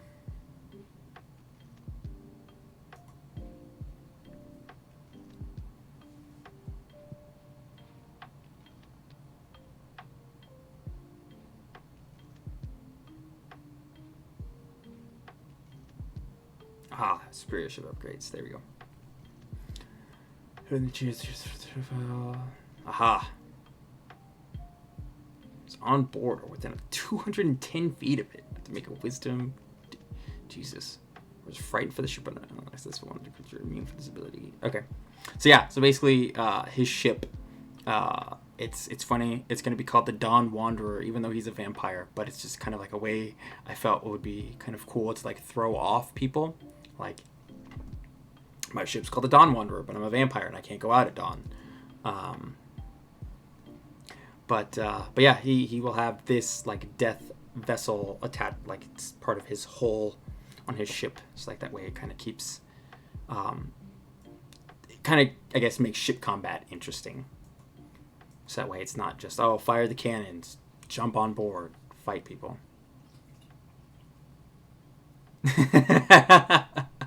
I figured like the glowing red eyes is like they only see that at night. And then there's my boy Moxilic the Serpent. So it'll be cool. They won't actually get to see this memory unfold, but basically what's going to happen during the fight between Kaz and Vecna, it'll be Moxilic, Vecna, Kaz, and then there is a fourth person that is a part of this crew, Vokar. They'll basically get into an argument. Kaz and Vecna will end up killing each other, which then just leaves... Yes, it is. It is absolutely Benedict Wong from Marvel. That is exactly who I based it off of.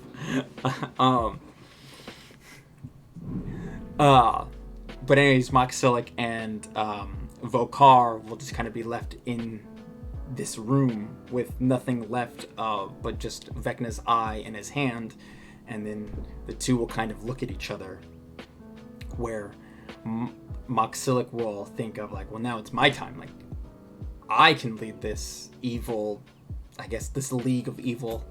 I'm gonna destroy the remnants of Vecna, and I take over. So like he'll end up grabbing the hand, and then Vokar, still trying to be loyal to Vecna, will go for the eye, and then like the two will kind of fight, and then like they end up just booking it away from each other, and then Moxilic will end up thinking he destroys the hand, but all it does is Yes, I have Sean Bean in here as well too. And per Sean Bean fashion, Sean Bean dies.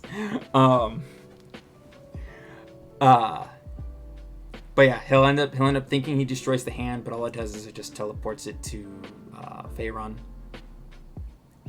That is not Benedict Cumberbatch. That's just it's just we'll get to him in a second. But yeah, the hand will go to Faerun. Bandersnatch. Speaking of, season 3 of Black Mirror comes out, or season 6, my bad. Season 6 comes out soon. I'm excited for it. Let's see. So the hand will end up getting teleported, and then like they'll get to see a Sarek end up killing him. Bramble bush cucumber stash. I didn't save this picture.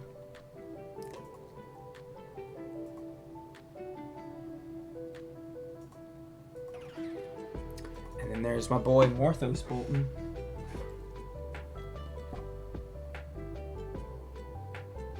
Oof.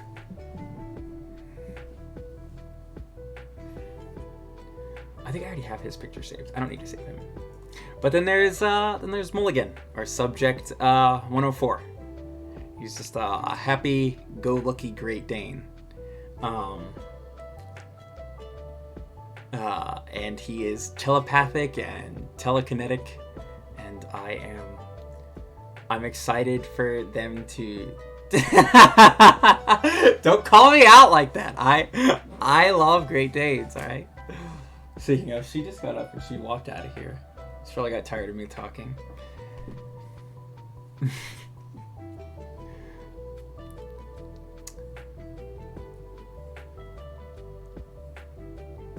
No, and it's not a girl. His name is Mulligan. I can't have it be named Jade, otherwise they'll all know. They'll be like, "Oh, you just made Jade." But no, it's a boy, and his name is Mulligan. Oh shit.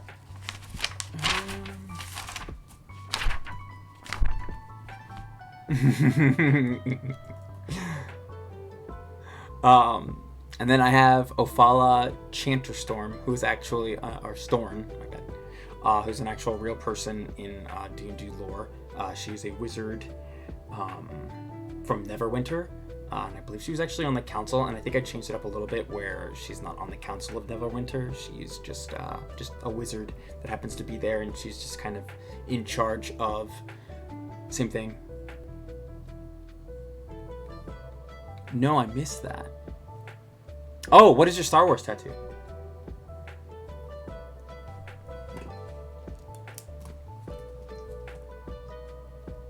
If it's not the Death Star, no.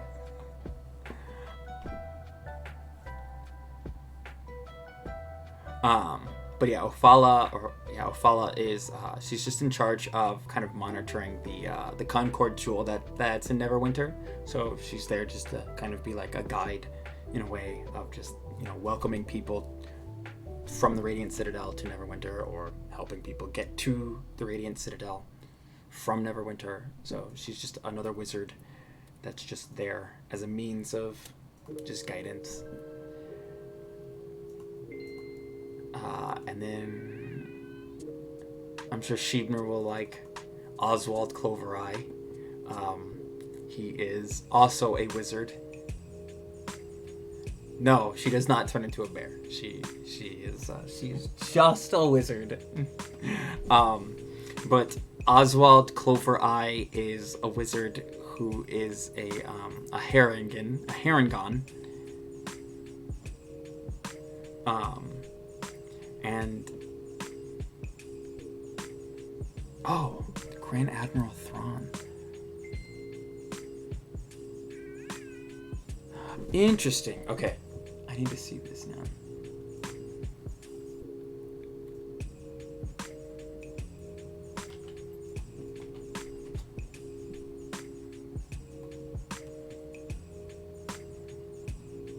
Oh, is it this like I don't know what this is.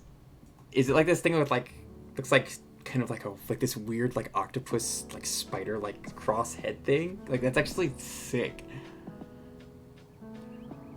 Like I watched Rebels, but I don't know. I know everybody loves Rebels. Yeah, like that's sick. The two snakes. Like I watched Rebels, but I just didn't get really into it. Interesting. No, I'm not bashing Rebels. Wait. I thought Thrawn was from Rebels. Well, like you see him in Rebels, don't you? Who am I thinking of? I thought it was Thrawn.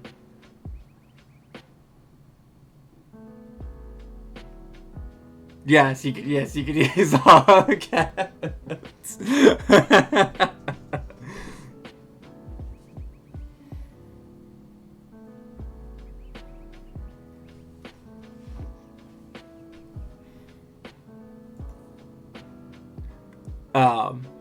But Sheepner, I based Oswald off of the rabbit from Alice in Wonderland.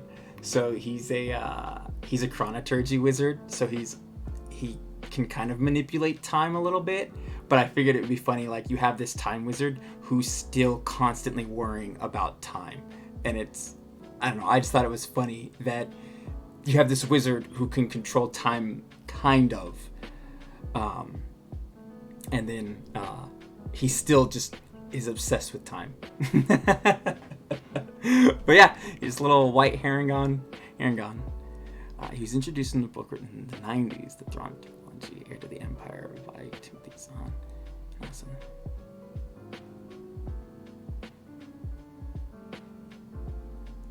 Yes, Chronomancer.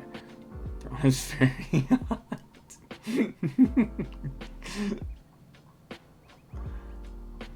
See, alright, that's my bad. As much as I love the Empire, hence why I have the Empire tattoo, and I didn't really read any like the other books.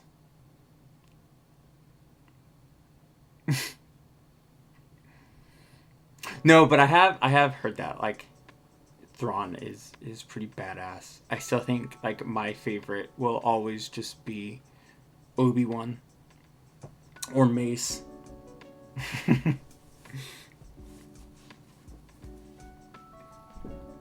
I'm a basic bitch, and I just love Obi-Wan and Mace.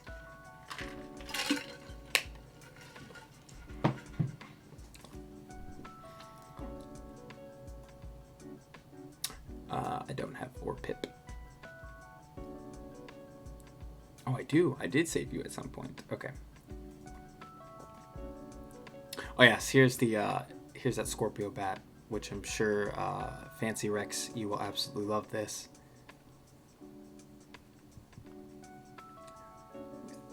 It's a 9 fighters. Jesus. What's funny is I don't even know what what this nuclear halt? Luceralt halt? I know I'm butchering the fuck out of that. I don't know what that is. I'm curious. See, I never liked the Separatists, so I could give... Oh, okay, so it's these capital ships. Okay. Okay, so I know what those are. But wait a minute. Didn't Anakin do that by himself, too?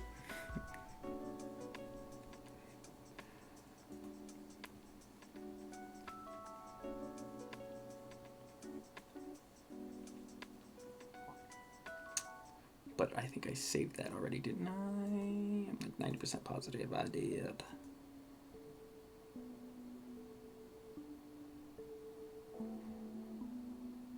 Okay, so no, I didn't save it. Interesting. Okay. That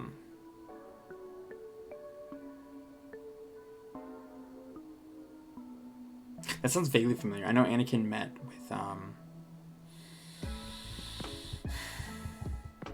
Tarkin. There we go. Jesus, Grand Moff Tarkin. And I know, because I watched the Clone Wars, and I absolutely love the Clone Wars. But interesting. Where did they meet during? Where did those two meet during the Clone Wars?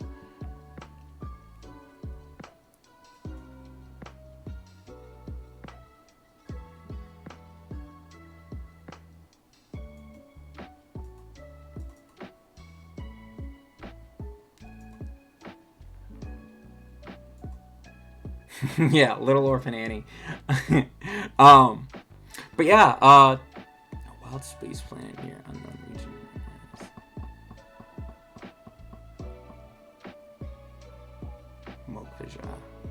Moki Faja. Interesting. Is it an all desert planet?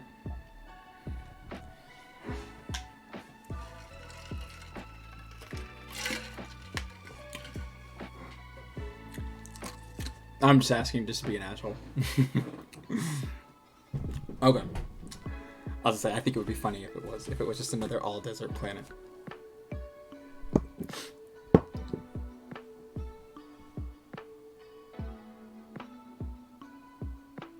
Which is still such a wild concept that like people in the universe don't know that that's him. I still love that in the Obi-Wan show, the director didn't know if Obi-Wan knew if Anakin was Vader or not. And it's like, bro, he saw the hologram of Palpatine calling him Vader.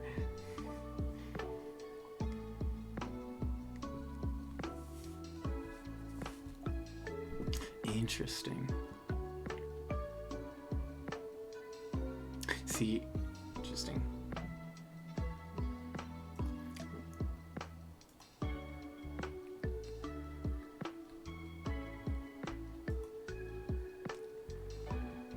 Okay. That's right. So, sorry. So with Sean Bean, so they'll get to see Sean Bean, during the vision with Acerec. So at some point when Aceric's kind of getting his foot into basically being an evil lord, he basically goes back to his village and then kills everybody in the village, and then consumes their souls on his path to becoming a lich, and then he ends up establishing kind of like his first tomb there. So I'm gonna read to the Tomb of Horrors, and then I'm gonna like, this is where the Tomb of Horrors will be, and then basically this is kind of like where he has his base of operations from, and then over the years his numbers are growing, like people are now coming to worship him and basically follow him, and then like other countries are now starting to get concerned that this lich has now moved in and is now amassing this army effectively, and basically these countries will band together in march to Aceric's, I guess, little base of operations.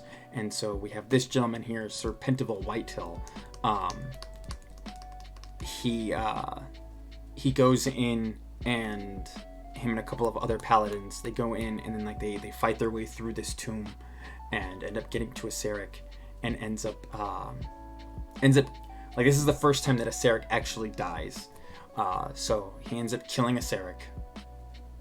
None of them know like clearly where his phylactery is, or even have a true understanding of what a lich is. So they end up killing Aceric, and they think he's gone, and then they kind of clear out the rest of Aceric's tomb, and then after 7 days, Aceric comes back, like he reforms in his phylactery, which is hidden off in another room, and Sir Pentival and like his little troop of paladins are still there, and he comes back fully pissed off, fully formed, and basically just lays waste to this small band, because at this point the rest of like the other country's armies have already pulled out and have left,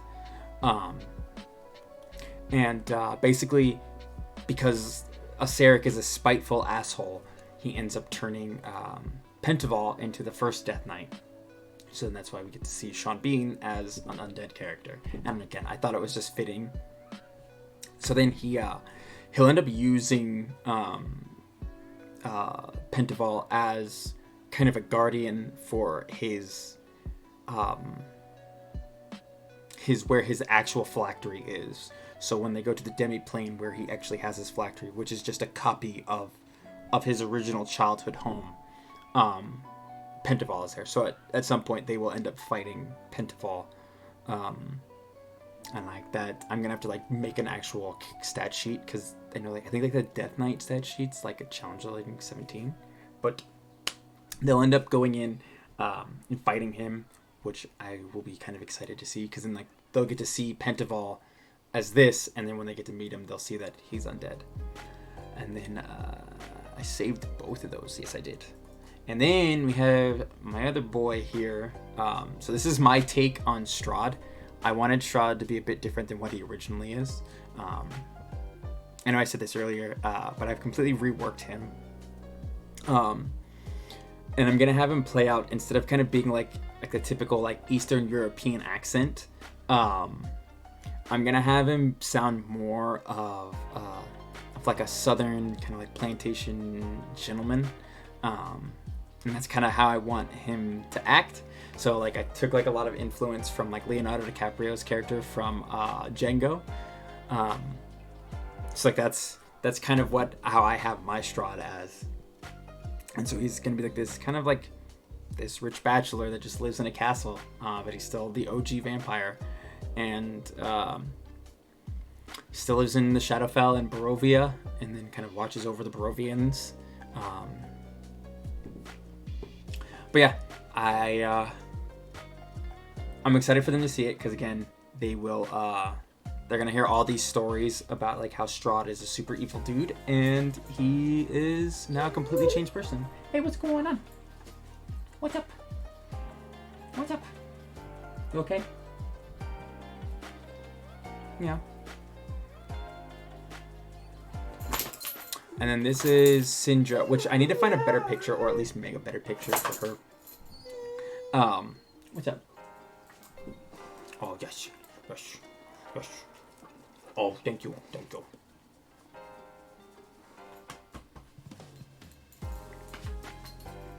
Yeah. I'm surprised you're not more tired, dude. Hey, how's it going?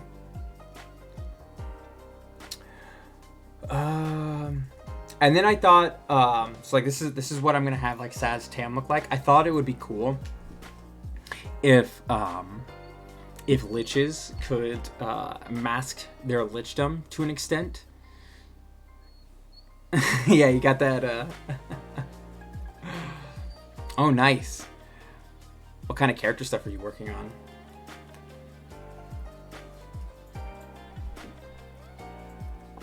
Yeah, she probably has to go out.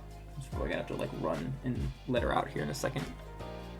But yeah, this is Saz Tam, so he's the Lich, who's the leader of Thay. But hold on, give me a second. I'm gonna go let her out. Let's go.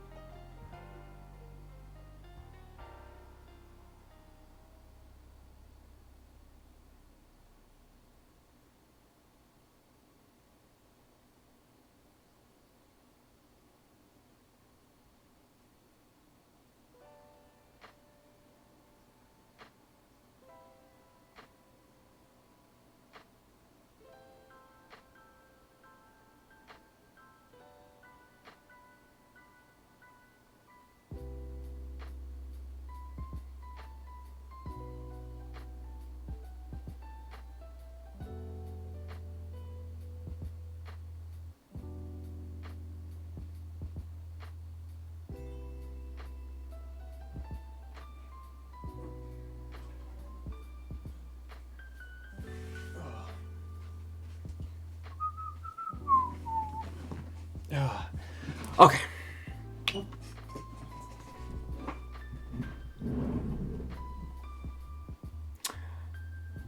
No, there isn't, but I could set up one.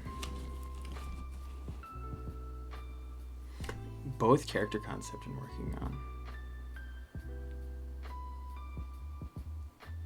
Interesting. What character are you playing? Like, what's their life? What's their backstory? Like, what do they do? Ooh. See, Blood Hunter is one of the classes. I don't know. Me, I get super anxious. I get super anxious like when I've seen Blood Hunter and like just like reading like about its abilities. I would absolutely love playing the lycanthrope subclass, but I'm just so afraid of like damaging myself at like the most inopportune time and then end up killing myself because I did.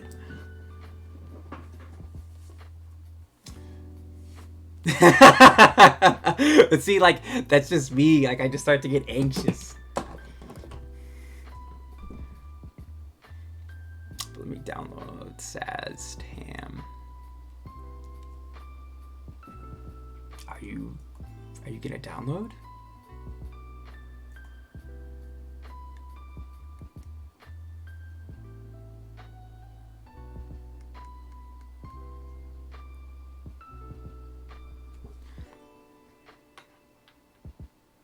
I mean, yeah, sure, if you want to repost it. But yeah, no, I absolutely love like hearing other people's like character stories because like I mentioned earlier, I absolutely love creating characters and creating backstories for them, or even like also even taking pre-made characters and like reworking backstories and stuff. But I gotta tighten your mind.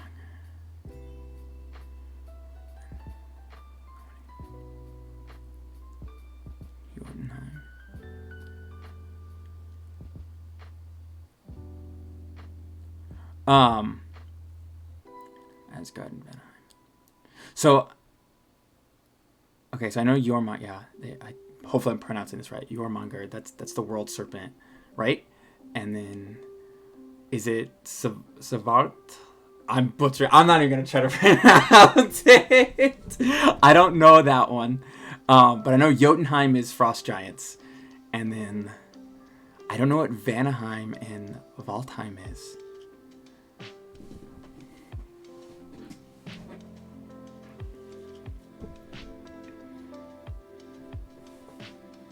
But I mean, ultimately, like, this is just me, honestly, just kind of starting out, just trying to get a feel. No, I absolutely love like Norse mythos. Hence why like my very first characters were based off of Thor and Loki. But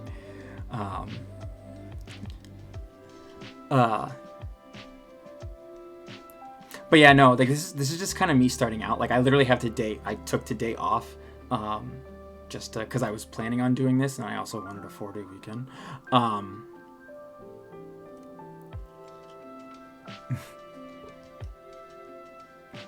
She's like the most Asmar tend to be. But yeah, no, I kind of wanted to get into a thing. I think if I was going to do this, honestly, I might do it on Saturdays. I don't know yet. And then if worst case, like if it does kind of get more popular, I'm always up for making a Discord for all of this. But yeah, no, I felt like I honestly just needed to sit down and work on some stuff for D&D, which honestly I really haven't done anything outside of download pictures and like set up a couple of my maps. But yeah, my ADHD gets in the way, and then I gotta like hyper focus on stuff. Biblically accurate angels. Good night, dude. That or do they look like oh god, who is the what is the name of the upper moon demon from Demon Slayer? If you watch Demon Slayer, Upper Moon 1. Why can't I think of his name? Yeah, I was kind of explaining it. Like if there is a need, like if this does kind of get bigger, maybe like there might be a Discord. I might open one, and I can like post art and like workshops and stuff. What is it? Isn't it like be not afraid or something like that? Isn't that what biblically accurate angels say?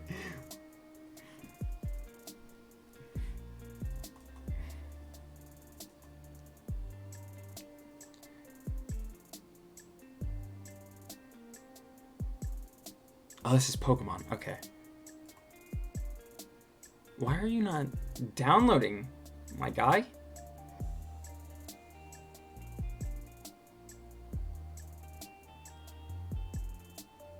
I mean, yeah, and like I'm always like I always end up getting writer's block a lot of the time, where I will I can create like a part of a thing, and then it's just like connecting it and like bridging that connection to like with the rest of the story. That's where like I'm always just like, okay, how do I get them from point A to point B, and like events that happen between point A and point B.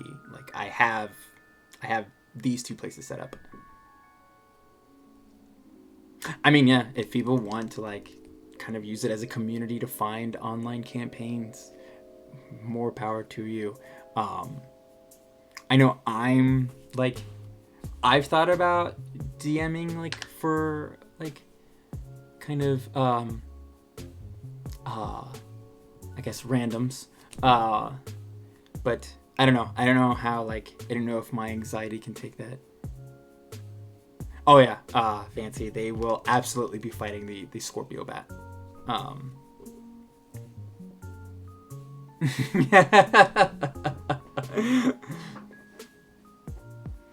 She's the youngest of 7. Jesus, 7 kids, 7 eyeballs.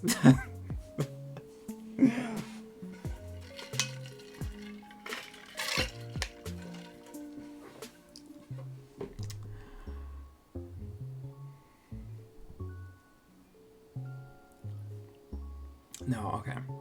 I don't know why it wouldn't let me download Zaz. Let me pull this up here. So this is Tomas the Quick. He is the younger brother of Lascalar. So the one of the pirate lords. He is a wizard from Tether, and then he's more specifically a part of like the wizard, I guess, group guild, which I forgot what it was in Spanish. I think I'm pronouncing it right. El Grimo Arcano. I think I'm pronouncing that right, which just literally stands for the Guild Arcana. But he is a part of that, and so eventually, like he's also tasked with like the same thing with like Ofala. He's just tasked with kind of helping and guiding people from like using the Concord Jewel. 1 eye per kid.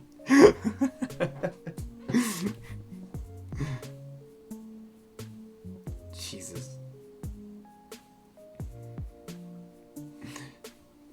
The last set of triplets. Interesting.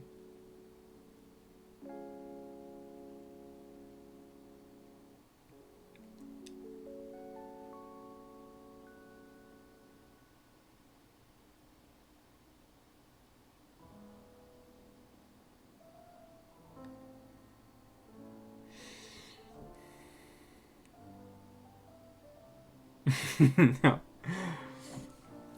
Pentagram, you say? Scourge Asmar. Oh my gosh. So she gets her dread wings, her skeletal dread wings, right? Isn't that the one that the Scourge get? They get the skeletal ones. Oh, Fallen. Okay.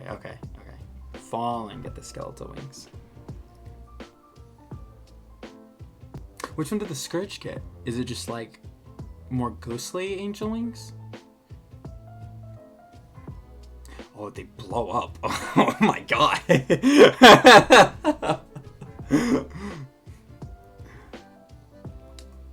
Wild, why is this not downloading anymore?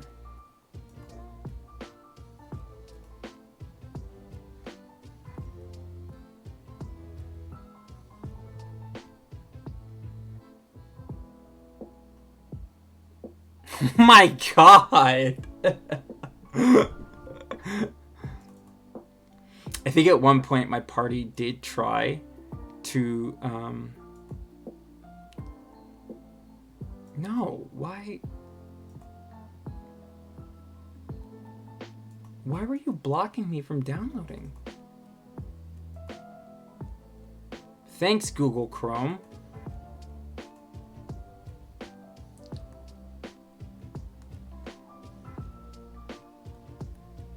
Oh my god!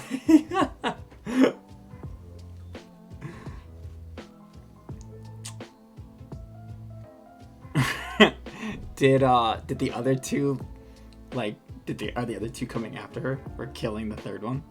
Oh. So I wonder if I go back, can I download you? Okay, now I can. Interesting.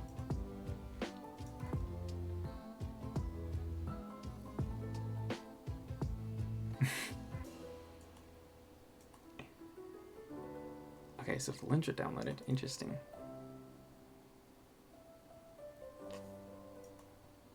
And then there's Faerun.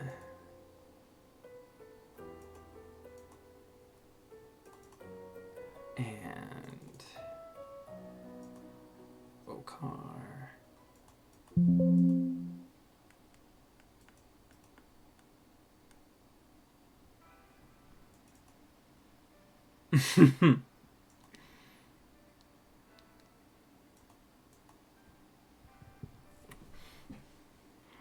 Maybe she is 11. She just doesn't know it. There's actually, in fact, 11 kids.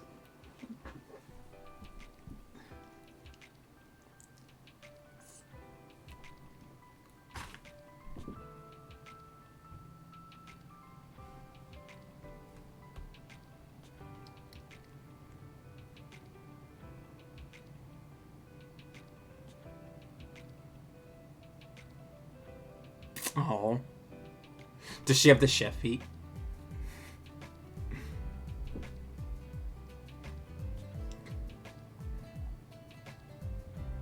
Oh. Will she get the chef feet? No worries, no worries. Oh. Dang, what level is she? I'm sorry if you if you did say what level she was. Or do you already have it? Do you already have like your thing planned out? Because that's exactly what I do. I like end up planning out like my entire character's like level.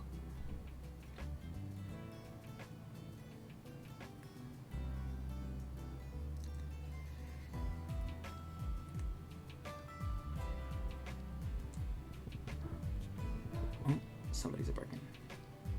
Okay, give me a second. Let me go let the bubbers in.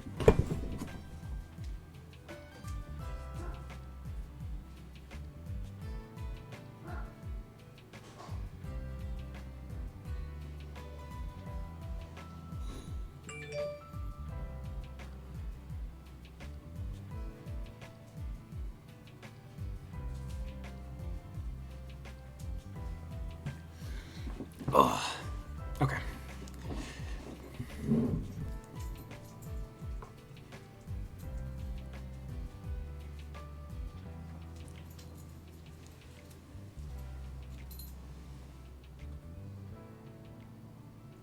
Interesting. No, I'll have to look at that. I've never heard of that.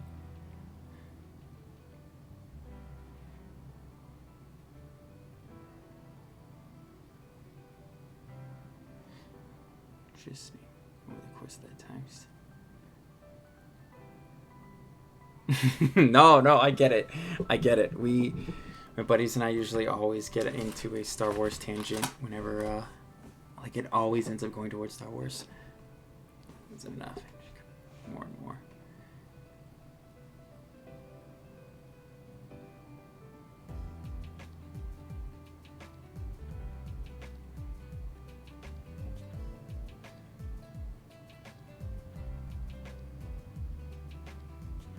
I think the sequels were awful. I think there was just so much wasted potential in them, and that's usually what my buddies and I rant about.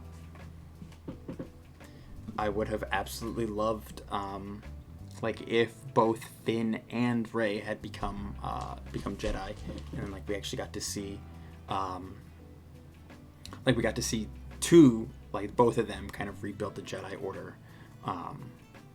and yeah. And like I said, I just think that was just I think it was dumb for Disney to sit there and try to have like, oh, we're gonna have 3 different directors for each film, and then it just. Oh yeah, and same thing with his Stormtrooper background. Like making him a janitor, I think was a joke. Like even if they were just trying to be funny, I think that was stupid. I would have much preferred him to be like an actual Stormtrooper, not just a janitor. And then, but like the whole thing of like ex Stormtrooper who becomes a Jedi, I think is a way cooler backstory.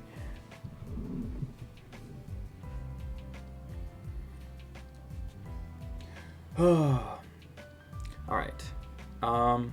But I guess let me get through these last few.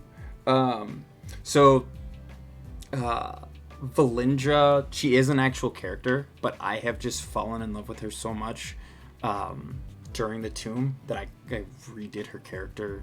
I usually when I play her, she's very like monotone, and it's just because like she's been literally trained since a young age to basically be like this master of espionage and like spying and assassination and everything like that. She's very good at concealing her emotions, and like she's very hard to read. And I thought it was just fucking dope. So like this is basically what Valindra is, and like I said, going back to the liches being able to mask like their lichdom, which I think is a cool concept. So like that's why she looks like the way that she does. That's why Saz Tam looks the way that he does.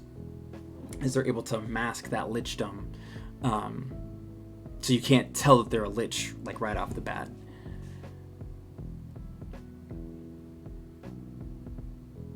Oh hell yeah, absolutely. I love the Clone Wars outfits for Obi-Wan and Anakin, like the armor and then still like the Jedi robes. I wish they had kept that in the movies, but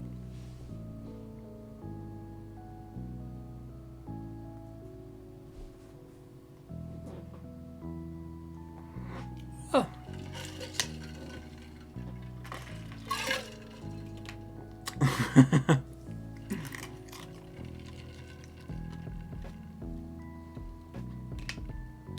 More.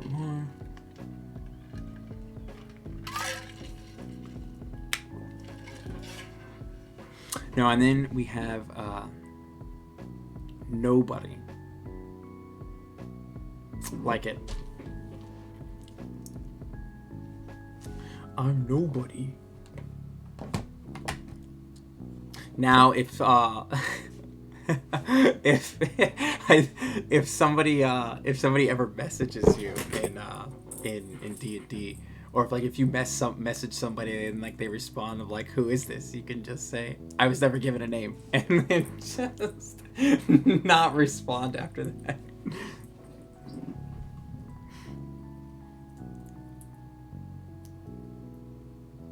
Nephilia. Interesting.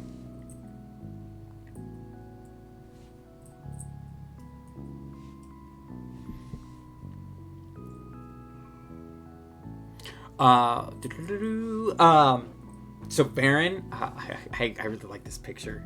So Faerun he's a dwarf, and oof, no one. I'm sorry. But Faerun, he's this dwarf who's a noble that lives in Luskan, and he's the one that the prisoner that they ended up busting out, like she's the one that stole stuff from him in his like family vault, and then lo and behold they'll end up finding out that the stuff that was inside that vault was actually effectively ill-gotten gains from his relatives in the past. So it's just gonna be a kind of like these like lies upon lies upon lies, like once they get to like this part of busting this person out of prison.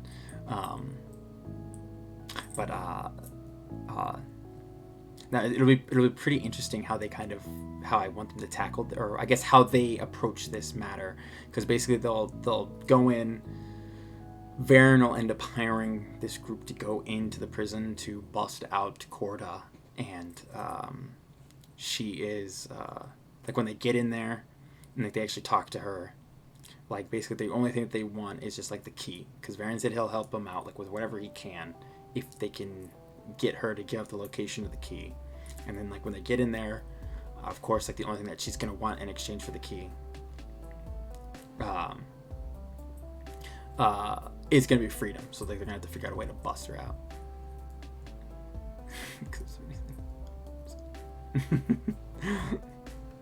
I mean, it's a legitimate reason to respond to somebody, but yeah. So then they'll end up going in, and they end up learning like that Faerun's ancestors weren't as good of people as like kind of Faerun made them out to be. So they'll have to. So it'll be like I said, it'll be interesting to see like how they kind of approach it, but. And like that'll kind of kick off like the whole Vecna thing, and then there's Vokar, who's one of Vecna's like little, I guess, lieutenants, commanders, like whatever you want to call it, and is part of his little inner circle.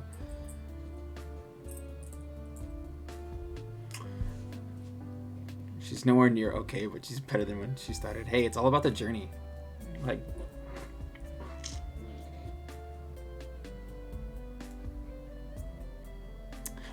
It is actually the Cavs. It's a basketball team. That's my favorite basketball team because I was indoctrinated into it. But it's a basketball team, an NBA team. And this is just their color scheme. But I said earlier, when I wear this hoodie and like I see myself, because like I have the hood up, I feel like Winnie the Pooh, because it's like the yellow hood and the red, I guess, on it.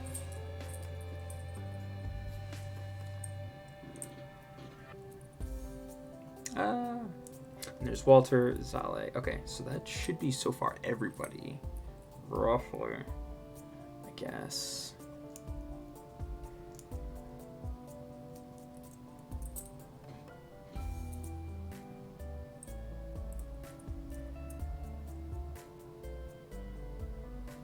Class above it, man.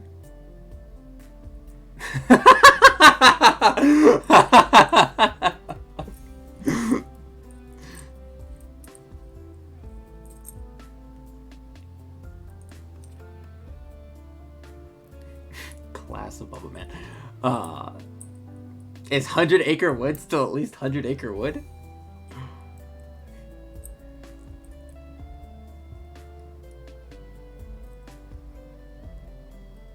Not acre.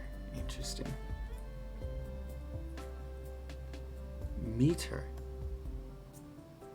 So it's 100 meter wood?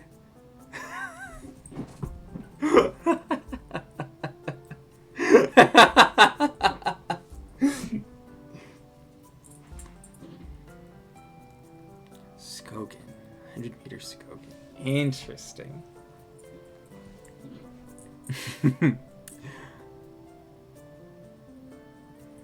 Okay, I think they were all 1024, weren't they?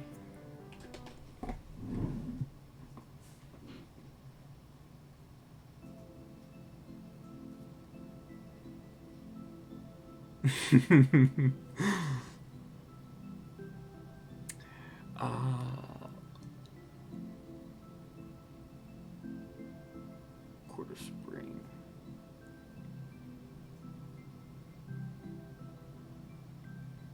I don't like Piglet's name.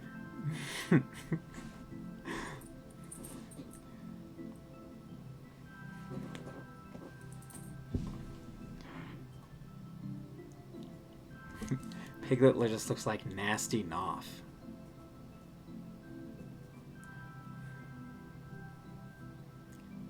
Okay.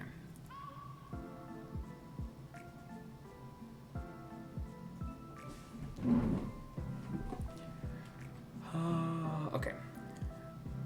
Actually, let me. This is Garenstein Lab.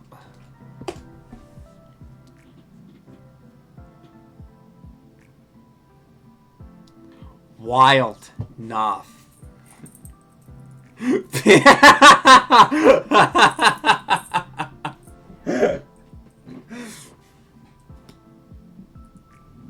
Noth. Interesting. Noth.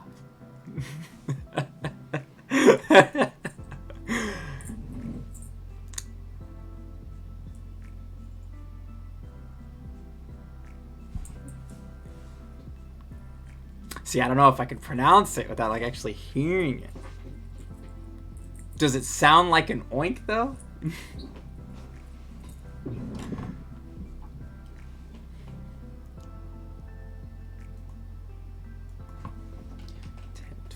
24.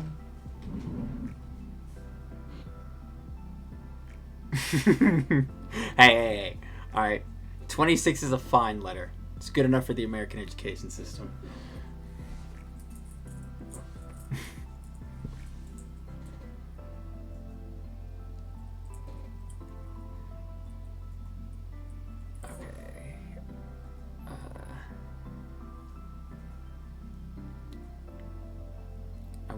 Oh, I turned off the wrong one. Okay, grid off. There we go.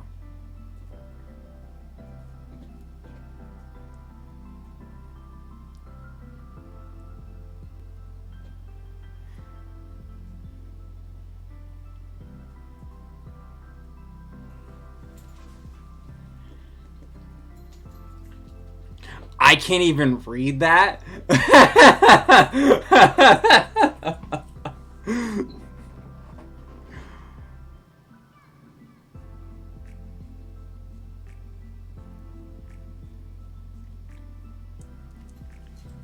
Come on. Okay, there we go. Yeah, I'm not even gonna attempt it.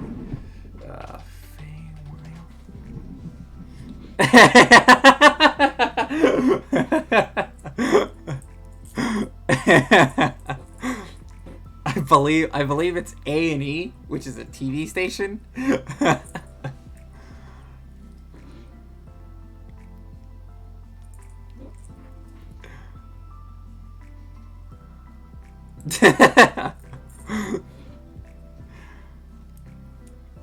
Okay. Oh, I keep putting my arm, like the arms of this chair down. Okay.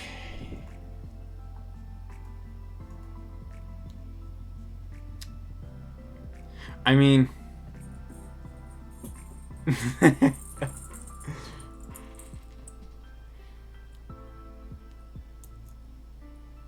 some of like it actually does look pretty badass. Like, I'm not gonna lie, I think the O, if it is an O, I'm sorry, but like the slash through it, it is pretty badass.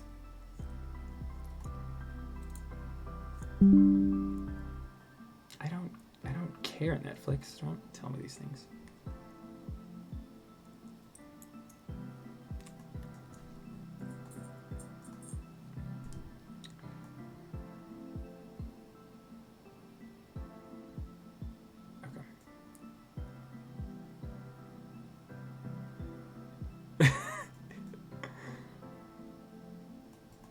Okay.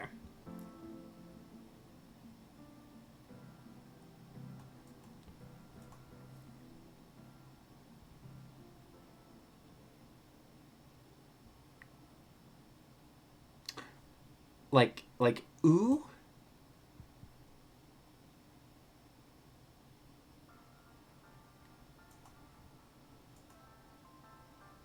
Oh, I kind of like this like baby blue background. It's very soft on the eyes.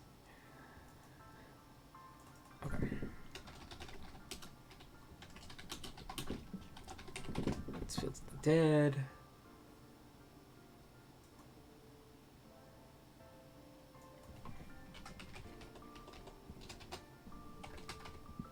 All right, I'm about to go get like a Norwegian for Dummies book and just study it.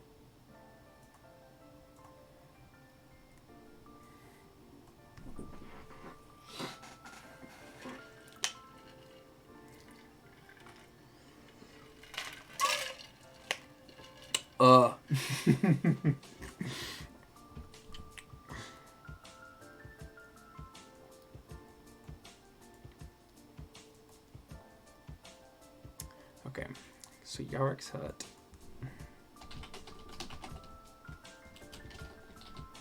Or I guess it's not his hut, it is a yurt.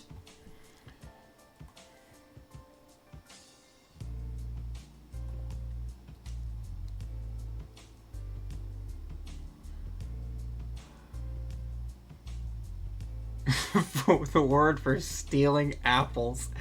Is it like just one word? Because that is oddly specific. Apple slang?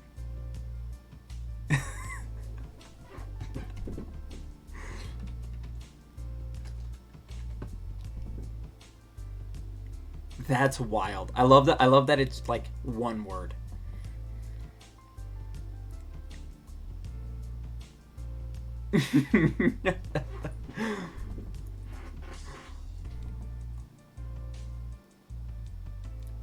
Now part of me wants to make a I'm gonna write this down now. Now part of me wants to make a character that's like their last name.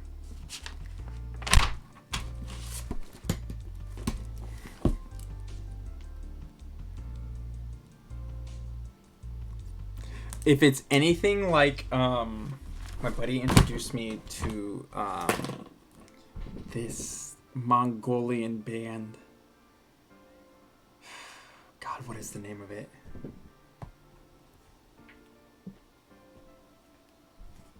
Yes, The Who. Thank you. Yes. Oh, okay.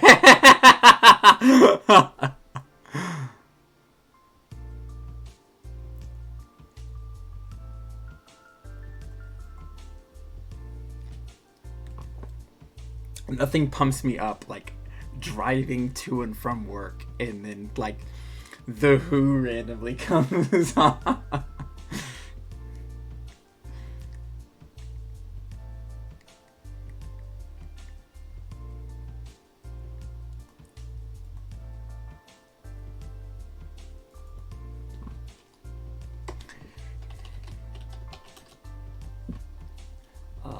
Nimrod Island.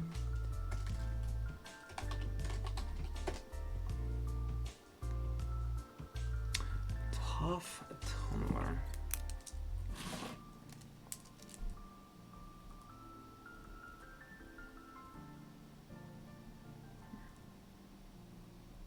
Okay. I will have to. I'll have to look these up now. Interesting.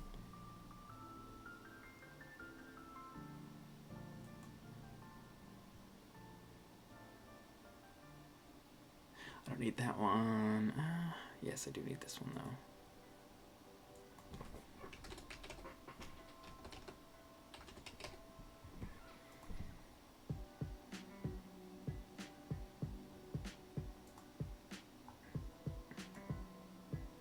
Now, typically I don't listen to like lo-fi. I try to just because it's like an easy medium for, I suppose, streaming.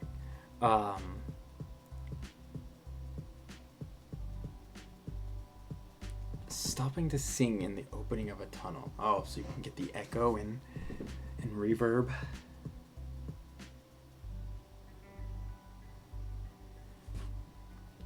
But yeah, most of like what I listen to is a lot of like basically just emo music.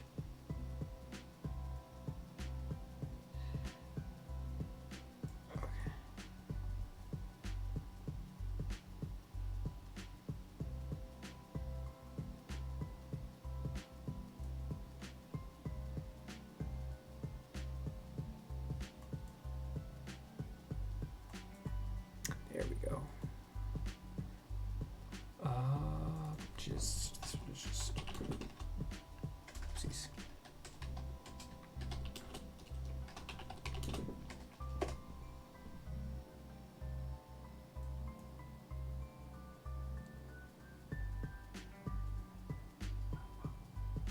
That's so cool. It's so cool, like learning like different things about other countries. And like just like these small things.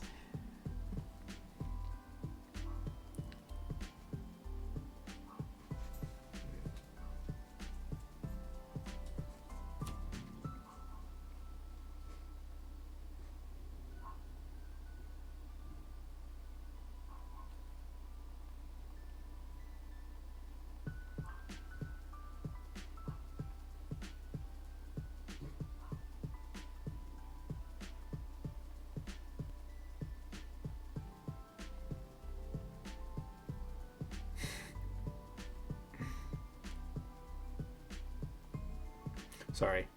Text from the wife.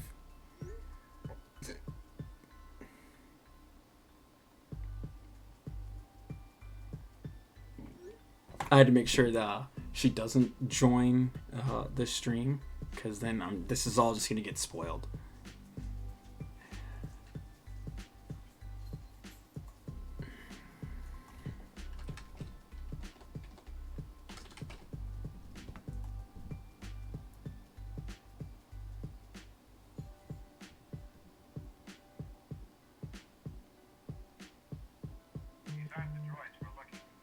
Oh my god. Data Maskin Skirm? Skirm? Jesus.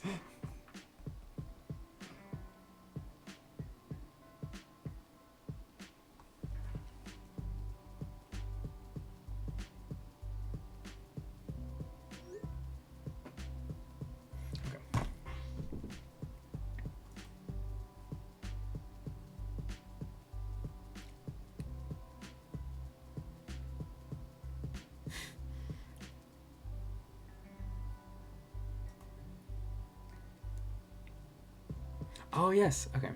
I forgot I made this one.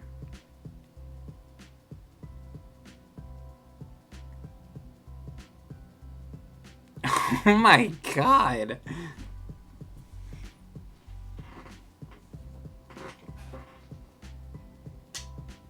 But I would assume like you guys have like slang, like words for some things are like very like I guess shorthand, I suppose, or like.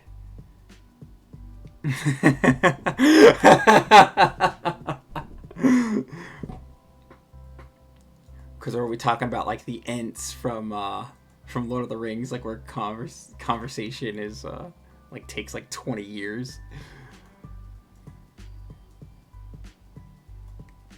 Slang is slang for short language. That's wild. Did not know that.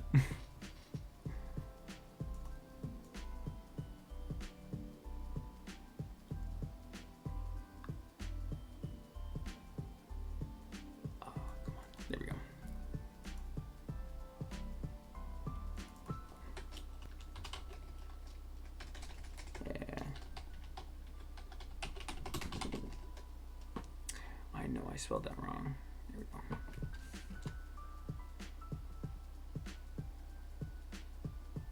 Wow.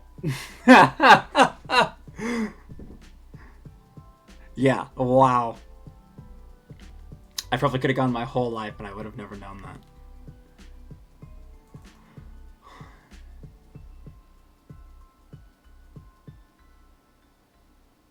Nah, I don't like that one. I like this one better. This one is okay.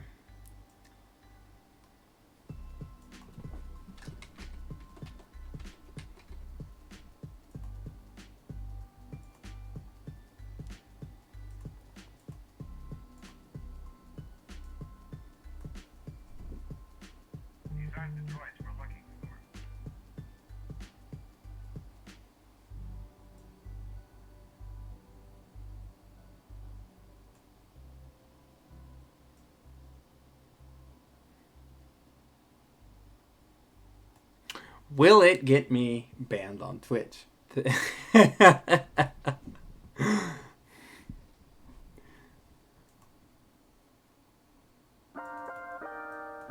Jesus.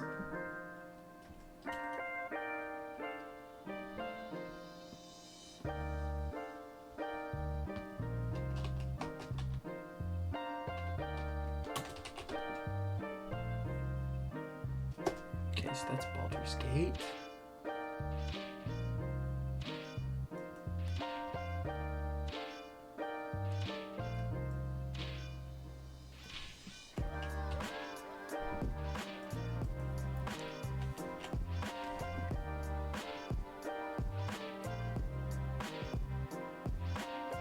Interesting. Okay.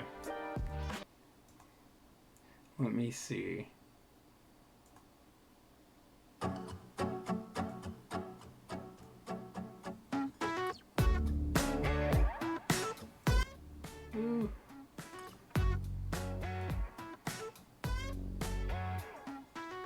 Det står en sparkesykkel i garasjen min, den står i ro. Den står i ro. For sist jeg sparkesykla var jeg alt for gammel, alle lo. De bare lo av meg. Ingen klatrer i, trener i byen min. Alle trener i byen, er låst inn. Ingen klatrer i, trener i byen min. Alle trener i byen, er låst inn. Jeg synger i alle tunnelene som jeg kommer forbi.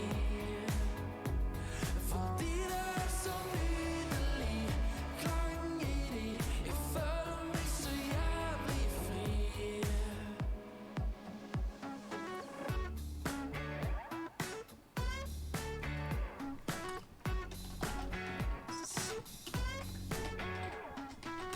Det må være ganske mørkt i rommet for at jeg skal danse. Ganske mange liter av kroppen må komme fra ei flaske. Og jeg må kjenne folk og for at jeg skal danse med de. Fordi No, go for it. Go for it. ingen klatrer i, trener i byen min. Alle trener i byen, er Heavy title. ingen klatrer i, trener i byen min. Alle trener i Wild. Even the comments are turned. Yeah, there's like nothing in here. alle tunnelene som jeg kommer forbi. Fordi det er så nydelig klang i de. Jeg føler meg så jævlig fri. Jeg synger i alle tunnelene som jeg kommer forbi. Fordi det er så nydelig klang i de. Jeg føler meg så jævlig fri. Oh, wait. Jeg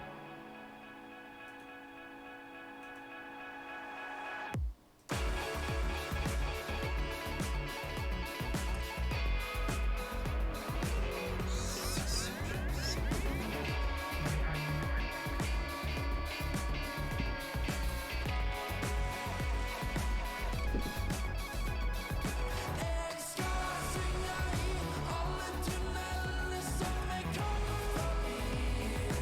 Ew. Hey, welcome back.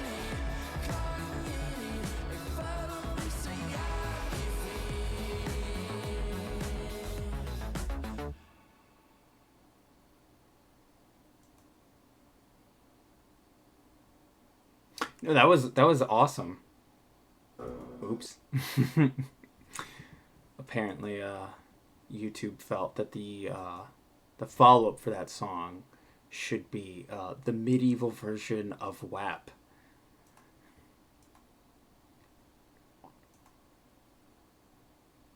Which I don't know if any of you have ever listened to it, but it is it's actually pretty good, and it sounds like it would be kind of like great combat music, which is strange to say considering what the song is about. There's a scooter in my garage. It's never used. It's never used in the past. I used it. I was way too old and everyone laughed.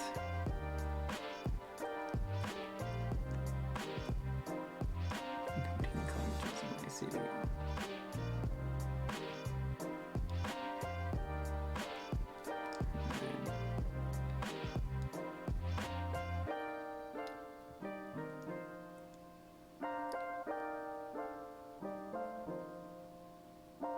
Interesting.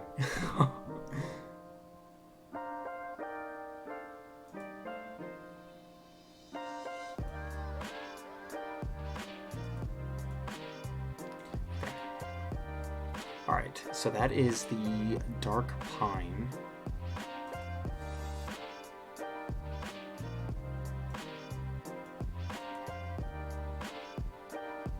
Interesting. Okay.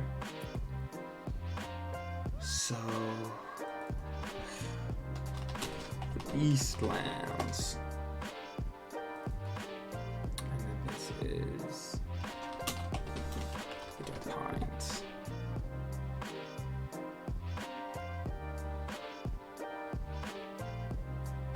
I'm wondering if I move these maps, I'm wondering if it'll finally fix the...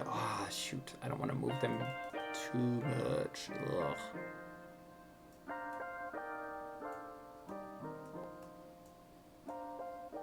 Yeah, that's so wild. I don't know why it doesn't change. Like, why it's white when the others aren't. But, oh well. Oh, I'm wondering if it's because of, like, this right here.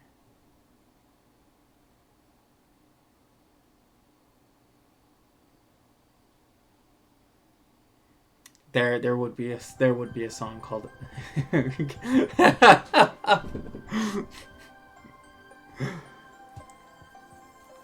All right.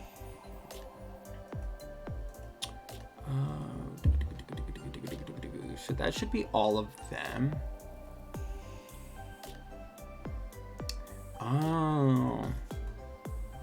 I guess that makes sense. Well, no, because I have all the other ones set to the map layer. Huh. Oh no. Okay. There we go. I wonder. Maybe it's because of the grid, because these ones don't have grids. But oh well. I'm not gonna like fret too much about it, just because I'm gonna be zoomed in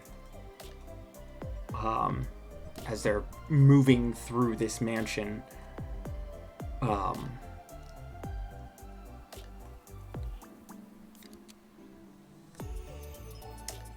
See, that's so wild. Hold on. Like, yeah, like I wonder if I went like this and then here, actually, let me just do this. Well, the GM layer, they wouldn't be able to see it. But like, oopsies. Yeah, like this one's on the map layer. But hold on, I wonder if it's like this one should also be on the map layer. Yeah, this is on the map layer.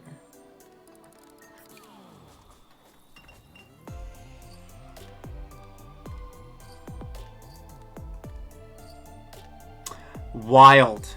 So changing it from the map layer to the token layer. Yeah, that's what changes it to black.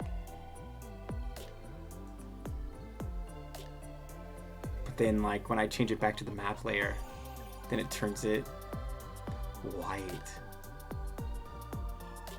It could be. I don't know. Like I said, I'm not gonna fret too much about it because on like these maps, I'll pretty much be like zoomed in to like whatever room that they're in, and then like these are just not this one, but like, oh my god, can I select the right one, please? Thank you. Like these are just kind of like transition screen, like kind of like your loading screen.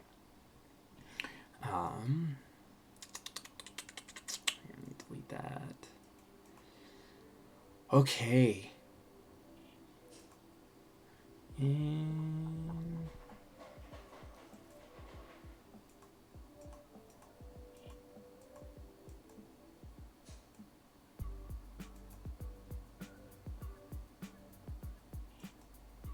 I'm trying to think. Like this is the fun part of my brain, of just like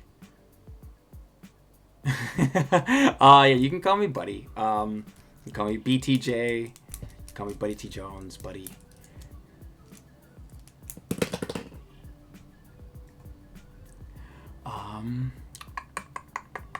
But yeah, now it's just figuring out like what. I mean, there's a lot.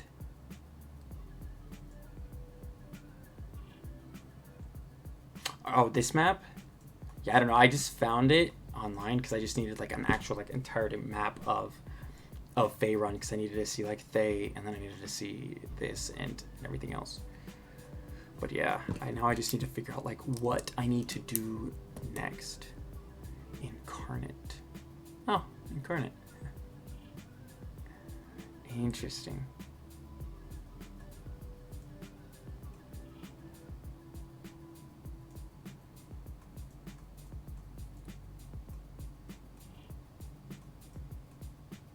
Troll Hills, Baldur's Gate. Okay. Oh, okay.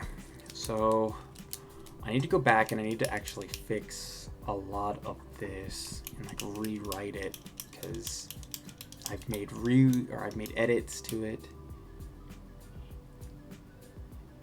See, I don't know how well I could do with maps because I like making my characters and writing out the stories. I think that's why I'm just kind of stuck with Faerun. I still need to make tokens for everybody.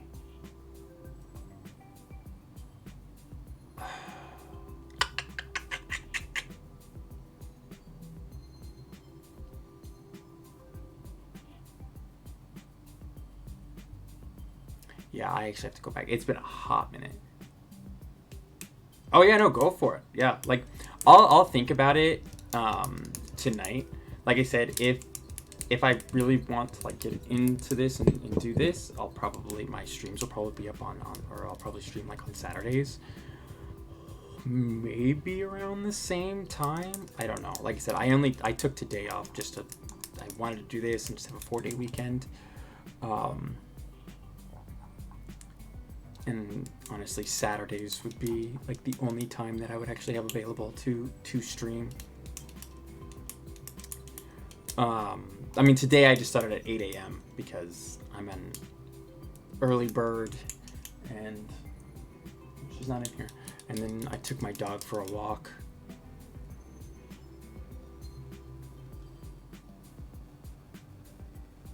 Yeah.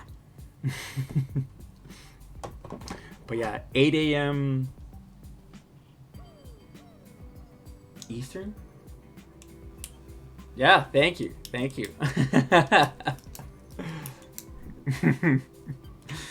Yeah, I will probably be wrapping it up here soon. Because yeah, it's already 1:30 my time. And I have not ate lunch. And I know I will forget. And then it'll be like 5 o'clock. And I will not have ate lunch and or dinner. Okay.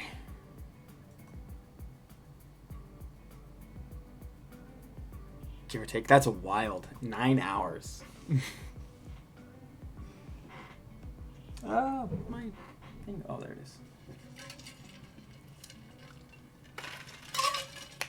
All right.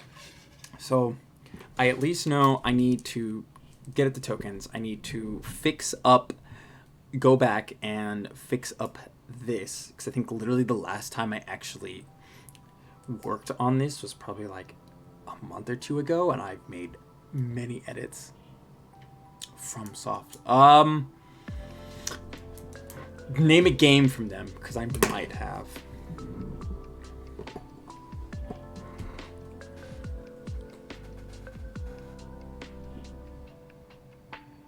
Oh, no. As much as I would love to play Elden Ring, I think I'm too smooth-brained to survive the combat encounters.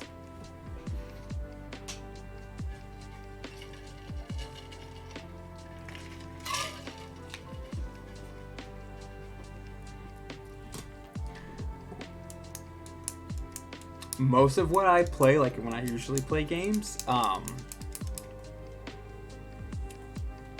like I just picked up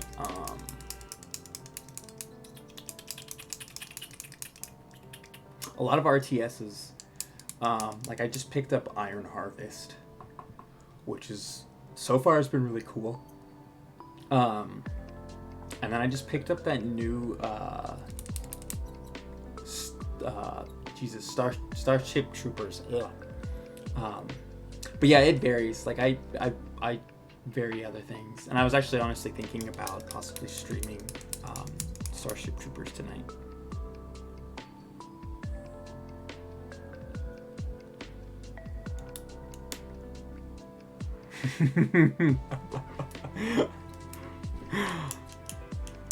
And that sounds like Spider-Man, like the new Spider-Man game. I'm hoping there's a PC release like immediately instead of having to wait like 2-3 years. But yeah, no, I enjoy watching people play those games because like I said, I don't think I'm that coordinated to do like half those boss fights.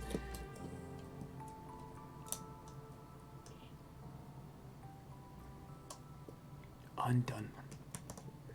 Fear the old blood.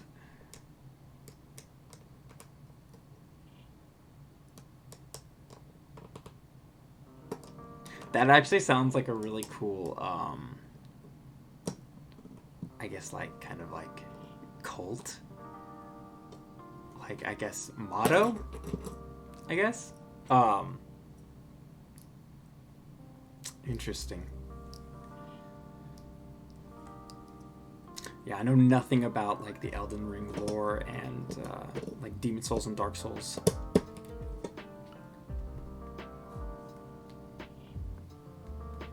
Church. College. Interesting.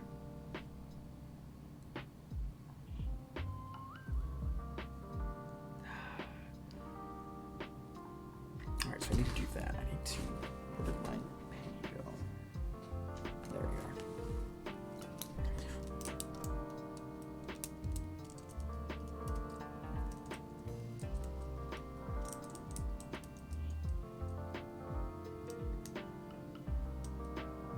Wild. It just sounds like a not fun place to be at all times. I need tokens. Rewrites.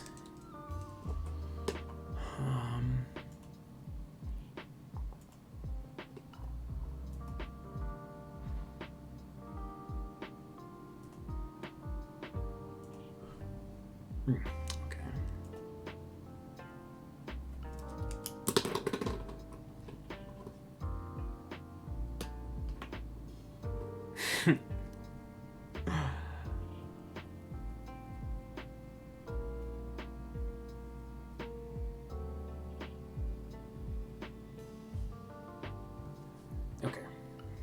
So yeah, so just I need tokens, I need rights, and then I need to find maps.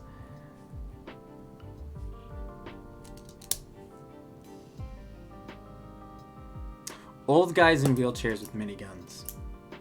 Alright. Yeah.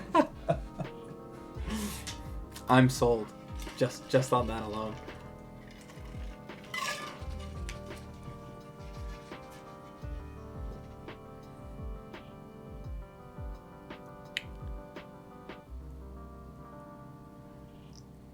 Okay.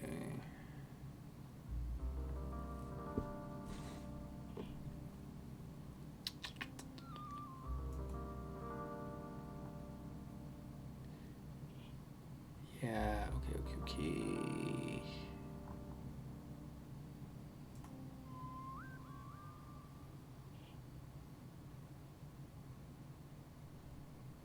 Oh, shoot. Whew, excuse me, I don't know why I'm so tired all of a sudden. Okay.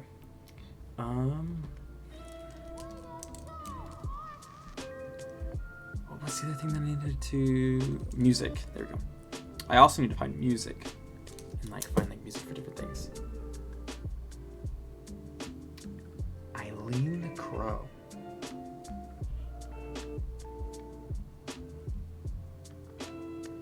Okay. I will have to listen to quotes. Especially because, like, I'm also... That's the other thing is, like, that I've been slowly working on. And I try to, like... I guess, get better at is doing, like, different voices.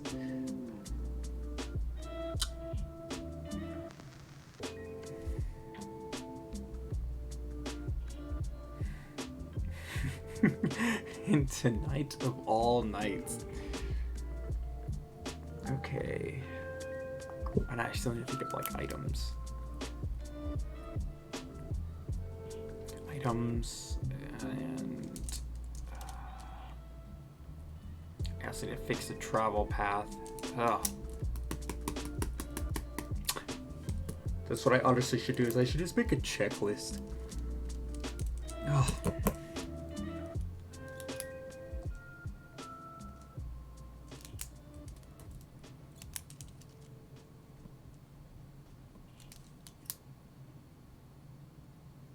Hunter must hunt.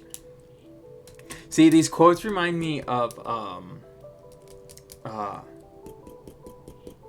the traveling merchant from Resident Evil 4. Where he's like, what are you buying? What are you selling?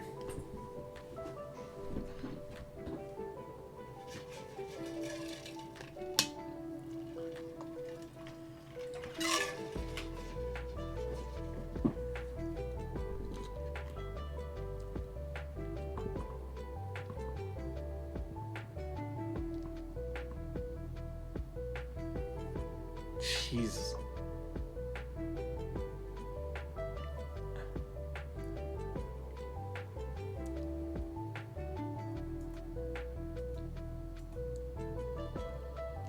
And a rock. Okay.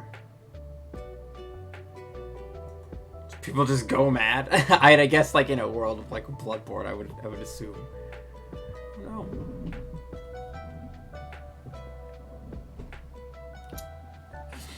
Yeah. Y'all get your Chinese food. Hold on, sorry. Turn my light on. I know it's not gonna do anything.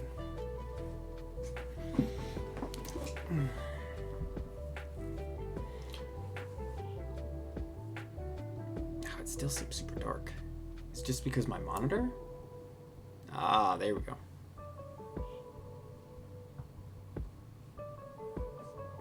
Ooh, see, sold on the Plague Doctor. I have a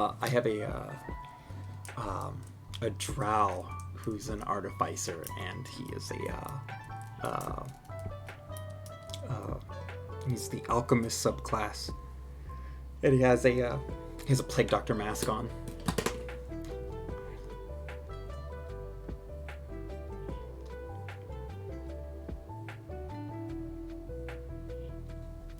But alrighty, I think I'm gonna call it here for today. Because now I know I need to get some stuff. I'm gonna have to rewrite some stuff so that way I can work on. And then I also need to find other maps so I can actually work on maps on stream, and like go through and like set up like the lines and everything, like walls and stuff. I just need to find maps. That's the other problem. Hopefully like among the realm of cheap and or free. Charlatan. Okay. No worries. Yeah, if I do start like doing this more often, it'll probably be on Saturdays and probably like early, I shouldn't say early morning, but probably around like in the morning time. I'll honestly think about setting up a Discord. I don't know yet. We'll see how well this goes. But yeah, I at least have stuff to work on, so that way I at least have other stuff to work on during the stream instead of just going through pictures that I had an AI generate. So I can actually work on maps, set up tokens, set up encounters, and kind of figure out like what I want them to fight, and things like that. And yeah, and just kind of go from there. That is true. That is one thing that I've noticed. Like, it doesn't really give like unattractive looking people, and like I was a little upset with it because there was like a couple of NPCs that I really wanted to have that aren't supposed to be attractive. Like, god dang, Zarum the pirate, since he's a werebore, he has like some pretty grotesque features about him when he's not in his werebore form, and then like it just gave me like this generic looking dude. But whatever. But yes, like I said, I will think about it, and then I need to get more maps. I need to get more maps, so I have stuff to work on. But yes, no, thank you all for stopping by. I will keep everybody posted. I mean, yeah, if y'all want to do a raid, I can try to. Oh boy. To someone cool. Choi. Oh man. Do I actually need to get out of here?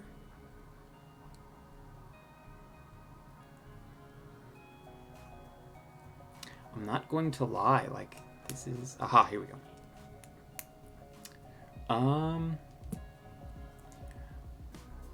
Somebody apparently I follow is streaming, but like they're a pretty big streamer. His name is Leon Bratt, and he makes music and he takes requests. I don't know, I randomly found him one day. I'm trying to think. I don't know. I don't know anybody else. Like, nobody else that I follow is streaming. I could take you over to another small stream. I'll have to find a small stream if I can get me out of here.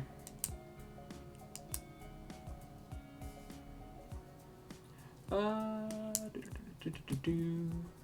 on.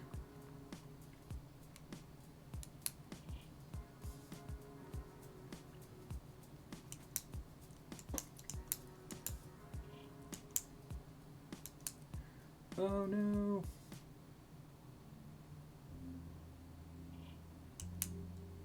You know, let's just go to the D&D thing. Let's just go hop in a D&D stream.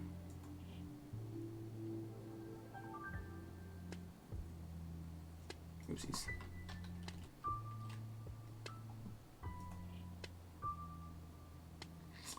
Who's a pretty small viewer?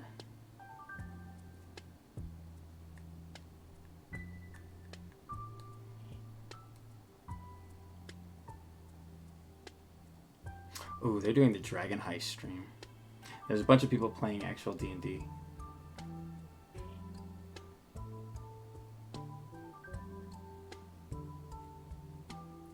Floki _ Wookie. All right, that's who we will go.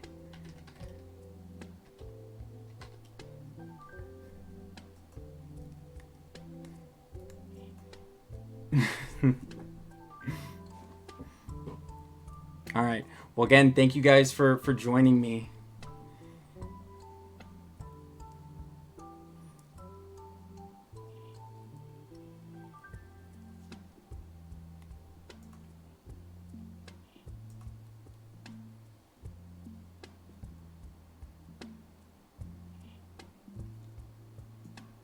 Oh no, did it do it? Why didn't it do it?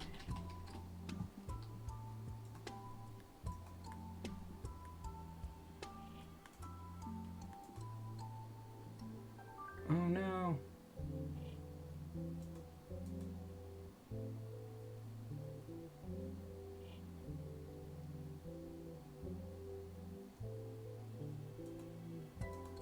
I'm just gonna say it. I hate this thing. I don't know why it's not working.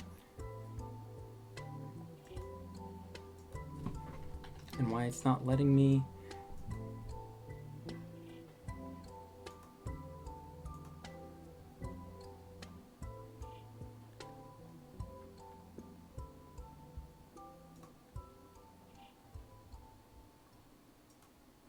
Huh. Interesting. Okay, well, I don't know why this isn't working, but I apologize for that. Yeah, apparently it's not letting me do it from the actual, from Streamlabs, and that might just be Streamlabs, which kind of sucks. But I will say, his name is Floki _ Wookie, or Fluky, Flookie. They're playing the Dragon Heist campaign, and that was the campaign that I had originally started.